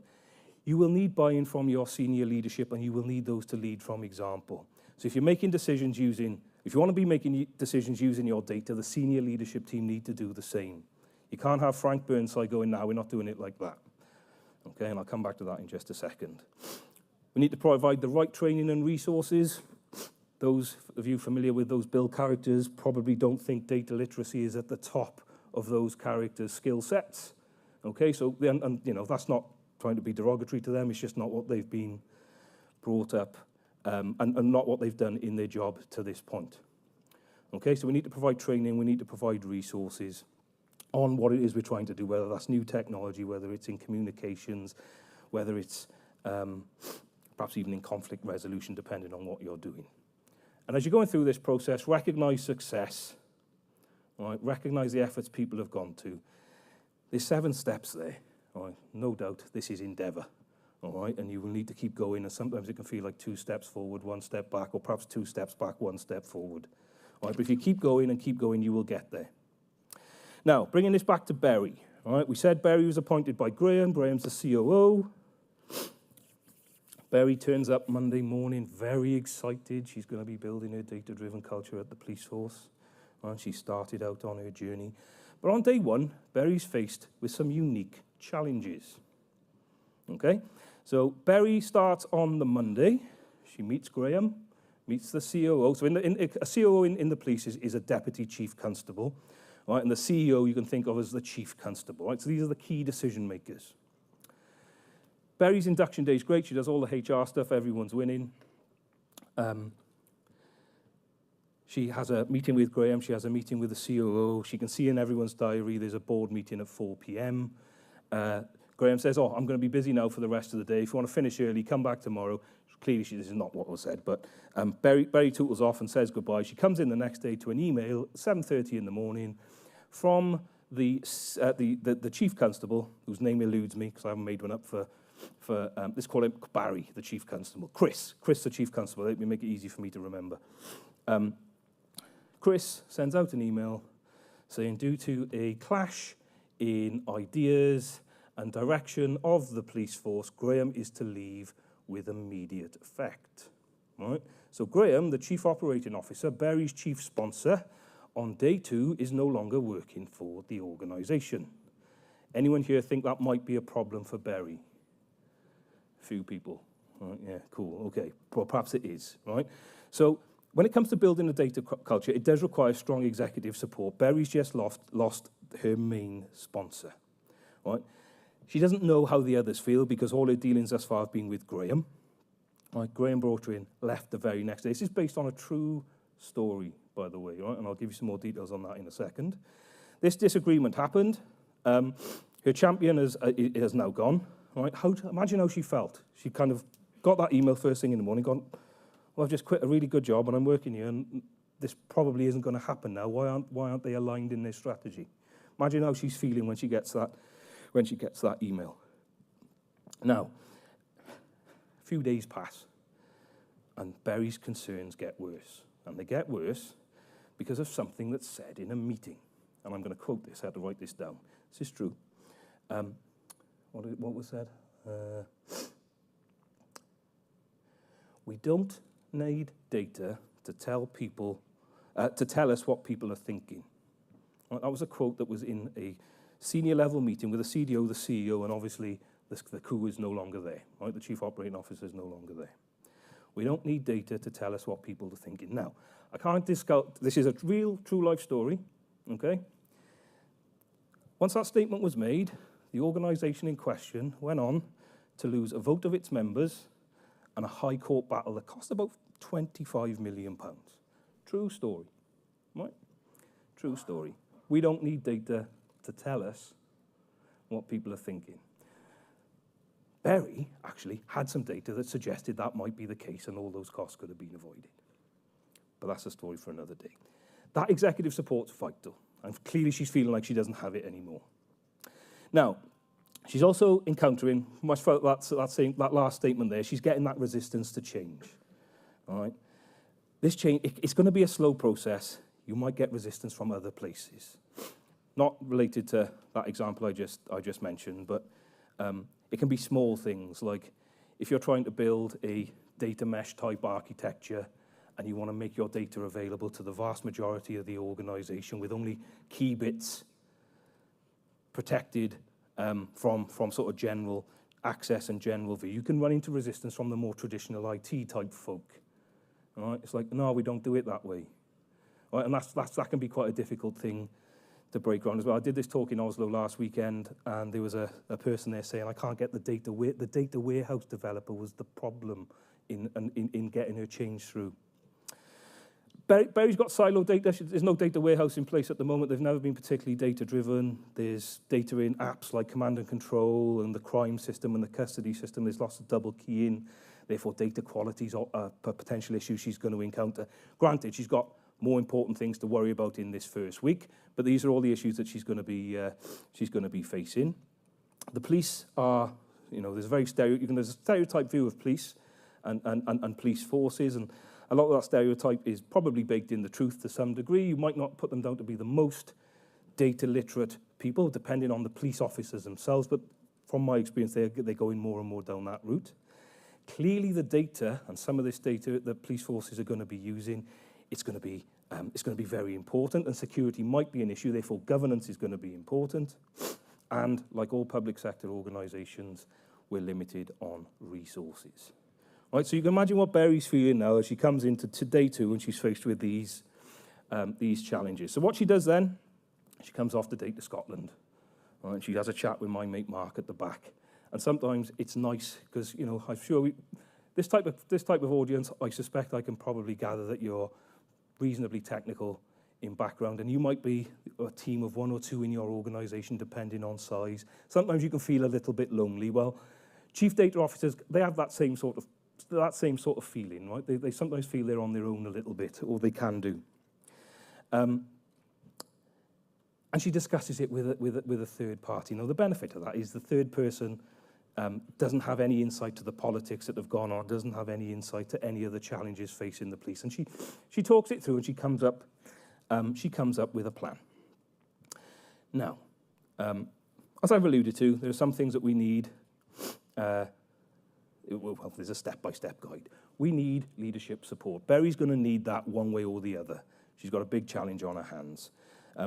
There are going to be resistors to change that need to be overcome, whether that's the IT department not wanting to change how they do things, or whether it's other areas in the organisation needing to make better use of their data.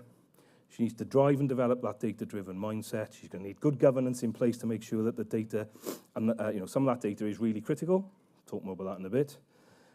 We need probably a new data infrastructure or some way of having a centralized repository and the real version of the truth. And there's going to be some training that needs providing as well. Okay, so getting the buy-in from the leadership. All right? Do people really want a data culture? How many people here are in a data-driven business? A few. Oh, okay, that's good. Not so many this side of the room. I can see where the successful people are, and this room's got some stuff to do here. Businesses don't actually want a data-driven culture. Right? They want the benefits that it brings. Right? They don't care how they get those benefits necessarily. They just want them. They want the benefits that they can deliver.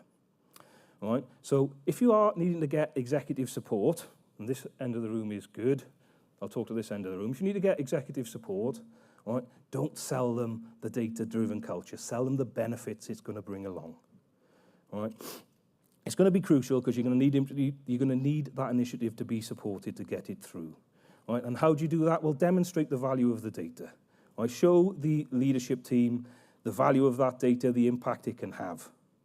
Right? And then have a clear strategy that aligns, a clear data strategy that aligns to those business values. Right? And then that's going to be your roadmap for implementation. Right? Demonstrating the value can be small. In Barry's case, and this is jumping around a little bit in this story, but in Barry's case, she used some GitHub data to show how she could streamline the deployment process in CI/CD pipelines. Right? And she looked at the existing data and saw that 25% of deployments were failing. So, 1 in 4. She identified the areas where the problems were for that. 10 minutes. I thought I had till 3:15. I thought it was on. Anyway, I'm sweating now. Gosh. I'll take a drink.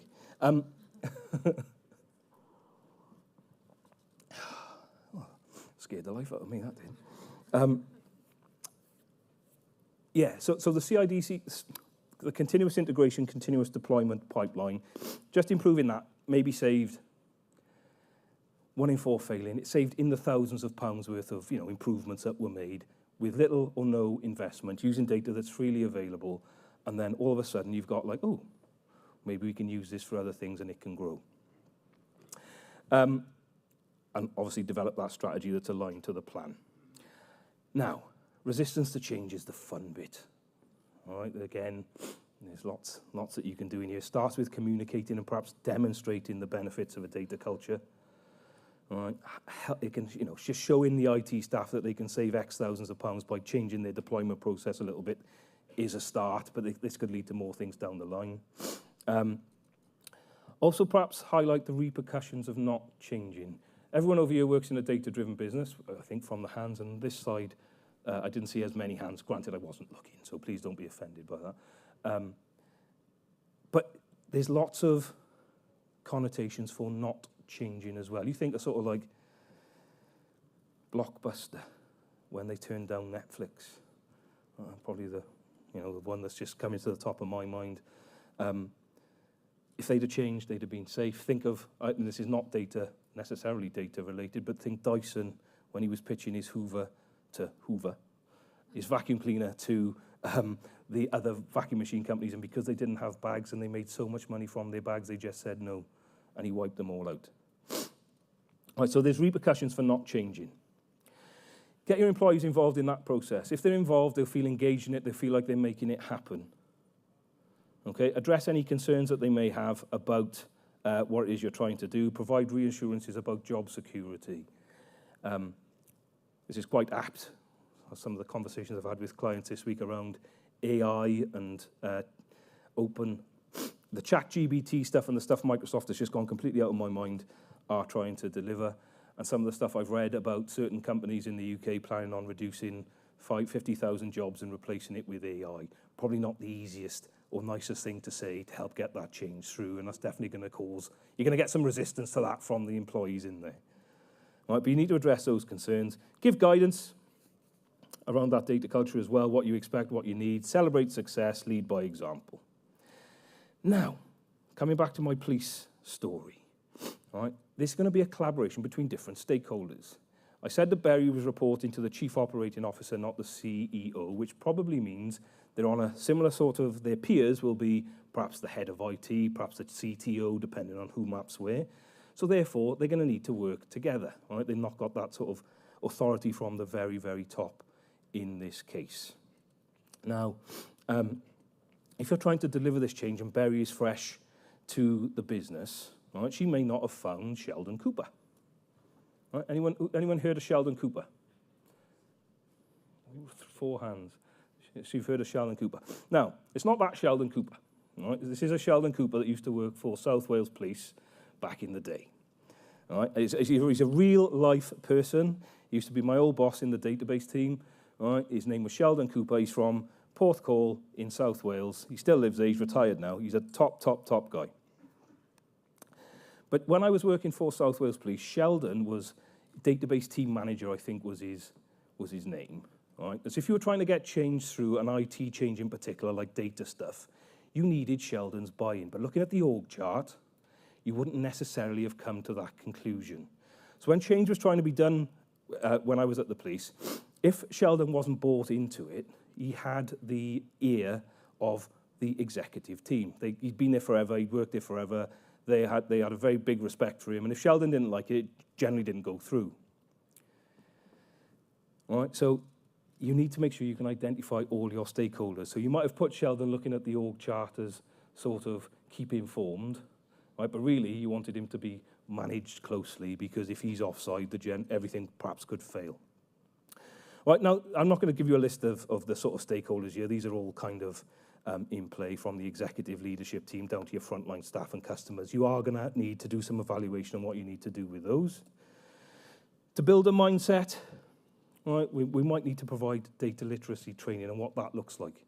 Right, this is a graph.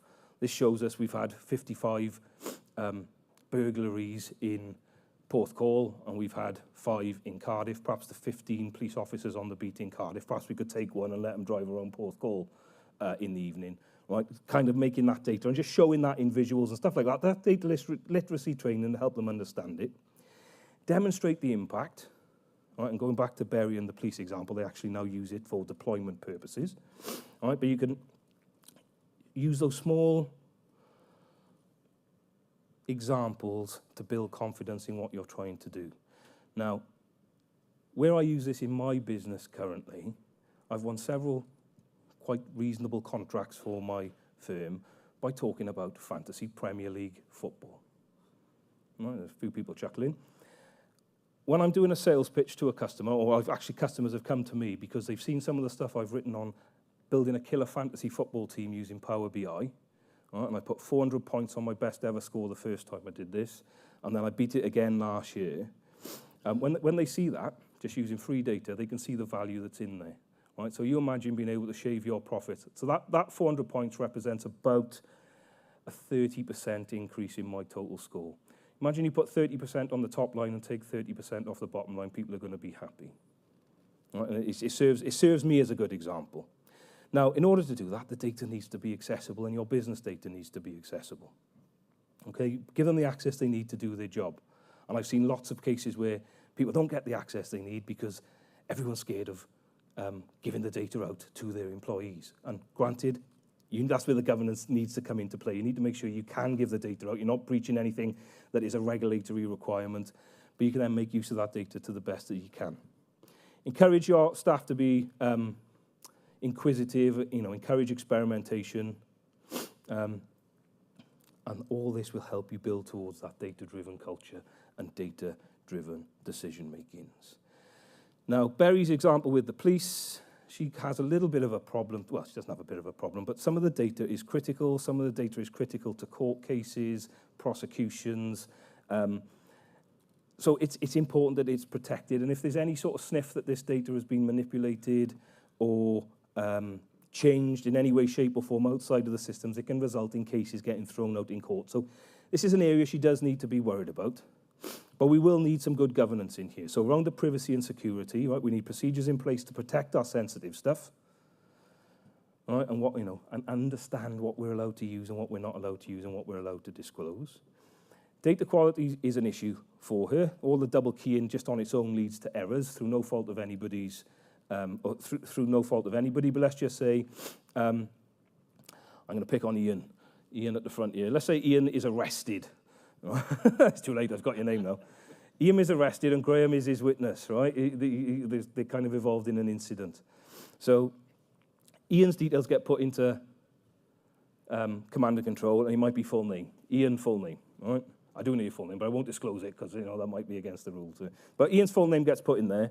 But then that's the command and control system. When the police officer arrests Ian and then enters a crime into the crime system, he might go in as I full name. All right? And it's all that stuff, and it's just the double keying that causes that problem. No one's doing it intentionally. That's just what it leads to. So that's going to be an issue for Berry to deal with. Access and sharing, right? Who's allowed to access that data and why they're allowed to access it all needs to be taken care of, and we need to get that support from the various data owners.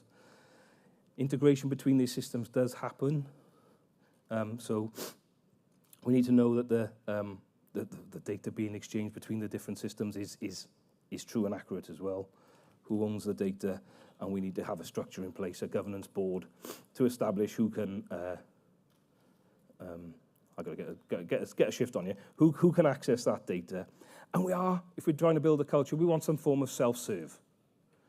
All right, so give access to the data, allow that access to be simple. Now, that might be a case of building the models for people where the technical skills are needed, and where, modeling is quite a tricky thing to do. Your average police officer might not be, we might get Johnny to build us a nice star schema for our Power BI model, but then we can give it to the police officers who can perhaps create their own reports and derive their own reports from Johnny's model. And we might have Johnny on site to provide some help and support with them while they're trying to do it as well. And we want everyone to collaborate. So when Johnny does something, we might want to promote his data set to the wider community and make it available to everybody. All right, so that's a key part in building this as well, allowing people to serve themselves. Okay, so how do you build a data culture? Well, we like to take the lead from Art Williams. Anyone ever heard of Art Williams? Nobody. Good. I like that. It's good, right? So Art he was a former American football coach in the US.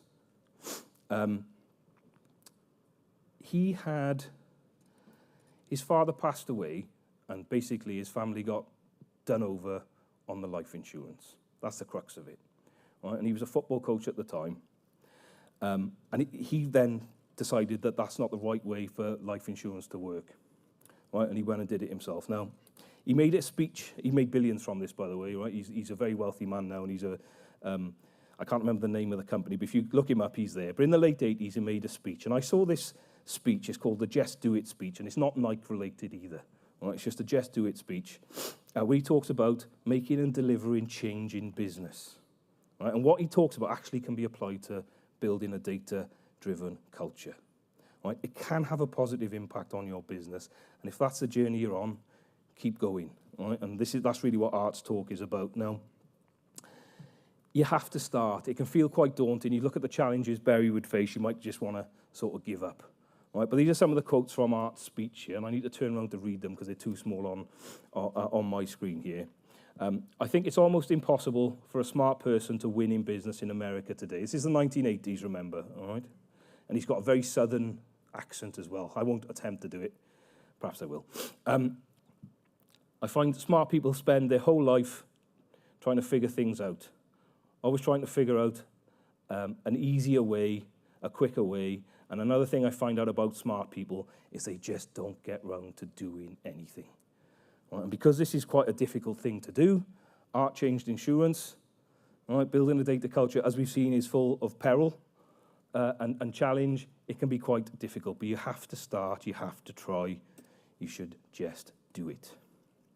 Now, I know what you're all thinking, and I've seen some of you look. What is he talking about? This is nothing to do with Power BI. This is not what I signed up for.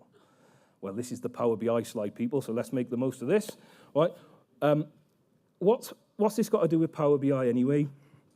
Well, some of those challenges, do Power BI solve directly?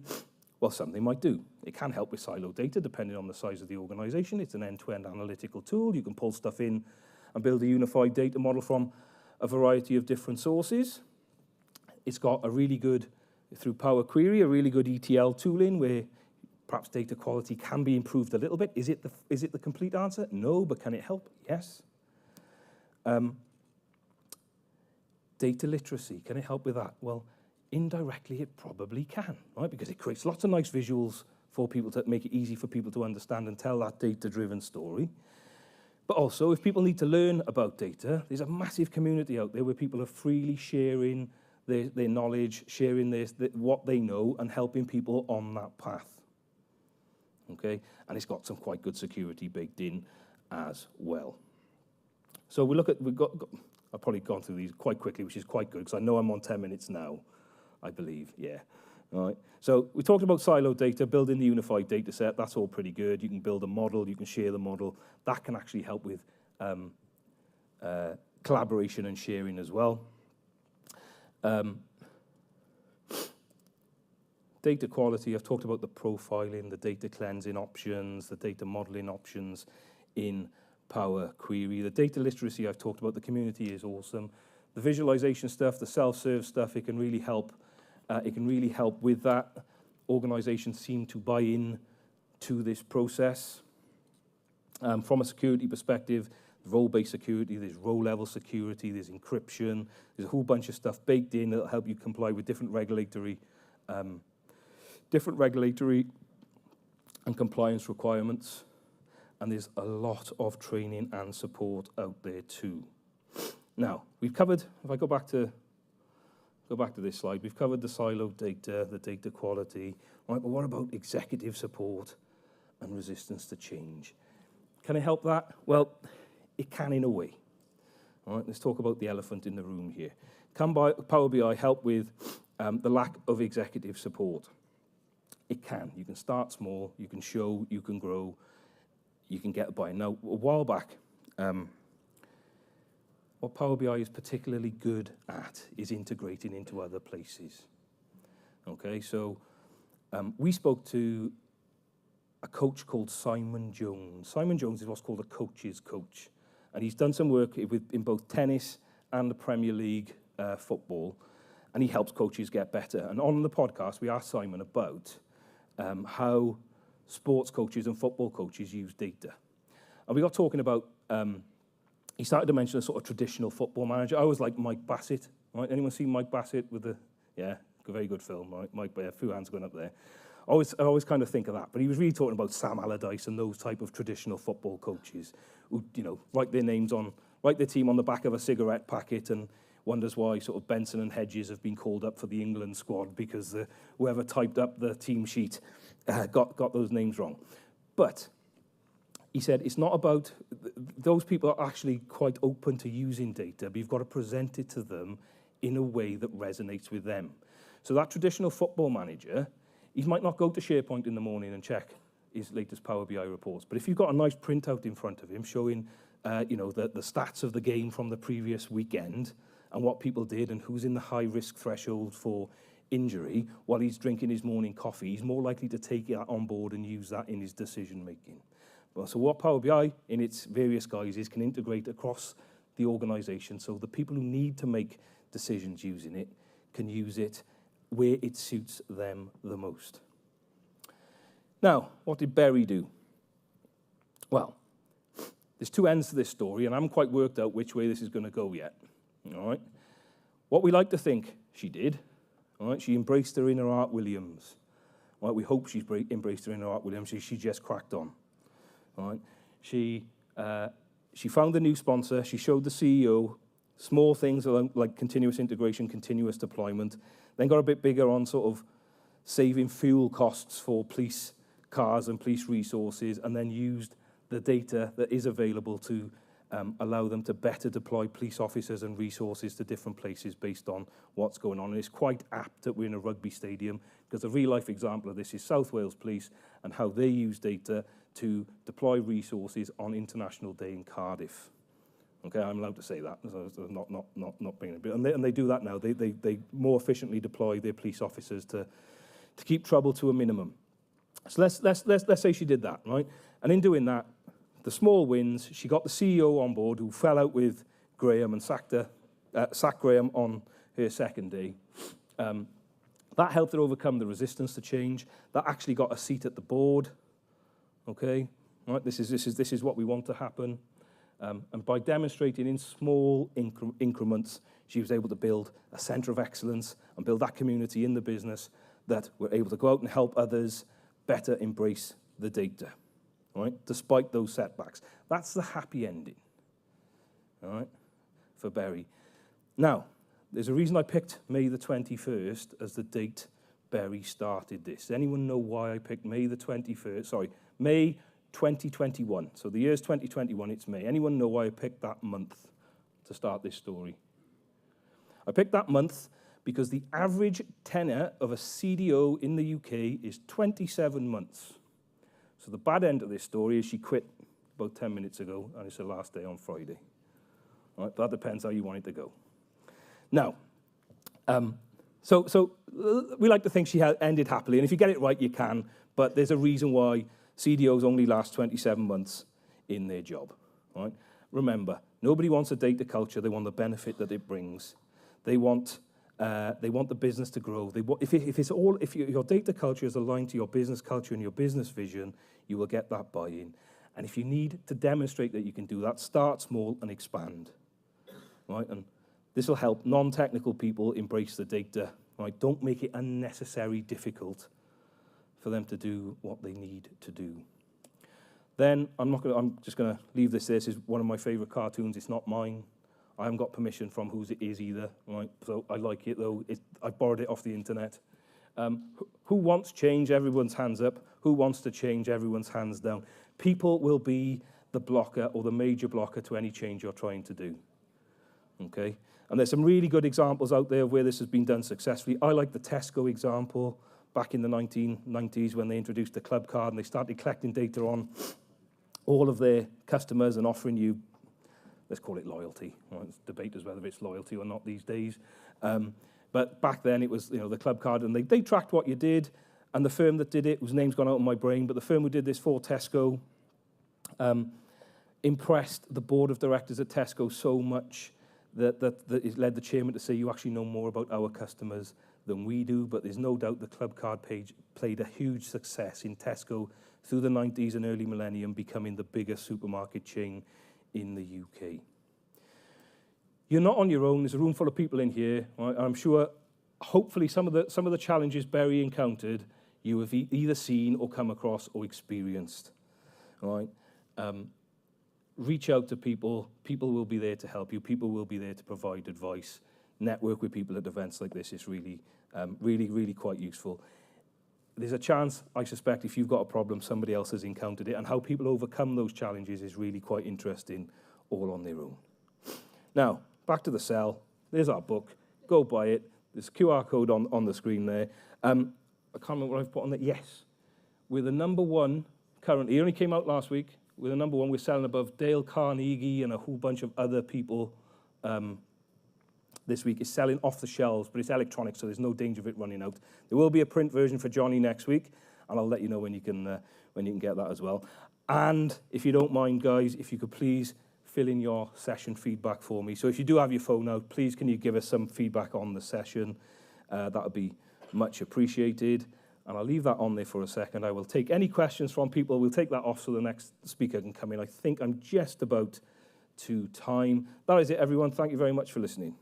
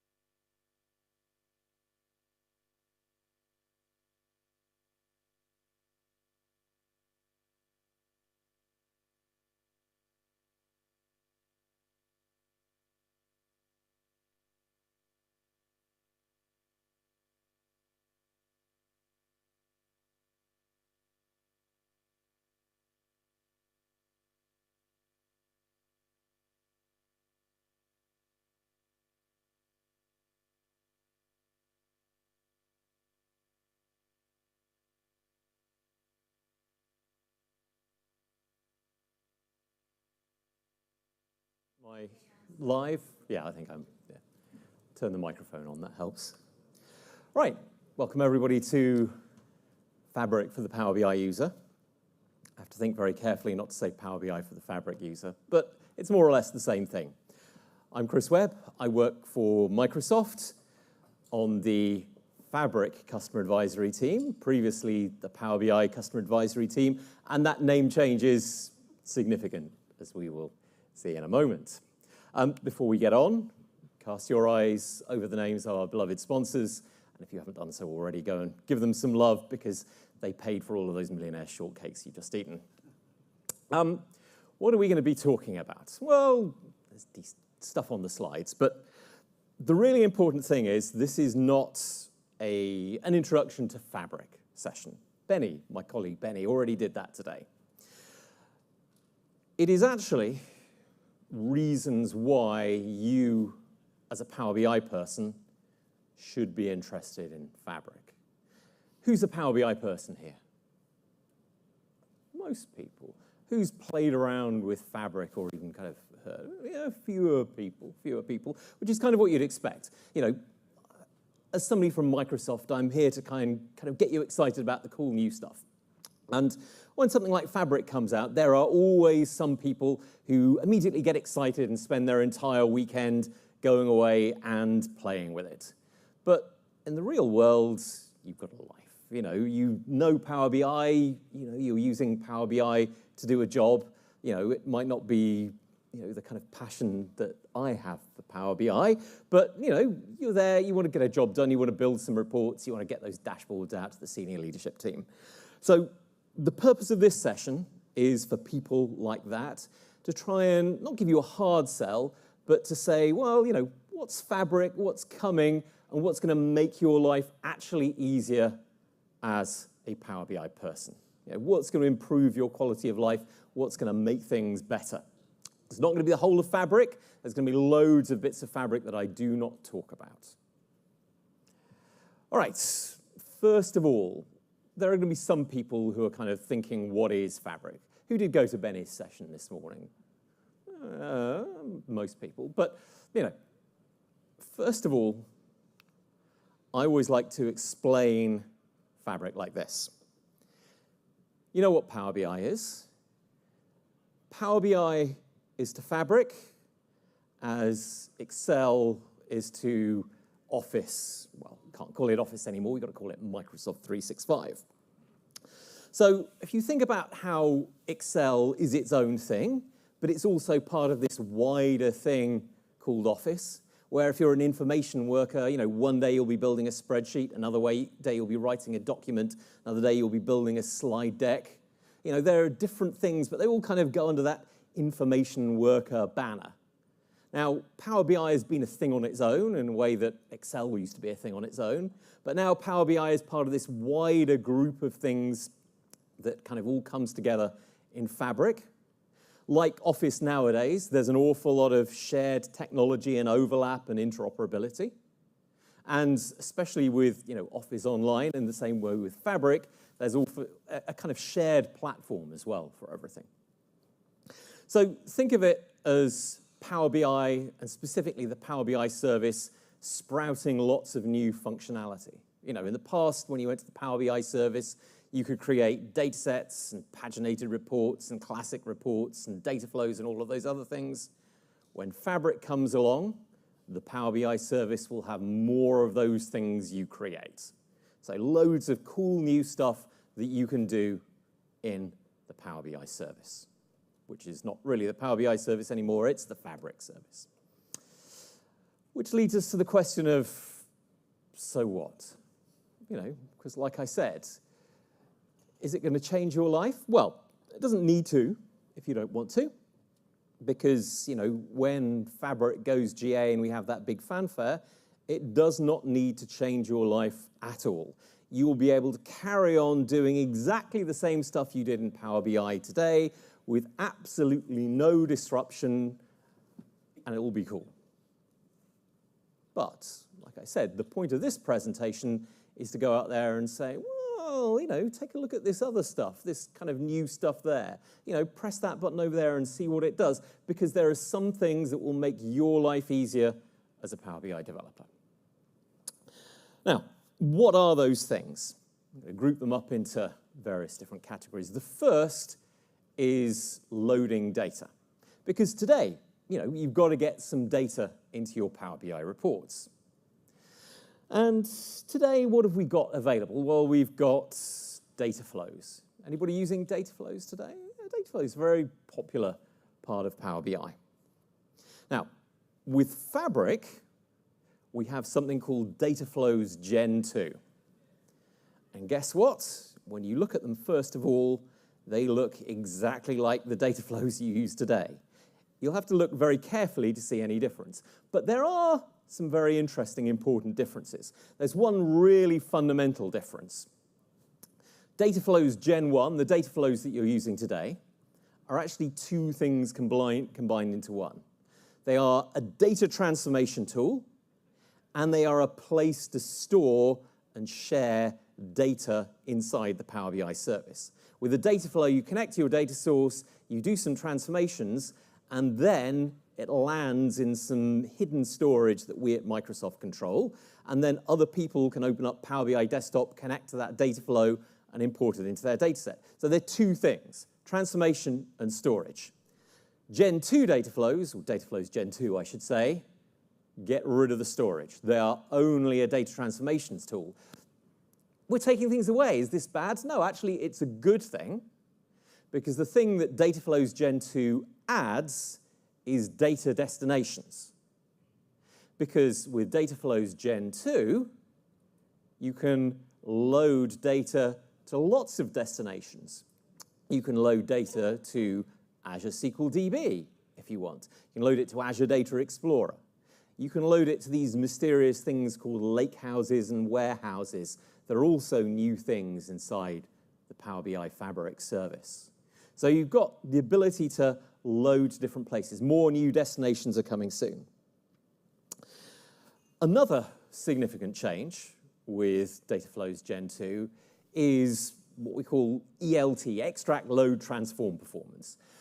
If you were using Data Flows Gen 1 with Power BI Premium in the past, you might be aware of something called the Enhanced Compute Engine.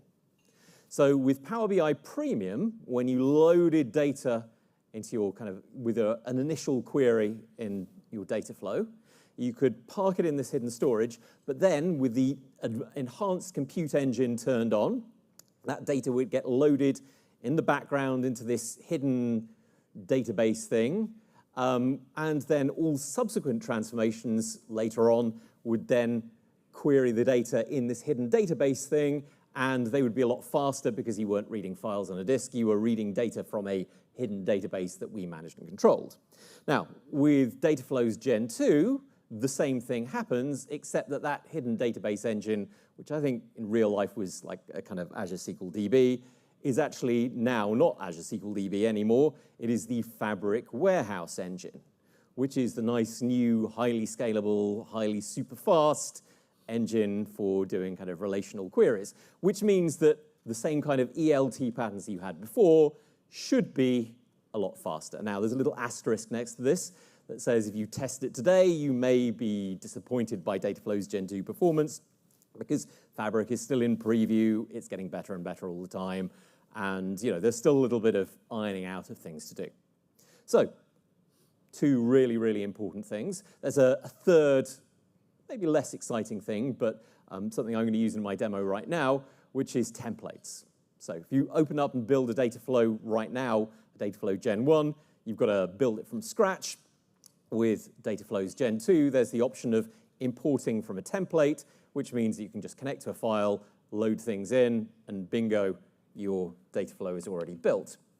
So let's start doing a demo. I warn you that things may go wrong because this is a preview service. And guarantee at some point I will get some errors, but I have got another workspace with everything already prepared, so I might need to switch over to that just in case. All right, but anyway, we're going to start off with a completely empty workspace. Before I build my data flow, I need somewhere to load the data flow to, and that is going to be a lakehouse. So I'm going to build a lakehouse here. I'm going to go to New and Lakehouse. I'm going to call this News for reasons that will become apparent in a moment, and create it. Again, we're in preview. Sometimes things take unexpectedly long time to do. So you'll see a lot of me talking around spinny wheels while things happen. But this looks good. A lakehouse is kind of the center of the universe in Fabric. It's the place where all of your data gets shared for all of the different things that happen. And you can load files into your lakehouse. You can load tables into the lakehouse. Tables look like tables in a database. They're actually, is anybody from advancing analytics here? I better not say Delta Parquet format, but they are Delta format tables. But anyway, there's nothing in my lakehouse right now. I want to be able to load some data in. I can either press this button here or go to Get Data and create a new Dataflow Gen 2. And that will create a new Dataflow Gen 2 in just a moment. I always worry whether I actually click the right button, but it will come in good time. Pretty sure I clicked the button. There we go. All right. So there's my Dataflow Gen 2. Like I said, it all looks like a regular Dataflow, except we've got an export template link there. We've got an import from a Power Query template option here. I'm going to click on that, click on my Power Query template, and bam.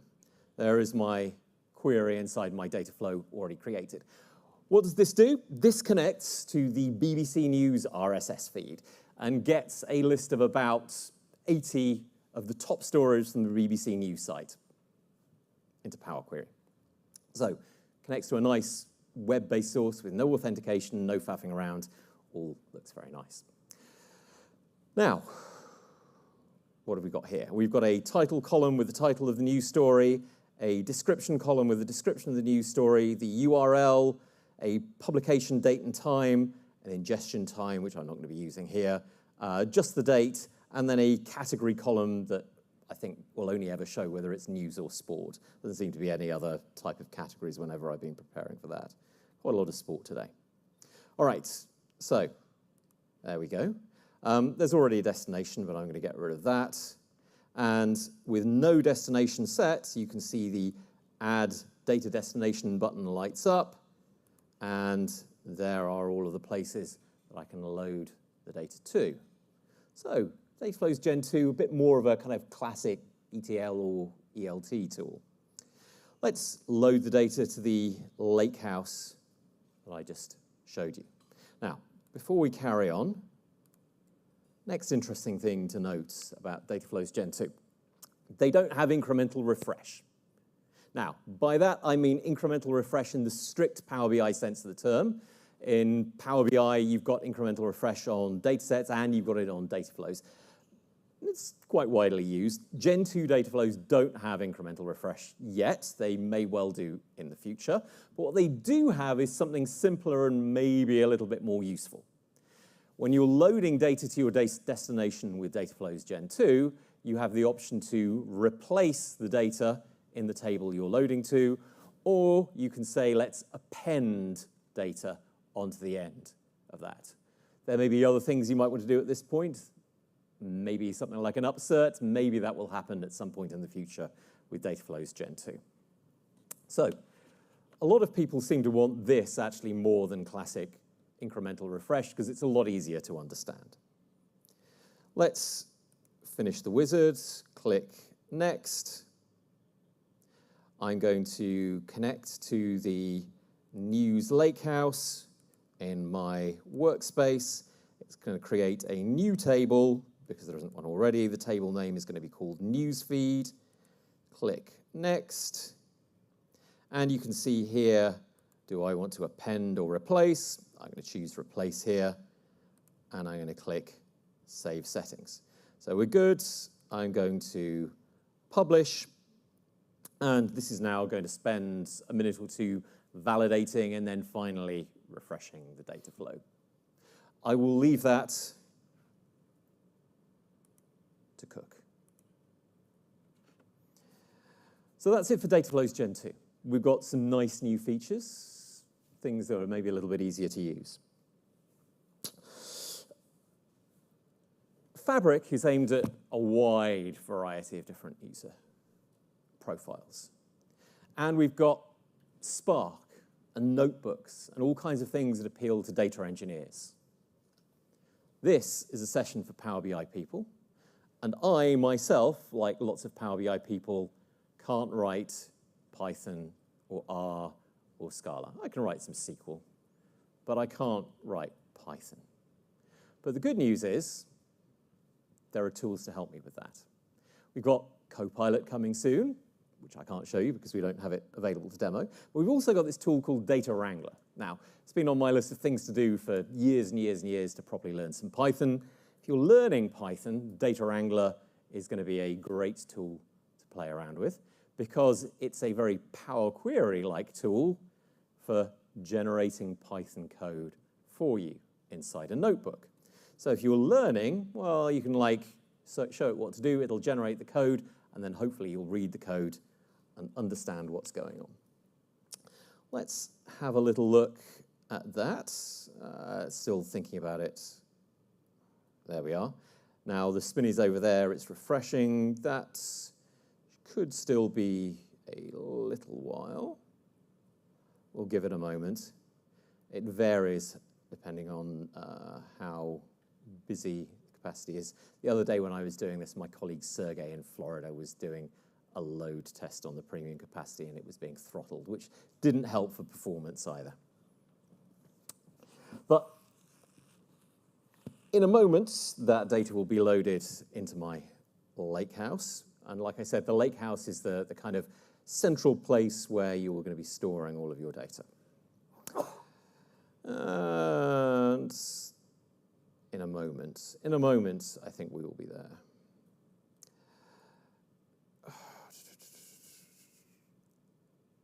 I don't want to go to the lakehouse before it's finished. A few other things to say about this. Where do we split between doing notebooks and Data Flows Gen 2? Some people, when we were collecting requirements for Fabric, were pretty clear. They don't want to use a UI. They're a data engineer. They like to write code. That's fine. That's where notebooks come in. Some people can't write Python. That's where Data Flows Gen 2 come in. Data Flows Gen 2 should be a lot easier to use, but when you start thinking about doing all of the more complex things like source control, parameterization, template, metadata-driven development, that's not really a use case, I think, for Data Flows Gen 2.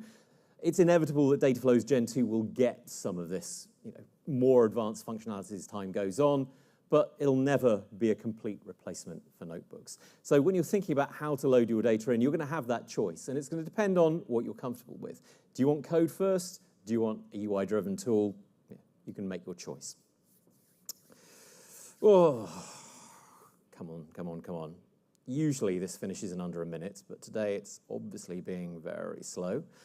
Interestingly, if you want to see how it's getting on, you can go to the refresh history up here and have a look and see, oh, maybe it has succeeded. All right, let's have a look. Maybe the spinny is misleading me. So I'm going to go to my lakehouse, have a look to see whether the data's there. And hopefully it has turned up, otherwise the demo will have failed at a very early stage. There we go, there's my newsfeed table loaded into the lakehouse. And we get to see a preview of it here. Now, what I'm going to do now is open up and create a new notebook, connect it to this. Let me open that text file as well, so I've got my crib sheet ready. So here's my new notebook.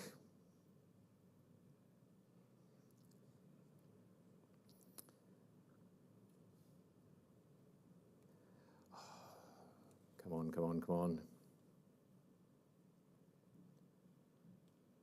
The tension is unbearable. There we go. All right, and then on the left-hand side, it's connected to my lakehouse, and I'll be able to see all of the tables in my lakehouse. And when that has finished, I will be able to see my newsfeed table, and I will be able to drag it in to here, and it will automatically generate some code to get the top 1,000 rows. There's only going to be about 80 or so rows in the table, so when you see the limit clause in the SQL that it generates, there we go. So drag it in, it's generated some code, run that, and there you are. You can see it's creating a data frame. And it's going to take a little bit of time to warm up. Pretty sure I did press the run button there, didn't I? I think I did.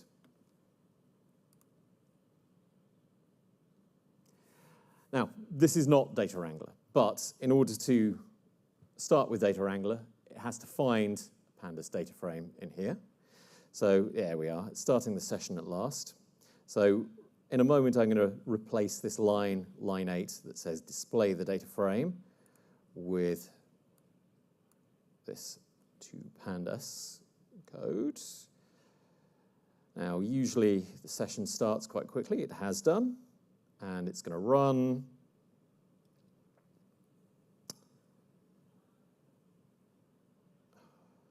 It was faster in Newcastle last night.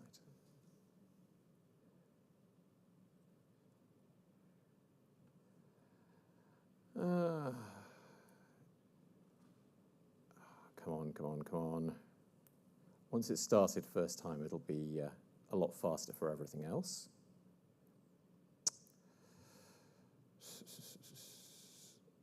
There we go. All right. I think we are good. So it's run its SQL query. Let's change that to a Pandas data frame. And there we go. That's run. Now, what I'm going to do is go to Data, launch Data Wrangler. And it's found that Pandas data frame. And now here we've got a very Power Query-like interface for generating Python code. Now, there's a bunch of different things that I can do here for different Power Query-like transformations. I'm going to do a fairly simple filter. So I'm going to go to Sort and Filter, Filter. I'm going to choose the title column, and then I'm going to look for titles of news stories that contain UK, because pretty much always there is a news story that contains UK somewhere. So I'm going to say contains UK, click apply,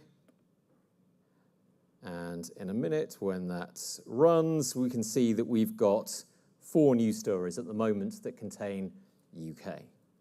I can now add that code to my notebook, and it will bring back just those news stories that contain UK. Look, it's generated lots of nice code for me. And the last thing that I'm going to do is add an extra bit of code. And I'm going to say, let's take that and export it to a CSV file in my lakehouse. So I'm going to go to the file section of my lakehouse. Up till now, we've only got a table, but I can put files in there. I'm going to copy the path, and I'm going to replace that and run this. This should be nice and fast. It's happened in a second, and I've got a CSV file. How do I know I've got a CSV file? Let's go back to my news lakehouse, and this time let's have a look at the files section. There's my CSV file, and we can have a look and see what's in that. So my lakehouse now contains a table and a CSV file, and maybe I'm going to do something useful with that CSV file afterwards.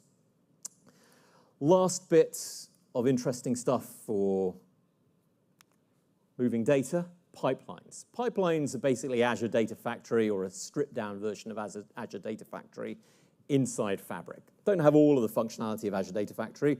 More functionality has been added all the time, but it's not going to be a full-fat Azure Data Factory. From a Power BI point of view, why do I care about Azure Data Factory? That's a kind of very advanced tool for me. It provides orchestration. Now, up till now, if you've been doing stuff with data flows, you have multiple data flows that all link to each other. You refresh them, Power BI takes care of all of that orchestration automatically, but like all automagic stuff, it doesn't give you much control. Whereas if you wanted that more extra control, the only option you had was to use Power Automate, which has the ability to refresh data flows, but then you've got to pay for all the license for Power Automate and learn how to use Power Automate. With Fabric pipelines, you can really easily run a Dataflow Gen 2 and a notebook and a whole bunch of other interesting stuff as well, if you want to do that. So let's see how. I'm going to go back to here. I'm going to create a new pipeline. I'm not going to bother renaming it. And even if I just want to ignore all of the rest of the functionality, I'm going to say, where's my data flow? I'm going to link my data flow to that data flow that I just created. And then after that data flow is finished and the new news has been loaded into my lakehouse, I want to run my notebook to extract that CSV file with just the UK news. I drag that onto that, and we're good. And, guess what? If that happens, I could also, send myself an email or ping myself in Teams to let myself know whether it succeeded or failed, which might also be another useful thing to do. So we can orchestrate stuff in a nice, easy-to-use way inside Fabric, which is cool. All right, let's go and think a little bit more about OneLake and talk about what I think is the most exciting feature in the whole of Fabric, not just for Power BI people, but for absolutely everybody, which is direct lake mode. Who's got a data lake at the moment? Yeah, lots of people have got data lakes at the moment. And this is a very traditional data lake architecture. You've got your source data, you're using ADLS Gen 2, but you want to do some reporting on it with, what else? Power BI, of course. Now, Power BI can connect to files in your lakehouse, but it's a right old faff, and it can be pretty slow and difficult to connect. So typically what people have is some kind of serving layer in between, which might be Synapse, might be dedicated pools or serverless, could be Snowflake or BigQuery. Boo, we don't want to use those. And then you've got Power BI on the end. And when I talk to customers, they all say, well, why do I need that layer in between? Well, it's because you might want to run some SQL queries to have a look at your data before it goes into Power BI. But more importantly, it ends up being faster to load the data from the lake into the serving layer and then have Power BI get the data from the serving layer than it is to have Power BI connect to the files in the lake, because Power BI likes SQL a lot better than just connecting to files. And you can do all kinds of filtering, and all your transformation is going to be a lot faster as a result. But we don't like extra layers. It's extra maintenance. It's extra cost. Fabric allows you to get rid of that. You load your data into OneLake, and then you can put Power BI directly on top of this. How is this possible? How will we manage to get rid of that extra serving layer? The answer is this new storage mode called Direct Lake. Now, quick recap. Up till now, there were two fundamental ways that Power BI worked with data, and they both had their pros and cons. There was import mode, where you copied all of the data from your source and stored it in Power BI's in-memory Constore database engine. The advantage of that was that once you'd done that, your query performance was super fast, and you had access to all of the great functionality of Power BI. Now, the downsides are that you've got to copy all the data from your source and put it into Power BI, which takes time. And when the data changes, guess what? You've got to do the refresh all over again, and then if you don't want to reload all the data, you've got to do incremental refresh and blah-de-blah-de-blah-de-blah. The alternative is direct query mode. In direct query mode, you build your Power BI dataset, but you don't copy the data into it. When your report runs, Power BI runs a DAX query against the dataset, which then translates it back to the query language that your data source speaks, which is 99% of the time SQL, but not always. And it gets the data, brings it back, and your report runs. That's great. You're not moving any data. You don't have any refresh, but query performance can be slow, which is not great either. Direct Lake like I said, is a new fundamental third mode, and it has the best of both worlds. How is this possible? Inside OneLake, your tables are stored in Delta format, which is Parquet. And what the nice, clever people on the analysis services development team have worked out is that the Parquet format can be converted very, very quickly into the in-memory format that Power BI import mode uses. So with Direct Lake, you've got your data in a nice open format, Parquet Delta, in OneLake. When a DAX query runs, the data set then goes and grabs just the data it needs for that query from the Delta table and brings it into memory. Might page it out again a bit later, but it's basically able to kind of bring that data in on demand super, super quickly. So there might be a little bit of a hit while that kind of loading data into memory takes place, but generally speaking, after that, it's going to be almost import mode performance without the overhead of refreshing. So you've got genuine Power BI super fast performance directly on those Delta tables sitting in your lake with no refresh. You still need a premium capacity, either an F SKU or a P SKU for this to happen, but you might well have that already. Let's see this in action. Because I have already got a table inside my lakehouse, haven't I? There it is. Okay, there's the CSV file. Come on, come on, come on, come on. I'm going to flick over to the SQL endpoint. More about this in a moment, but ignore the name SQL endpoint. The thing I'm interested in here is the model view, which looks like the Power BI dataset designer. There's my dataset. I'm going to build a new measure in DAX. There's the error I was worried about. So let's try again. Usually works second time around.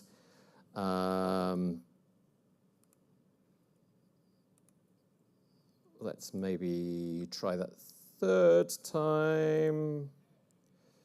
All right. There's the measure, but it's not coming back. We don't need a measure to build a report. So let's come back. And now there's the report. And let's just take category, put it in a bar chart. And then I know that the URL is unique. So let's put count of URL. And there we go. So I built my Power BI report. It's given me import mode performance, but I didn't have to do any refresh because it's querying that table in the lake on demand. So that's pretty cool. Let's get rid of that.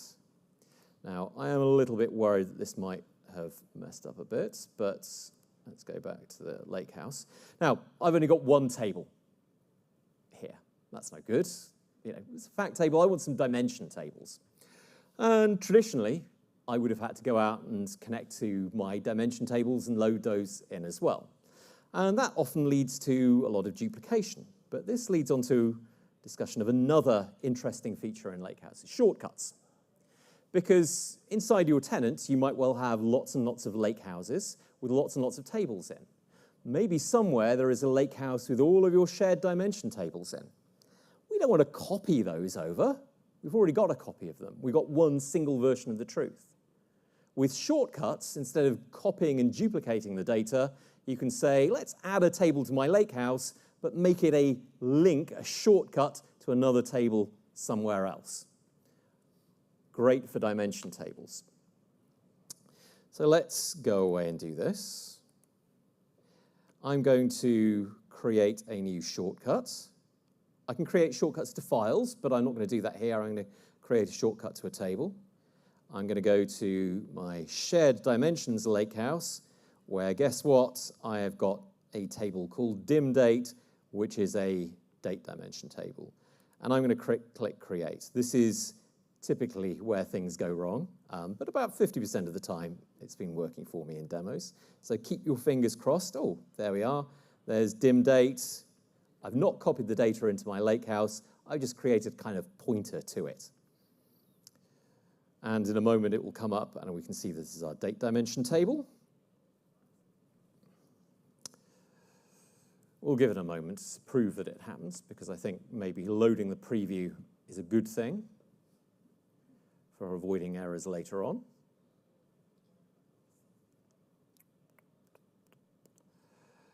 And we will see that it is a typical date dimension table.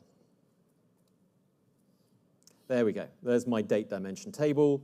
What do I want to do next? Well, I've got two tables. I want to build a relationship between them.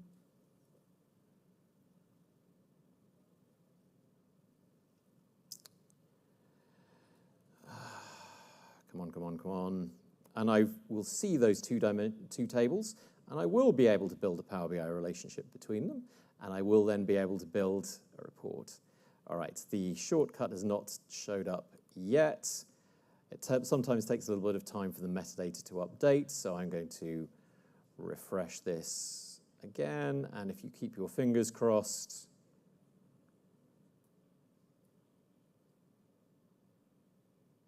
we should see that extra table turn up.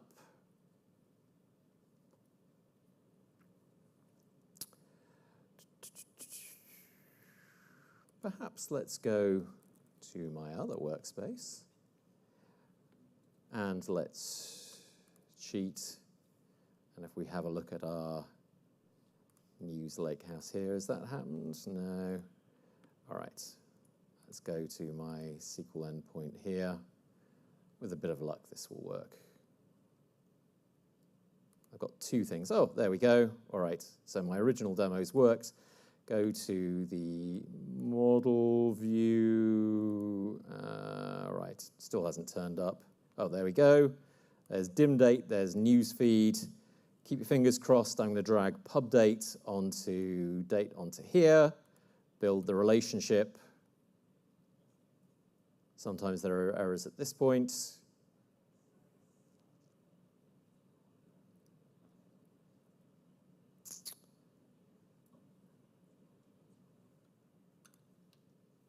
That has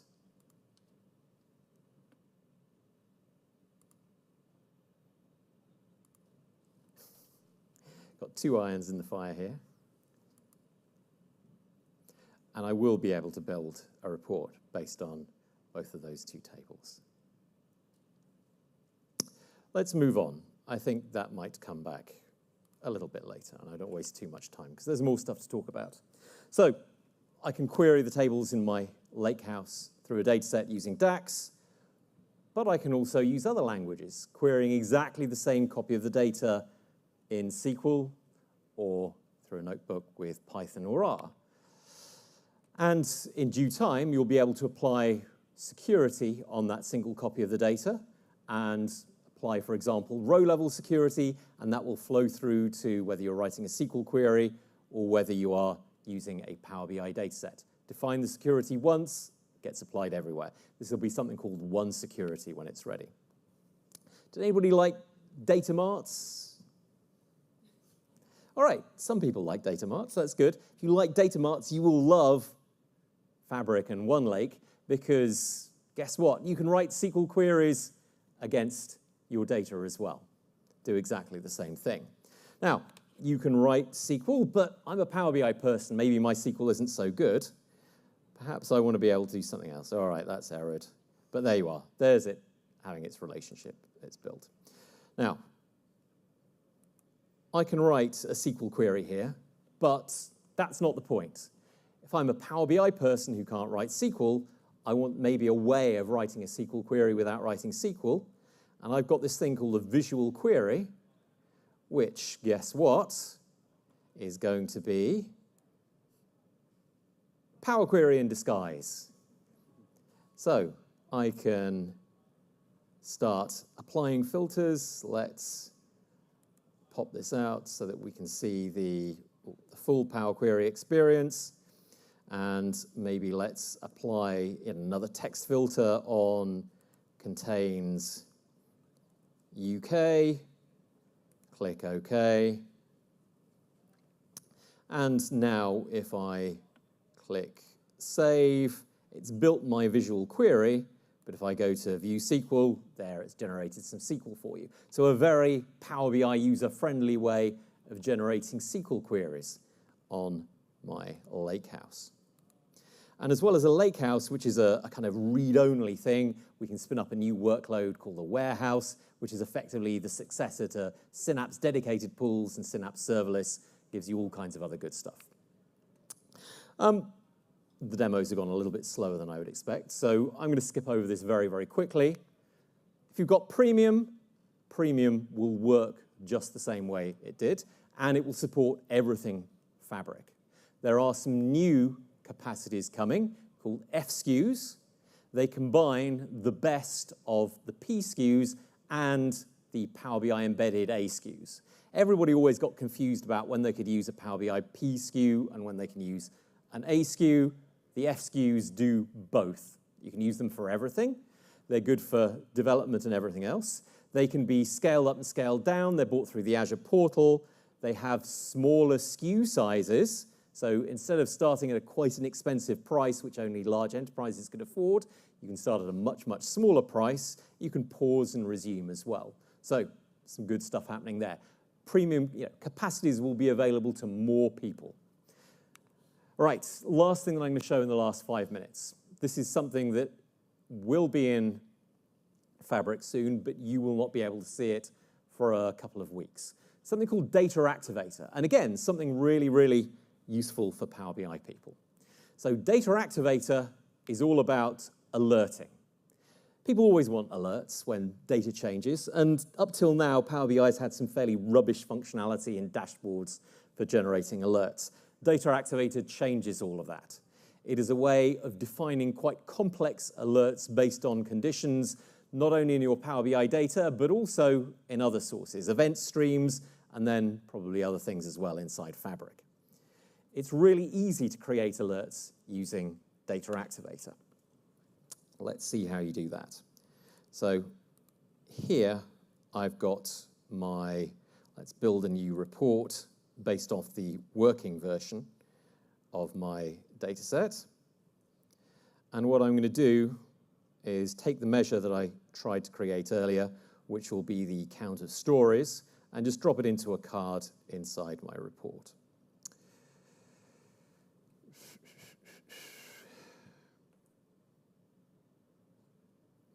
Come on. Now, once I've got a card visual and certain other types of visuals inside a Power BI report, it's very, very easy to create what's called a trigger with Data Activator. That is something that triggers an alert. Like, has my measure gone above a certain threshold? Has it fallen below a certain threshold? Like I said, you can do even more complex things like, has my measure gone over a certain threshold and stayed there for 5 minutes? So let's build a card, stick the story count measure into there, and leave that to chug away. But if I right-click in the top corner of the visual, you can see I've got this trigger action. So there are 173 stories there. I'm going to trigger to create an alert. I'm going to check every 5 minutes. I'm going to create an alert when that measure becomes greater than 173. And I'm going to create a new reflex, which is the term for a kind of bundle of alert rules, and click continue. And that failed, but luckily I already have one already created here called News Alert, where we can have a look and see what this reflex looks like. There is some sample data built into Data Activator that allows you to see, to simulate an event stream if you don't happen to have a stream of data already available. But here, if I have a look at the trigger that I created already earlier, you can see the rules, and the action that I'm going to take is send an email. I can also ping in Teams. I can also trigger Power Automate to go and do something more complex. And here's the subject, here's the headline, and I can put a message in there. And if I start this, it will then go keep checking and send me a mail. I can also send a test alert if I wanted to as well. Right, that's it. What else is there? There's tons of other stuff. You know, Fabric has got loads of stuff that's only going to be interesting for data engineers, data scientists, data warehouse developers, things that I have not even had time to touch on. But the key thing is that instead of you being alone in the Power BI service anymore, only building Power BI reports, suddenly all of your colleagues that worked in other areas of Azure are now going to be in your Power BI workspace or in other Power BI workspaces, building workloads in Fabric all together with you. And what we at Microsoft are doing is taking that Power BI playbook of creating software as a service that updates every month, progresses quickly, is enterprise grade but easy to use, cheap with low predictable costs, and is usable by proper developers in the IT department, but self-service users as well. And super easy to set up without any going through all of that difficult people in IT stuff. So hopefully that's made you excited. Hopefully you will now go away and set up your trial-free capacity or enable Fabric inside your tenant and play around with it and then get excited and go away and use it. So thank you for listening. I'll take some questions now, but I'll get unpacked because there's going to be somebody else wanting to turn up in a moment. Thank you very much.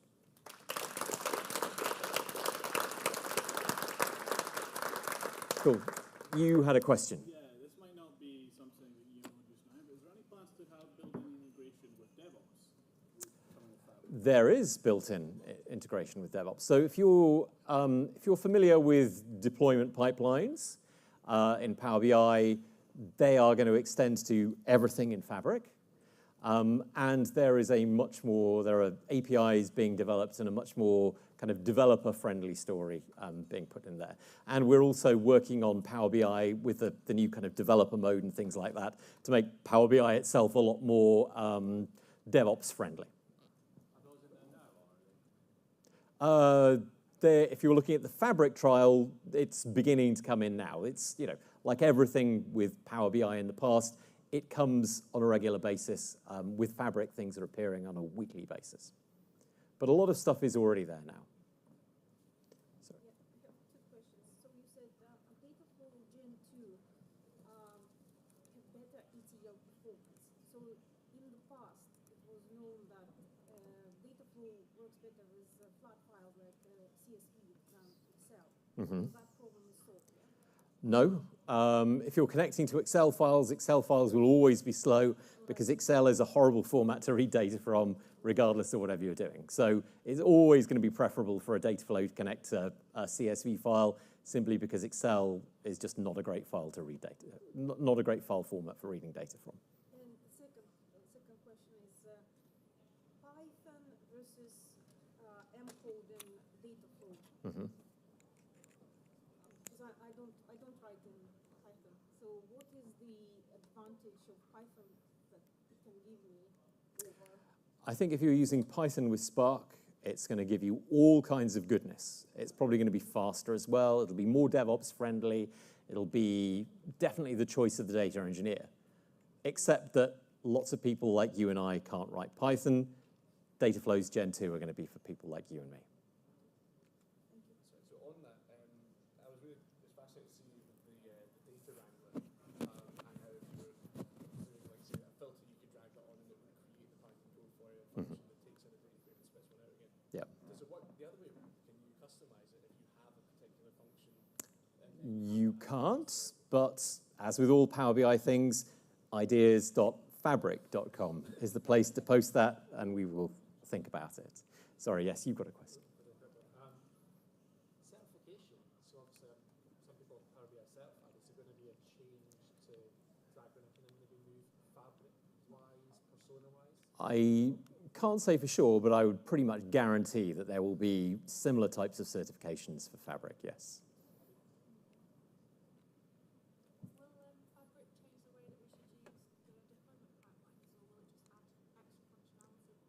It will just add extra functionality. So deployment pipelines will improve over time, but it's not going to radically change how you use them. Cool. That's it. Thank you very much. And use Fabric.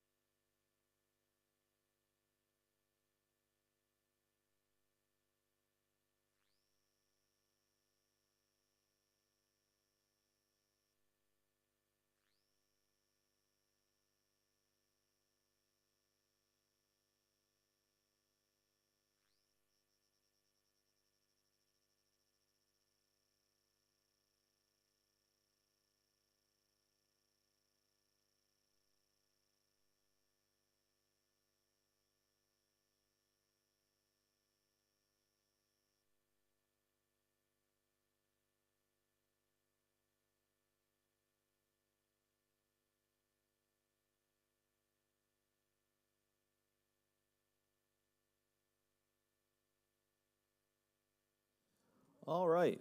Can you hear me? Cool. Good. All right. Hopefully this is what you're here for. If you're just here for the prize draw, don't tell me. I'll just include you in the count. It's fine, but it doesn't hurt my feelings at all. We'll get through some of this pretty quick. So if you didn't get a chance to go see any of the sponsors, that's okay. I know because our marketing people tell me that when they get tagged in social media stuff, LinkedIn, Twitter, whatever, it's okay to do that too. So if you didn't want to go chat with them, didn't have time, whatever, tag them in posts and all that. That will get noticed, and hopefully they'll come back and let us all do this again next year. Quorum, you still get a chance to talk to because they are the sponsors of the after party, which is down there.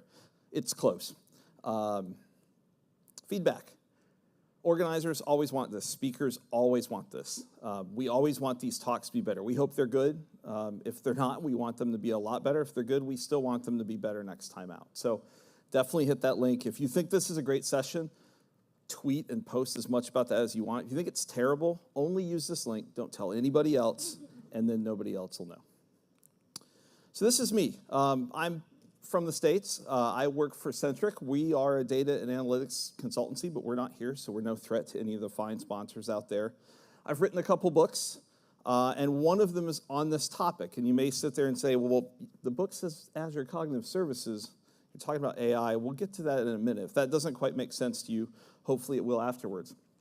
I also get to drive race cars once in a while. So if this all kind of bores you, but motor racing's your thing, I will be at the after party and happy to chat about all that stuff. I love it. I basically work so I can go do that. So some other stuff here that just says I know some things. But what I want to point out is this last line here. So I'm far from home. The next slide will show exactly how far. But being involved in the Microsoft data community has changed my life. It's the reason I'm standing here. It's the reason I've had the last 2 or 3 jobs I've had. If this is your first time here, welcome. Please come back. Find a local user group, find online groups, come back here next year, whatever you're comfortable with. The worst case often is that you're going to learn something you didn't know. The best case is you're going to make friends, you'll network, you'll find your next role, something like that. So I've been a part of this community for about 10 years, and I'm not going anywhere. That's where I live. So I am 3,780 miles from home. So when you think of my state, the state of Kentucky, what do you think of? It's bourbon. Bourbon's the right answer every time. That's fine, though. I get that everywhere. Okay, so I'm going to try to make this as interactive as I can. I know it's the end of the day. We're trying to keep everybody awake, all that. So if I say, what is AI to you? If one of your friends who's not in tech at all, they're like, AI, what is it? What comes to mind? And you can just shout it out. It's fine. Yep. Yeah. Anything else? What was that? Self-driving cars. Yeah. Okay. So it's those kind of use cases, right? It's kind of maybe not spectacular, but like splashy things, like something drives its own car, something can write me a song, can write me an essay, all that kind of thing. That's not necessarily wrong. There's more to it than that. Ooh, I'm not sure how that slide got in there. It's they're not robot overlords yet, depending on what news you watch where. But anyway, okay. So what is it? So the media seems to say that AI is ChatGPT. That's it. It's splashy. It does cool stuff. It does things people can understand, right? It writes recipes. It writes songs. It talks back to you, all those sorts of things. And people have latched onto that to the detriment of everything else. AI is in a bunch of other stuff, and we're going to talk about that and how it can help us too. But the media says it's just that. Some people say it's a lot of hype. There's some hype. It is really cool. It will change the way some things get done. It will modify our job roles for sure, and we'll close out kind of talking about at least my thoughts on that. But yeah, a lot of people say it's overhyped, and it's hard for me to argue that that's not true. So the foreword for that book that I mentioned that was about Azure AI before it was called that, and it was kind of a walkthrough on how to do a bunch of stuff with it. My son in the foreword, that's his quote, because he was asking me like, Dad, what's your book on? He was about 9 then. I said, well, it's artificial intelligence and stuff talks back to you and it decides certain things and all that. And he was just learning Python in like a little summer camp thing. He's like, oh, so it's just a bunch of if-then statements that run really fast. And that was hard to argue with too. So I put that in. He always thought it was cool that he was in the book, and now he's on a slide here. So I'm not going to read that out, but the Oxford language definition is all of that. So it's basically computer systems that are doing things that simulate things that humans can also do, more or less, not exclusively that. So I kind of think it's all this stuff. None of this is wrong.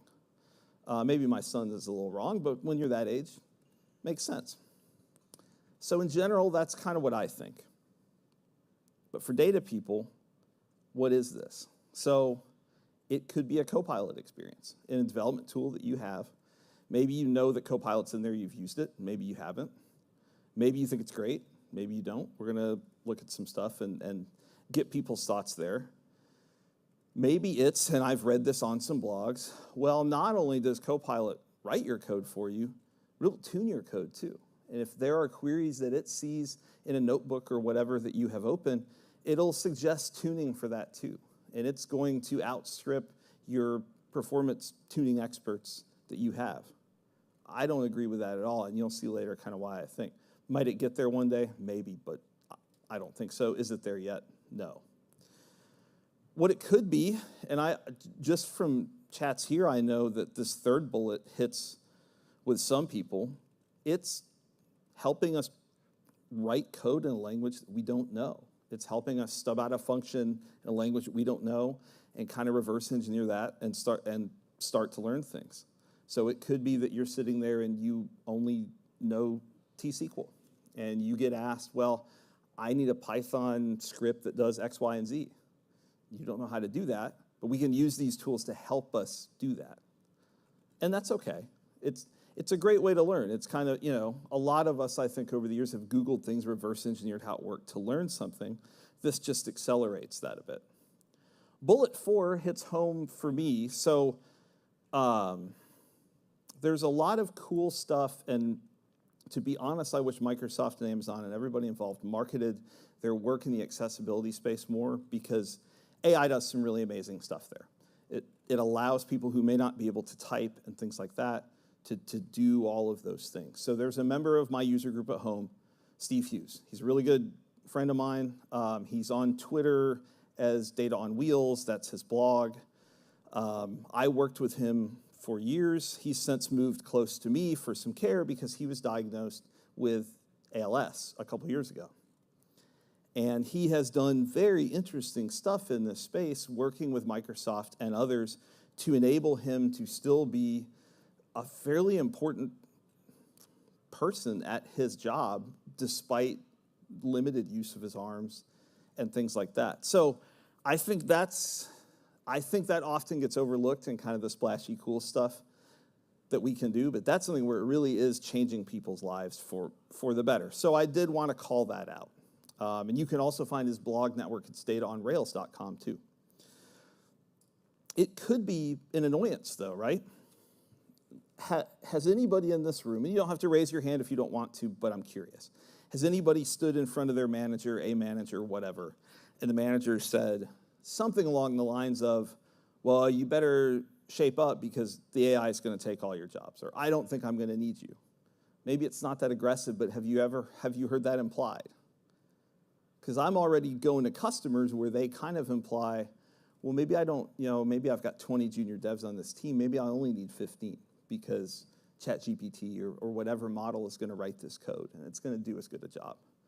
I don't agree, but I've heard customers say it. I have some friends in the States that have been in meetings where you've heard an uninformed manager for sure, but still somebody in charge say, well, I don't think we're going to need all that next year because the bots will just do it for us.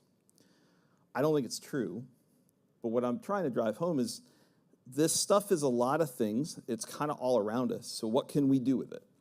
I did say I hoped it would make your job easier, so what I'm hoping to do is kind of cite some examples. Some are going to be silly, I'll warn you of that right now, but I'm hoping it kind of lights that spark that it's like, okay, that was pretty nonsense what he did, but it gives me an idea for something I can do.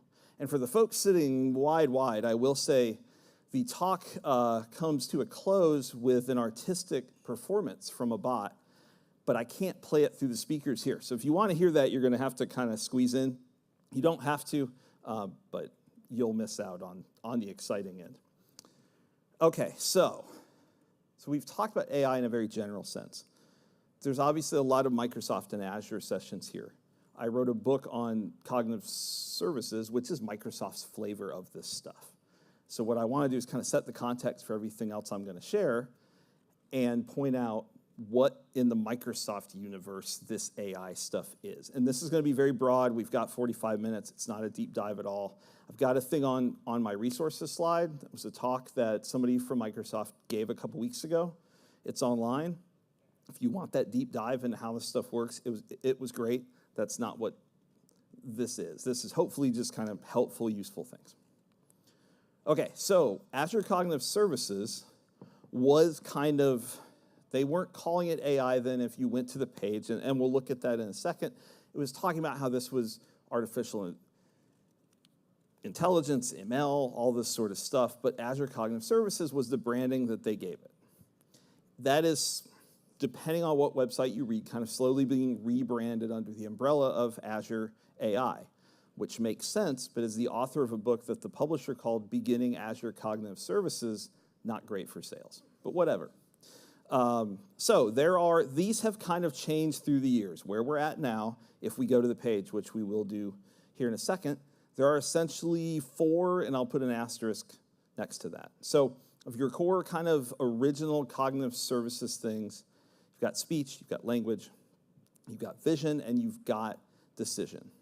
Azure OpenAI lists on the page now, but I would argue it's not necessarily integral to these, but it makes their interactions easier. So it is a tricky branding exercise, I'll give them that. And when you've invested, they've put $13 billion into OpenAI in the last 4 years. So you definitely want to leverage that investment as much as you possibly can. So let's take a look at that page. I think it does a pretty good job explaining it. Hopefully that comes up. Yeah, there we go. Good. Okay, so speech, and these are just highlights. All these do hundreds of things, and surprisingly are really well documented. So if you're sitting out there and saying, okay, you haven't talked about writing a lot of code, there's not going to be a lot of code in this session.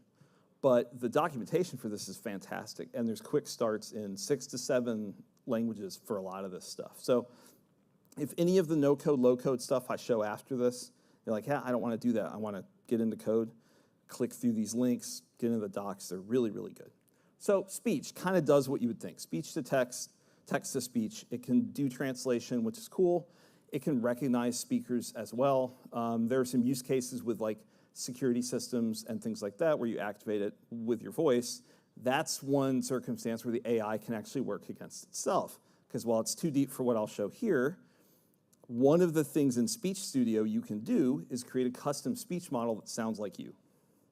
So if somebody could do that, have that on their phone or whatever, they put it next to the thing and says, hi, I'm Matt. Door opens, but it's not Matt. So this stuff does not always work together.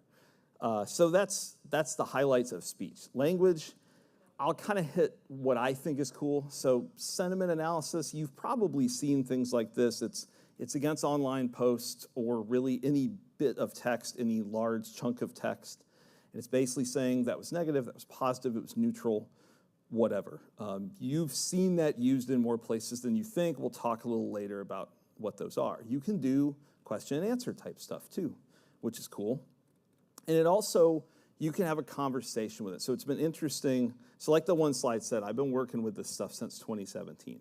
It's been interesting to see it mature into what it is now. So some of the stuff I'm showing is evolutions 3 or 4 times of what I used to show in sessions 5 years back. But it's finally getting to where I think they want it and where it's really more useful. And of course, with language, you can do a bunch of translations as well. Vision, I'll hit on lightly. So basically what it does is it analyzes images for things. It'll analyze faces for emotions, all kinds of whatever it can see, it will try to output. You can also create custom models to recognize certain things. Like there's an example in our book. There was a state in the US that their cameras on their dams basically were trained to recognize if the water level rose or fell below a certain point, and it would trigger alerts, alarms, emails, all those sorts of things to address whatever issue it saw. So the face demos are ones you've seen, those are cool, but it can actually do some really interesting stuff where if a state of something changes that it can see, it will fire off alerts. And I'll show you a way that you could potentially do that. We're not going to use vision, but you'll understand kind of how that workflow works. Decision has changed names a lot through the years, and it borrowed some stuff from language. So what currently lives here now is content safety. So that used to be part of language. They used to call it automatic content moderation. And basically what it would do is if you were running a message board for a software company or a community group or whatever, you could set standards about certain kinds of language, certain phrases, all those sorts of things. It would pick those out and not allow people to post them. It would either strip it out of the post or just say you can't post here. So that's where you've seen that most often. And then with Personalizer and these other ones, you get into more advanced stuff. So we'll end here, and then we'll go back to the slides. So that's really vague, right? Apply advanced coding and language models to a variety of use cases. And that's where I say they've included it on this recently because it's all kind of being rebranded, but it helps bring some of these together and then enhance what they've always been able to do. So, all right, back to the slides. Any questions about any of that while we get switched back here? There we go. Okay, so how can we use them? So I let the cat out of the bag a bit. We can write code. If you saw my university grades, you know that I try not to write a lot of code. My professors would not have encouraged that as a career path, so it's funny how things turned out. But I'm lazy. I want to work smarter, not harder, right? So you can interact with all that stuff with a bunch of code. And like I said, it supports 7 languages, lots of the stuff, some of them even more. So if you want to dive into that, super cool, you can. I prefer the low-code, no-code experiences because for a talk like this, where somebody may be sitting out here and saying, yeah, okay, AI stuff is cool. That's not really where my work aligns to, but I want to play with it. Some of the stuff I'm going to show you, you could set up in 5-10 minutes after you leave. So Logic Apps is one of the ways that you can do that. So Logic Apps are a thing in Azure. I always call them kind of event-driven workflow containers, but not containers in like the Kubernetes sense, containers in like the bowl sense. Like it holds a bunch of stuff. And Logic Apps trigger off something happening. It could be a social media post, an email sent, an email you got, something like that, and it kicks off a bunch of workflows. Now you may say, if you're familiar with like Power Automate, gee, that sounds a lot like that. It is. Some of these, the Venn diagram for some of these, the overlap's pretty large. But we can use Logic Apps to do this. You'll note Power BI is second. So if you've ever gone into a report and done the conversational thing where you can ask it, hey, what were the sales for this last April? It's essentially using the language API to do that, more or less. It's doing natural language processing stuff. So again, you might have interacted with this stuff. You might have known about it. You didn't realize that that's how it worked. What you're seeing down here, the subtitles, hopefully, of what I'm saying, uses language just that same way. So that it's basically that speech to text that I showed you on that last screen. So Power Apps, Power Automate, I'll kind of blend those together. They, again, are low-code, no-code experiences, depending on how deep you want to get with them, where it's basically, okay, a thing happened, I want other things to happen after that, and then you can pull these AI use cases into that. And that's basically what the rest of this talk is going to be after this slide. The studio experiences. So on my resources slide at the end, you'll see that language, vision, and speech have a studio experience where you can sign in to your Azure account and you can go play. And it'll kind of walk you through like, okay, well, you want to do this, here's the steps you follow, and it will hold your hand through. They want you to use this stuff, not out of the goodness of their heart, because they eventually want you to pay for it. But there are free tiers for a lot of this stuff, just so you can explore and kind of understand. So those, we may get to those right at the very end, given the time, probably not. Okay, so let's set the stage here a bit. So I mentioned earlier I've talked to some managers, and they're like, well, AI is going to do a lot of the stuff that a lot of our junior folks do now. I don't think they're right. But for the purposes of these next few demos, let's say that they are. So our manager has told us to, I don't know why that did that. There we go. To create an AI-powered new employee welcome bot. And I appreciate the laughs. I was hoping a few people would get that. So it's like, all right, I'm going to get rid of all of you in a year anyway. Welcome the new employee with a bot, have them walk through all the stuff. So let's see how that went.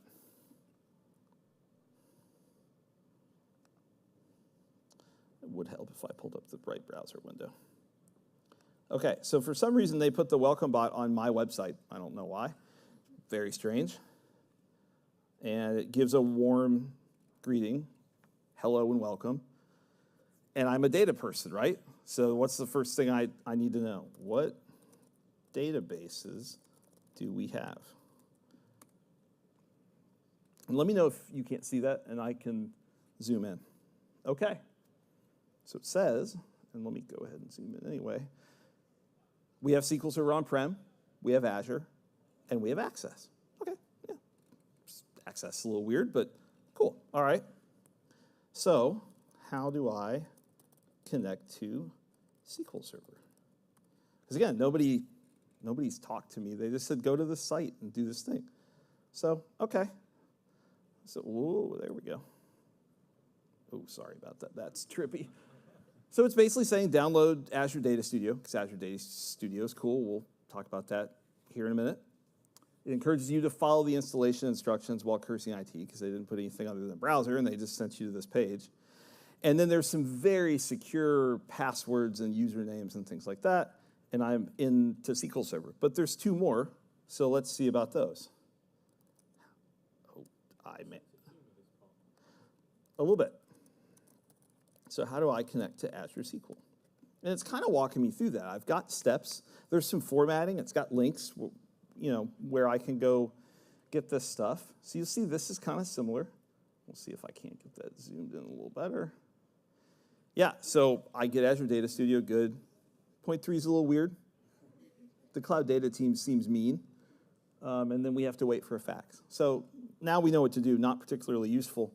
Just for fun, let's see what Access says, because it's weird that it's on there anyway. So how do we connect to Access? Never type in a demo, right? Okay. All right, well, those instructions are... So if you get why his name is Dennis and you find me at the after party, the first person that does that, I will buy you a beer. I think I'm allowed to say that. So that's very strange, right? Like, I don't know. We have to bribe Dennis. We have to go to Kentucky to the private cloud. I don't know. But anyway, so we're welcomed. We know how to do stuff. We didn't have to talk to anybody, right? Now, this is silly, but let's walk through how I actually did this. So that all came from this.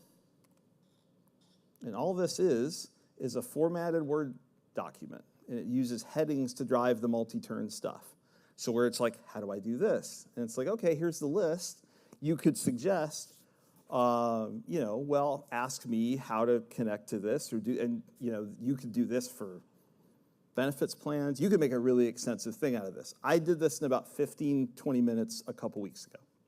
So it's super simple, and so the bot's a bit mouthy, but it's not a bad experience. You can put it in an iframe and all those sorts of things. And when you go look at it in Azure, and you go to channels here, so you're like, all right, it's on Matt's webpage. Matt's webpage looks terrible. I don't want to put it there. You've got Alexa, you've got Facebook, you've got Teams, you've got Slack, you've got Outlook. So all these sorts of things, you can enable that bot experience everywhere. No lie, it took me less than 20 minutes to make that. And I don't have the time here, but by experience, linking it to these channels, as long as you have the proper rights and all that, is just a few minutes. So hopefully you're starting to see, like, well, in my job, I have to field a lot of annoying questions or a lot of repeated questions or something like that. You can create a Word document, build a bot, and say, go to this site and ask it. And it's not limited to just Word documents. It's Excel, PDF. You can point it at other websites. So you could kind of build a pyramid of these talking to each other. And it's decently conversational. So, any thoughts about that now that we're properly welcomed before we go to the next one? Huh? Against code?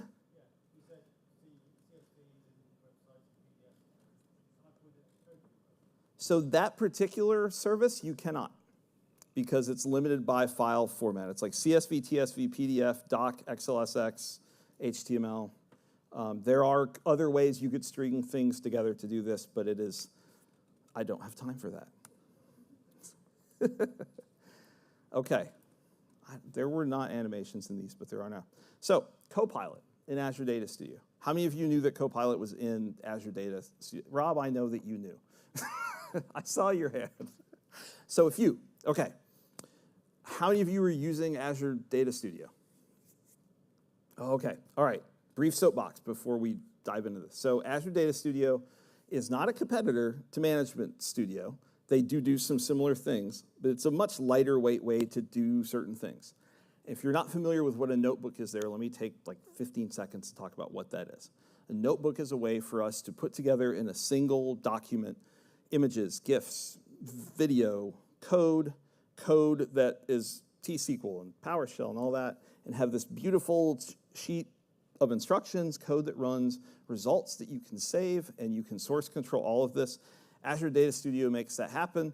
Management Studio does not do that. So for your traditional DBA, Management Studio, you're always going to need it probably, but Azure Data Studio really helps with some stuff, and it also has this experience as well. So let's bail out of this. We'll quickly pull up Azure Data Studio. Okay, so, all right, so we're going to do select star from, and we're going to find, we want to know somebody, let's see, person. So you can see like we've got some IntelliSense here and all that. All right, so that's hard to see on that screen. And it's really hard to see when I take it off the screen. So, all right. So, oh, actually, it threw that off. Okay.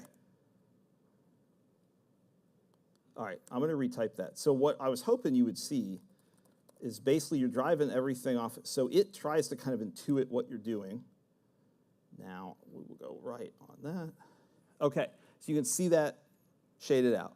It's like, all right, so you're doing select star from a table where employee ID equals 1, it thinks. So if you tab through that, you'll accept that. These recommendations are not always very good. So this is not necessarily a great example, but let me show you, kind of like the TV food show, because we obviously don't have a lot of time. Let me show you some pre-baked stuff here. So, okay, so we've got something, so let's look at this. So this is something I typed where I wanted some information about certain kinds of employees, and because this place we're working at now is super modern, this is VentureWorks 2008. So we have the latest and greatest right here. So I typed some of that stuff, and I'm thinking, well, maybe that query is going to run slow. There's like 1 million people that work here. I want Azure Data Studio to suggest an index. So what I did is I typed that comment there, and I typed for the query above, suggest indexes. What popped up was the comment right below that. Is that a great index? I don't know. On a complex query, does it suggest the right index? Probably not. Basically, what we've done is we've given Database Tuning Advisor the ability to talk back to us. And I don't want to minimize how cool Copilot in Azure Data Studio is going to be, and I wanted to tell you it was here so you know it's here and start to use it, because this is changing all the time. But please don't do everything it says. It will lead you down the wrong path. But it will be helpful. It will suggest fields. It will suggest joins. And it all drives off that tab key. So if you're like, all right, I typed some stuff. I don't know what I want to do after this. You hit tab. If there's a suggestion it will show it. And it will even suggest performance things. One thing that's really cool, if you write a lot of pivots, but you're like me and you always have to Google what the syntax is, you can suggest in a comment to pivot this on this with these columns called that, and it will write it for you. So it's very handy with stuff like that, where you're like, I know what I need. I've given you the stuff to do it. Do it. It's great with that. If you let it think for itself, not so good. Any questions about that? Yes. So let me That's excellent, because I had a note and I forgot to show you how, so thank you. Okay, so in Azure Data Studio, we have this concept of things called extensions. Basically, what extensions are, they're just like Visual Studio extensions, or if you use VS Code or something like that, very same concept here. You're extending the experience to make it do other stuff. And this, there's third-party vendor stuff, there's things that people just written, Microsoft's written a bunch of these. You do need to install the GitHub Copilot extension, and you need to make sure Copilot is enabled on your GitHub account. And depending on what account you have and all that, there's different ways to do that. It should be accessible to most, perhaps not all, depending on where your account's from and all that. But it is as simple to get that in here as just installing that extension. And you can see what I did there. I just searched for GitHub. It pops up. Extension installation usually just takes a couple minutes. Occasionally you have to restart ADS, and then you've got it. All right, any other? And thank you. Okay, let's go back to our slides here.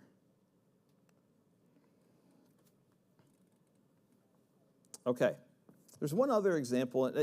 So it started acting up an hour before because not all the demos are going to work right? But there's something else I want to highlight here. So there's a table in there where you can, it's got people and their address and all that. And so I typed something that was like select star from this table where city equals Seattle. So it does that, stuff comes out. Then in the comments underneath that, I typed how many people live in, and it didn't give me the Seattle answer I expected. So I typed that, I tabbed, and it came up in a comment underneath, and it said 2 million. I was like, well, there's no way there's not 2 million rows in that table.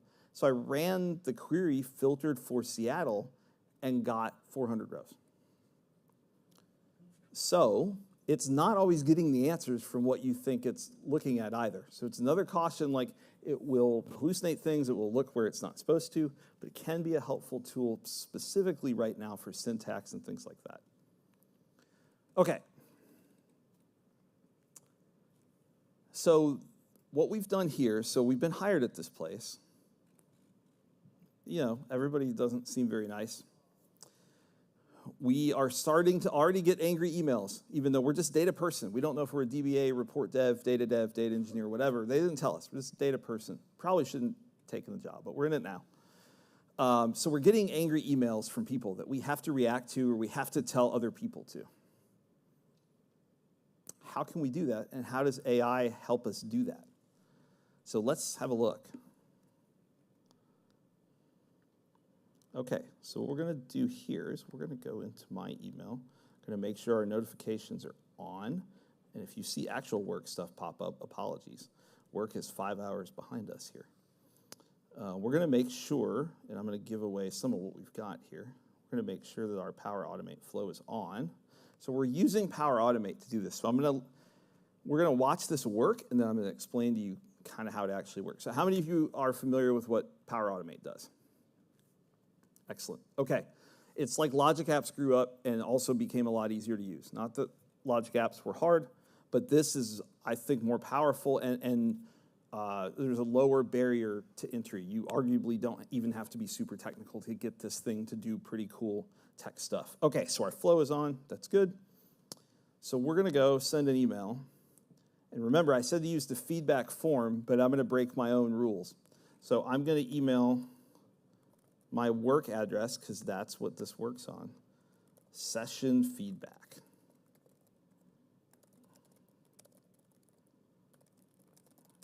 That was terrible. Please never come back.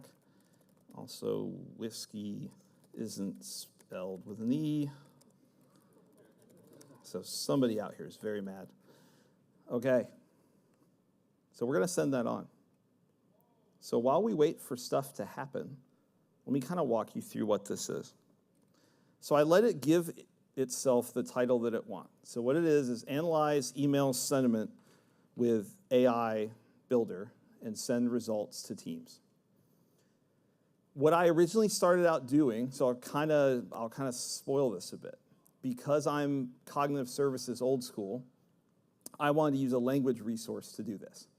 But because, I think that just worked, because the cognitive services language API has matured so much over the years and is much more powerful than it used to be, instead of just returning a single sentiment score, it returns arrays of a variety of things. There's a bunch of objects for you to consume and understand, oh, the sentiment of this section is this and all that. So for what I was trying to do, score an email, and if it's bad, do this, and if it's good, do that. I couldn't make it work the way that I wanted to, and I wanted the demo to go smoothly. So instead, I was like, well, there's this thing called AI Builder within Power Automate. It's a bit of a black box. It's not like an API that I can go call, and I can go read all the methods and do all that. But it does do sentiment analysis. It does some of the stuff I want to do. I've never built a flow with this. So what did I do? So the Copilot experience, which I'll show you right before I go back to the slides, I basically typed analyze email sentiment and send result and stopped. And it filled this out. And it built the majority of the flow for me. I had to change a couple things, but it said, if I were to build this flow, here's what I would do, basically in 9 steps. And I changed some stuff. Yeah, so that ended up being kind of an accidentally cool link to what the rest of the talk is, because I did not expect to use Copilot to build anything, but I actually did. And I will say the experience was quite good. So, okay, we're going to go to my teams. So we see that just came. So 1219, no smoke and mirrors. I didn't pre-bake that one. I sent it. You know, here's the note. That was terrible. Never come back. You know, whiskey spelled wrong. And it highlights negative sentiment here. So that's silly, right? You're probably not ever going to be like, well, just maybe toss it in Teams. But think about if you're fielding emails from angry customers, angry users, angry managers, something like that, you can go into this flow and you can edit and say from certain addresses, do this. Forward an email over here. Toss something in the Teams. Fire something to Slack. Do this whole other workflow. Create service tickets, something like that. And this is AI that's letting us do this. It basically says, hey, this person's mad at you. I didn't have to read it. I didn't have to kick the workflow off. I just had to say, have a look at all these things that come in and then do something based on that. So let's go back and look at the flow quickly, because I do want to close with the dramatic performance. So let's edit the flow, and you'll kind of have a look as to what this is. There we go. Okay, so anybody familiar with like Power Automate, Power Apps, Logic Apps, this all looks kind of similar. So this is a trigger. When an email arrives, in my inbox, and then down here, it's configured where it's looking and all that. I won't bore you with that. It then does an HTML to text thing, because so much of our email is HTML. The tags and stuff can throw the sentiment thing off. It converts it to text. It then goes into the AI builder stuff. It says, kick all this stuff off, break up these lines, analyze this the way I need, detect the language, so I make sure I'm detecting the sentiment the right way. I'm not using English to look at German. And then there's some loops that it does, and then it analyzes that in text. It sets it, and then the Teams thing is called post an adaptive card in a chatter channel. And this is really the only thing that looks like code, right? But it's JSON, basically. So it's just saying, when this type of block, this content, so this is what's called dynamic content. So it's getting it from the other tiles above that. And so you could go down here and you can make it do anything. And there's built-in flows for a lot of this, but you could change all this text, change the formatting, change the action by putting a different action in there, conditional actions, if it's good, do this, if it's bad, do that, all those sorts of things. So any questions about that?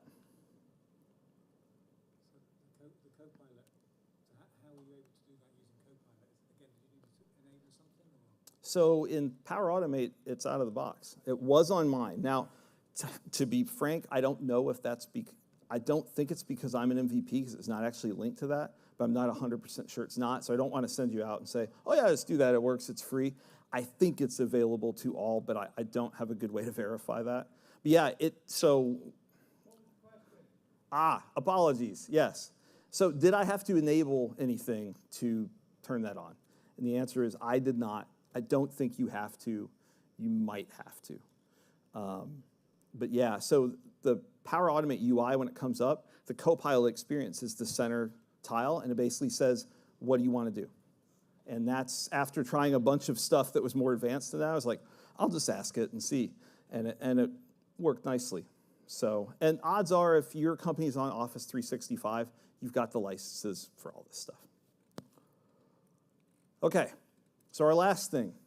These people are mean, right? This is a weird job. It's been kind of strange, odd experience. So I got frustrated with my new job, and I told AI to write a song, and then I wanted it to perform it. So you're about to hear that now. This will be a very exciting 60 seconds. Unfortunately, it doesn't play through the speakers, so we're going to lose our video here. So I would say come up to the front if you actually want to hear this. So what I'm going to do, and then I'll show you how this worked. So we're going to go into Speech Studio. We're going to make sure our volume is cranked all the way up 100%. Excellent. In the heart of our office, behind a screen so cold, there's a DBA lurking, or so I've been told, with a glare that could freeze the sun's warmest ray. They're the ruler of databases in a harsh, stern way. Oh, our company's DBA, you're the meanest we've seen. With your queries and commands, like a database fiend. But beneath that tough exterior, there's a heart, we believe. So let's sing this song and try to find some reprieve. Behind those SQL statements and database views, there's a human being with their share of blues. Maybe they've had their battles, their own trials and strife. Let's try to understand and bridge this gap of life. In the end, we'll laugh and code as one. With our DBA, we'll get the job done.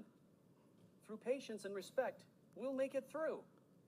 A company united with our hearts renewed. All right, so that was not me. So, and I'm frankly glad it wasn't. Okay, so hopefully the video will come right back, because we've got 3 minutes until hopefully we win some things. So this is Speech Studio here. So what I did, I got frustrated with my new job. ChatGPT wrote the song. I said, write me a song about how my DBA is mean. That is, actually ChatGPT went nuts. It wrote a 5-verse song with a bridge, an intro, and an outro. I cut it down. Not sure it got carried away. I had a lot of feelings about that there. But so then I pulled that, and so I copied that into Notepad, into a text file. Went into Speech Studio. There's a free tier of this. You can go play with this. And it comes up like this. So what you'll note is over here it says angry, whispering, unfriendly, shouting. So those are speaking styles here. And there are also kind of characters. There are different voices from different male, female, nationality, all those sorts of things, and there's more and more, they're doing these all the time. So that sounds silly, right? But my point is, so I showed you a bot, and we know we can talk to a bot, and we can build a bot pretty fast. This is text-to-speech. Now, I don't have time here to show you how this all wires up together, but the point is that it can. So when we looked earlier, like we put together a Word document, it was kind of silly, whatever. We're not far away from all the stuff I've shown you of being able to put together, for whatever scenario you can think of, something you can talk to that will talk back, and it will talk back in voice or text. So with that, let's get the last couple minutes here.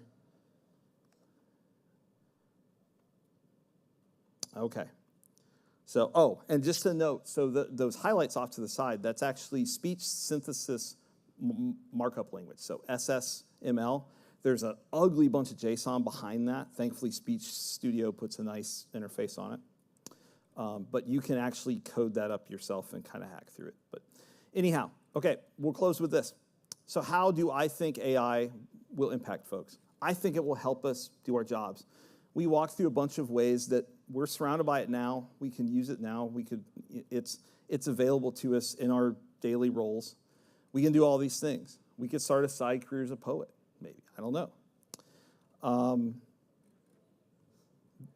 The other thing I want you to take away from this, like all this stuff is accessible and usable and fairly easy to get into. This session, I'll present it again in 3 weeks. It will change every time I do it.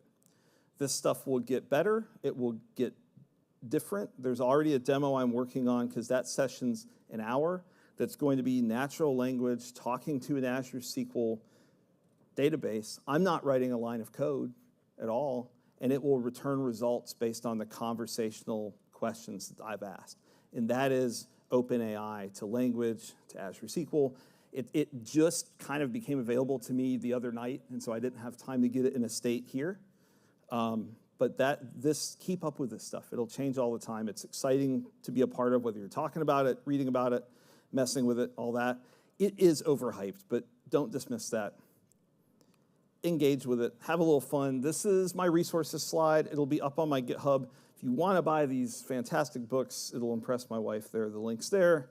Sponsors, thank them, post about them, tweet at them, LinkedIn, all the things. Session feedback, all my links, all the ways to find me. This is the second time I've been here. I love it here. Thank you so much for having me, and enjoy the rest of the party and the prize draw.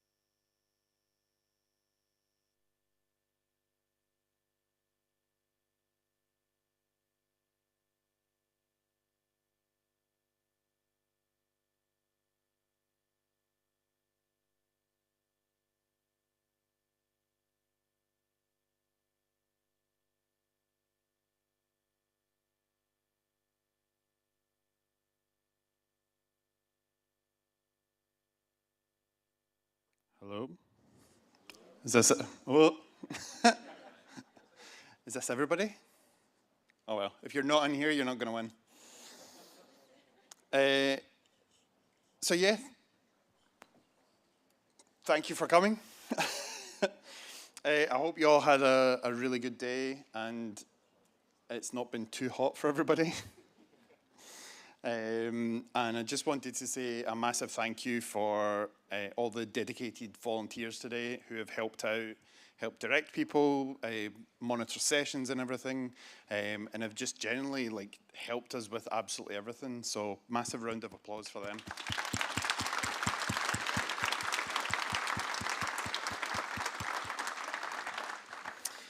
I want to also say thank you to the sponsors for supporting the event. And again, as I said this morning, it wouldn't happen without them helping us put the event on. And I hope you got along to speak to them, you picked up some cool swag from them, and had some good conversations. And again, or lastly, or almost lastly, I want to thank all of the attendees, which there's a smaller portion of here just now. I think everyone gave up on the heat or went to go have a barbecue. But thank you so much for coming along. It's great to see so many people coming to see our speakers and enjoying sessions, and I hope you learned something. I hope you made new friends and contacts and had a great day, basically. And big thank you to Alan, who ran our live stream and hopefully recorded the majority of our sessions. Alan, are you here? Give us a wave up at the back, behind the desk.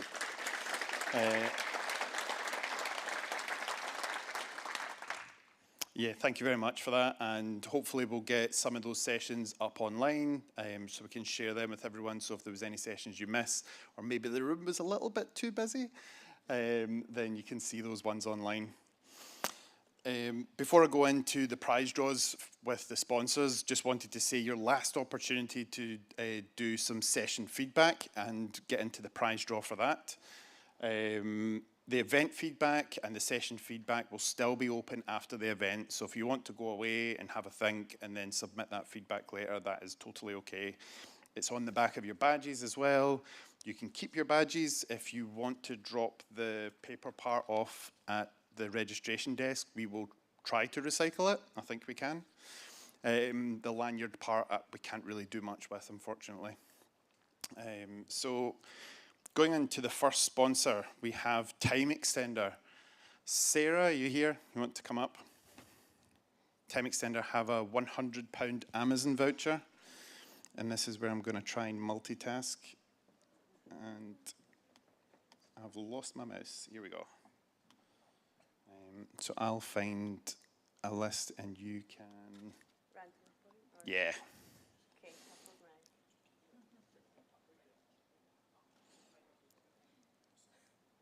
Okay. So, yeah. Just randomly. Yeah, go for it. Lee McDonald. Oh, he's not here. Go again. Chris Wilson.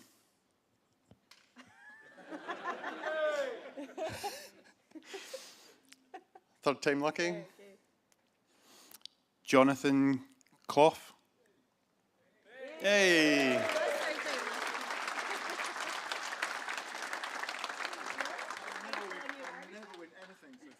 Oh, you want a wee quick photo? No, it's okay.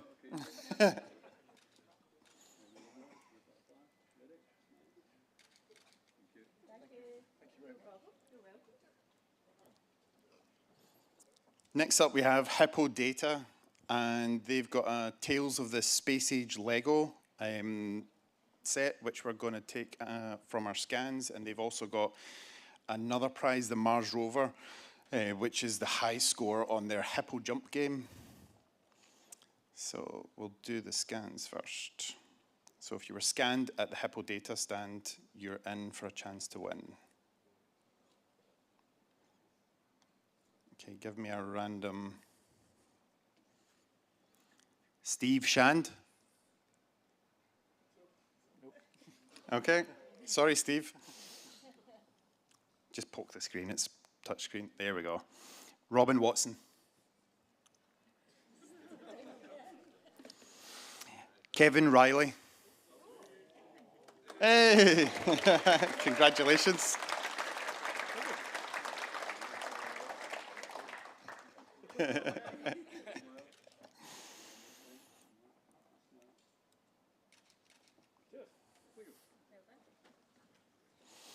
And your second prize was for the high score on your hippo jump game? Yep, Dan H.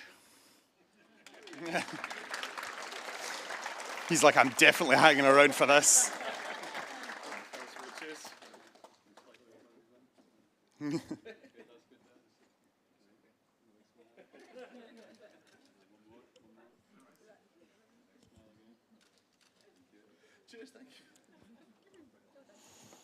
Excellent. Next up, we have advancing analytics. So, is it Johnny? Johnny's getting shoved forward. We've got a Lego lake house.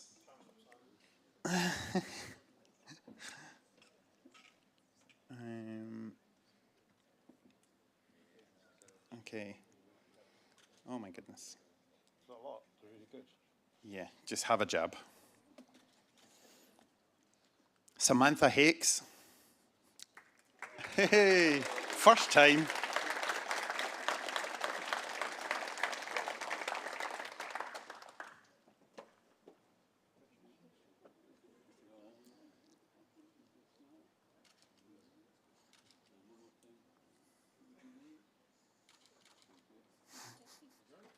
Whoa. Next up, we have Quorum, and we've got the winner of the Flappy DBA game as the Indiana Jones Lego. So, Robert, who gets it?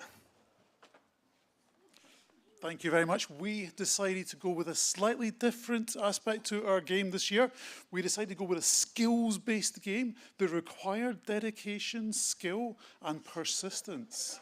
Now, I hoped I would win, but unfortunately I didn't. Andy Cutler must have get a mention being second. But our eventual winner is Matthias. Yay! Who I'm not going to try and put second in. There we go.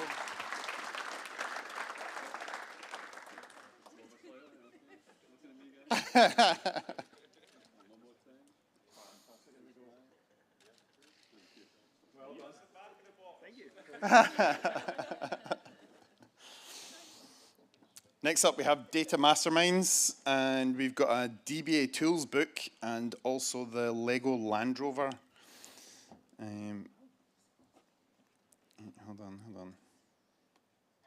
Hold on.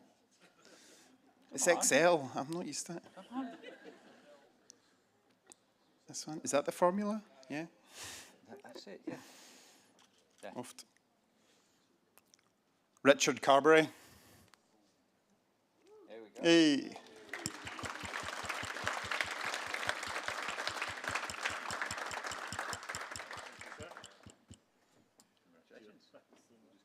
Yeah, there you go.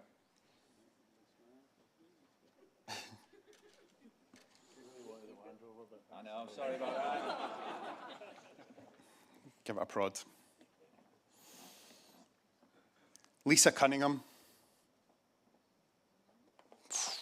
Unlucky, Lisa. Surya Ramesh. She's like, yes!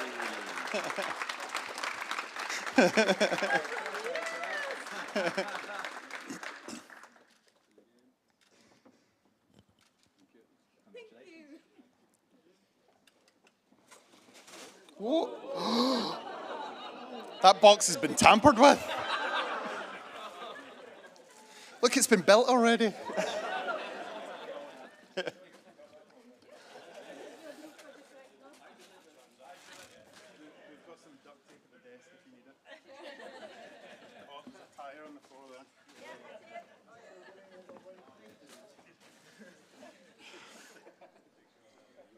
I'm sure there's going to be a joke there about Land Rovers and some pieces missing, but I can't think of it. Next is Waterstones. James, come on up. So we've got 4 Data Scotland rugby shirts. We've got 3 large and 1 extra large, so it's a little bit of a potluck. Let me see.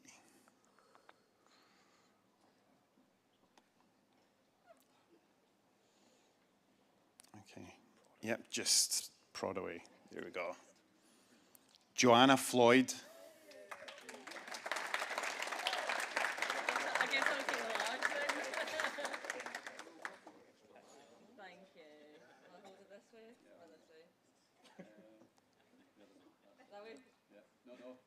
No.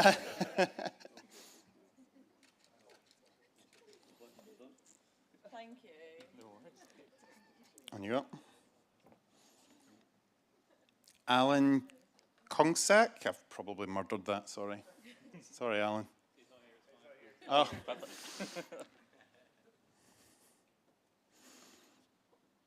Andrew Miller.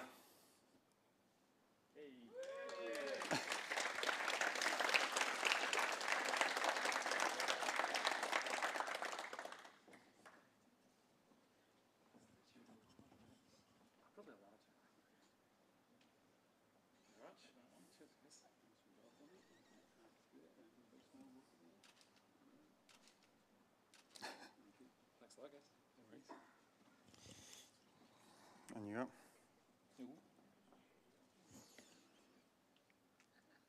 Jaskaran Singh Kawatra. Another name I might have murdered. No, cool. Yeah. Robin Watson.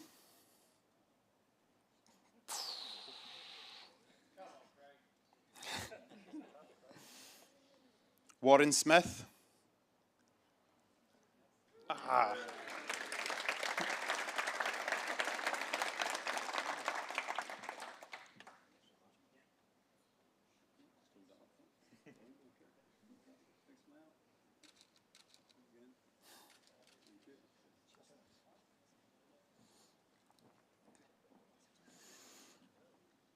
Paul Bradbeer. I think I saw him leave.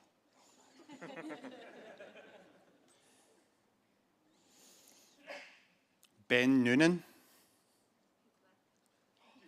Shouldn't have given away 4. Oh, we've had Andrew. Oh, Andrew Miller again. That was pretty good. Usman Khan.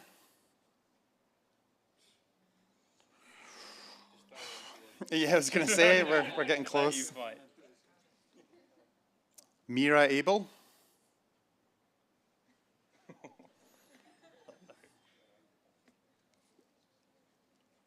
Joseph Hadjirousis.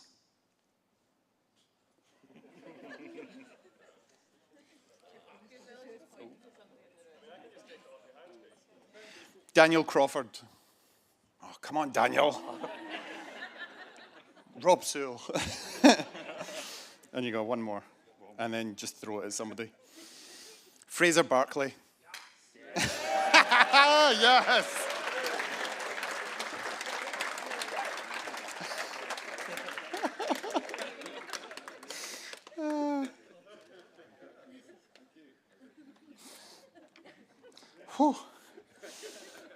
Next we have Tabular Editor. So we have a number of prizes which are all going to go in the first go, aren't they? We have 1-year enterprise license for Tabular Editor 3. Thanks. Enterprise license and a t-shirt and a cap. So let me get the numbers up for you. I'll zoom out so you just stab the screen. Yep. Not too hard, you'll break the laptop.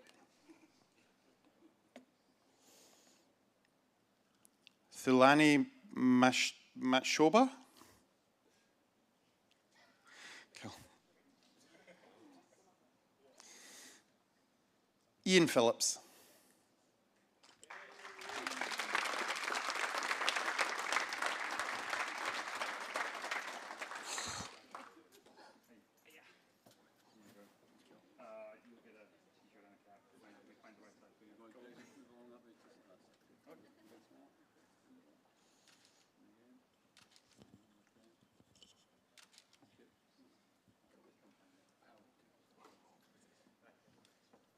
Now a t-shirt and a cap. Just a t-shirt and a cap for the next one. We have David Turner.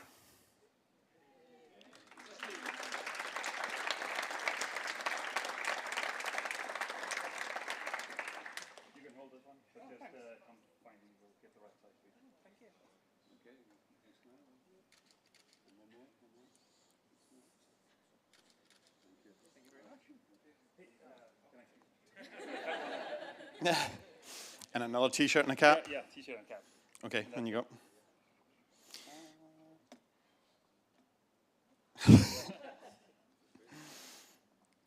Jose Mendez has left already.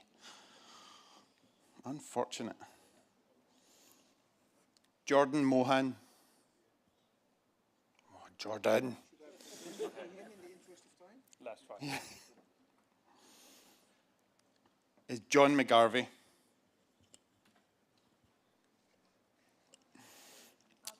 Bruno Fati. No. On you go. One more. Okay. And then you can throw it at people. Yeah. Ian Smith. Oh, Ian. Hey. Oh, Ian.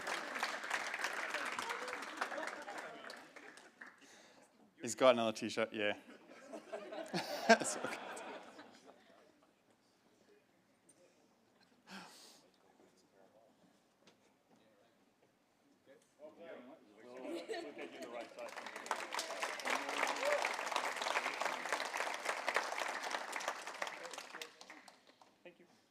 Cheers. So yeah, that's everybody. Thank you very much for coming, and that's the prize draw over. Next is the after party animations. Next is the after party powered by Quorum. So that is in the Centenary Club, which is basically like about 2 miles that way in the corridor, right past the Cap and Thistle. If you head through there, if you're lucky enough to pick up a drinks token, you can use that to exchange it for a drink through there, or it'll be an open bar. You're probably all wondering why we're at Murrayfield and nobody has probably seen the pitch yet. There is a lovely exit from the Centenary Club onto the like the stand where the seats and everything are, and you can take some photos going out into the pitch as well. So help yourself to that, and that gives you access to the Stadium Bowl just for photos. Please do not run onto the pitch. We will get into a lot of trouble. And yeah, don't have a great day, have a great evening. Thank you very much for coming.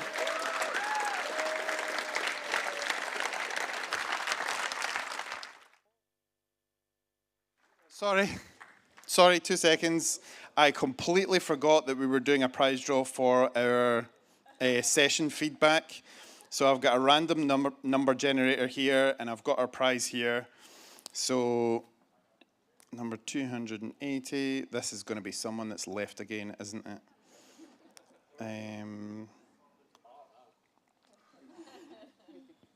Jose Lones? Hey, first time. Here you go. All the way from Norwich to get it. Excellent. Thank you.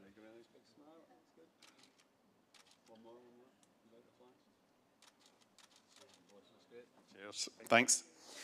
Yes, sorry. He won a 3 months Pluralsight subscription, which I can't pull out of the envelope because it's got the code on it, and I've made that mistake before. Yes, there's no open bar, but the bar is open. So, just in case. But yeah, have a great night. It'd be great to speak to you and like network with the speakers and sponsors and everything through in the Centenary Club. Follow the trail of people.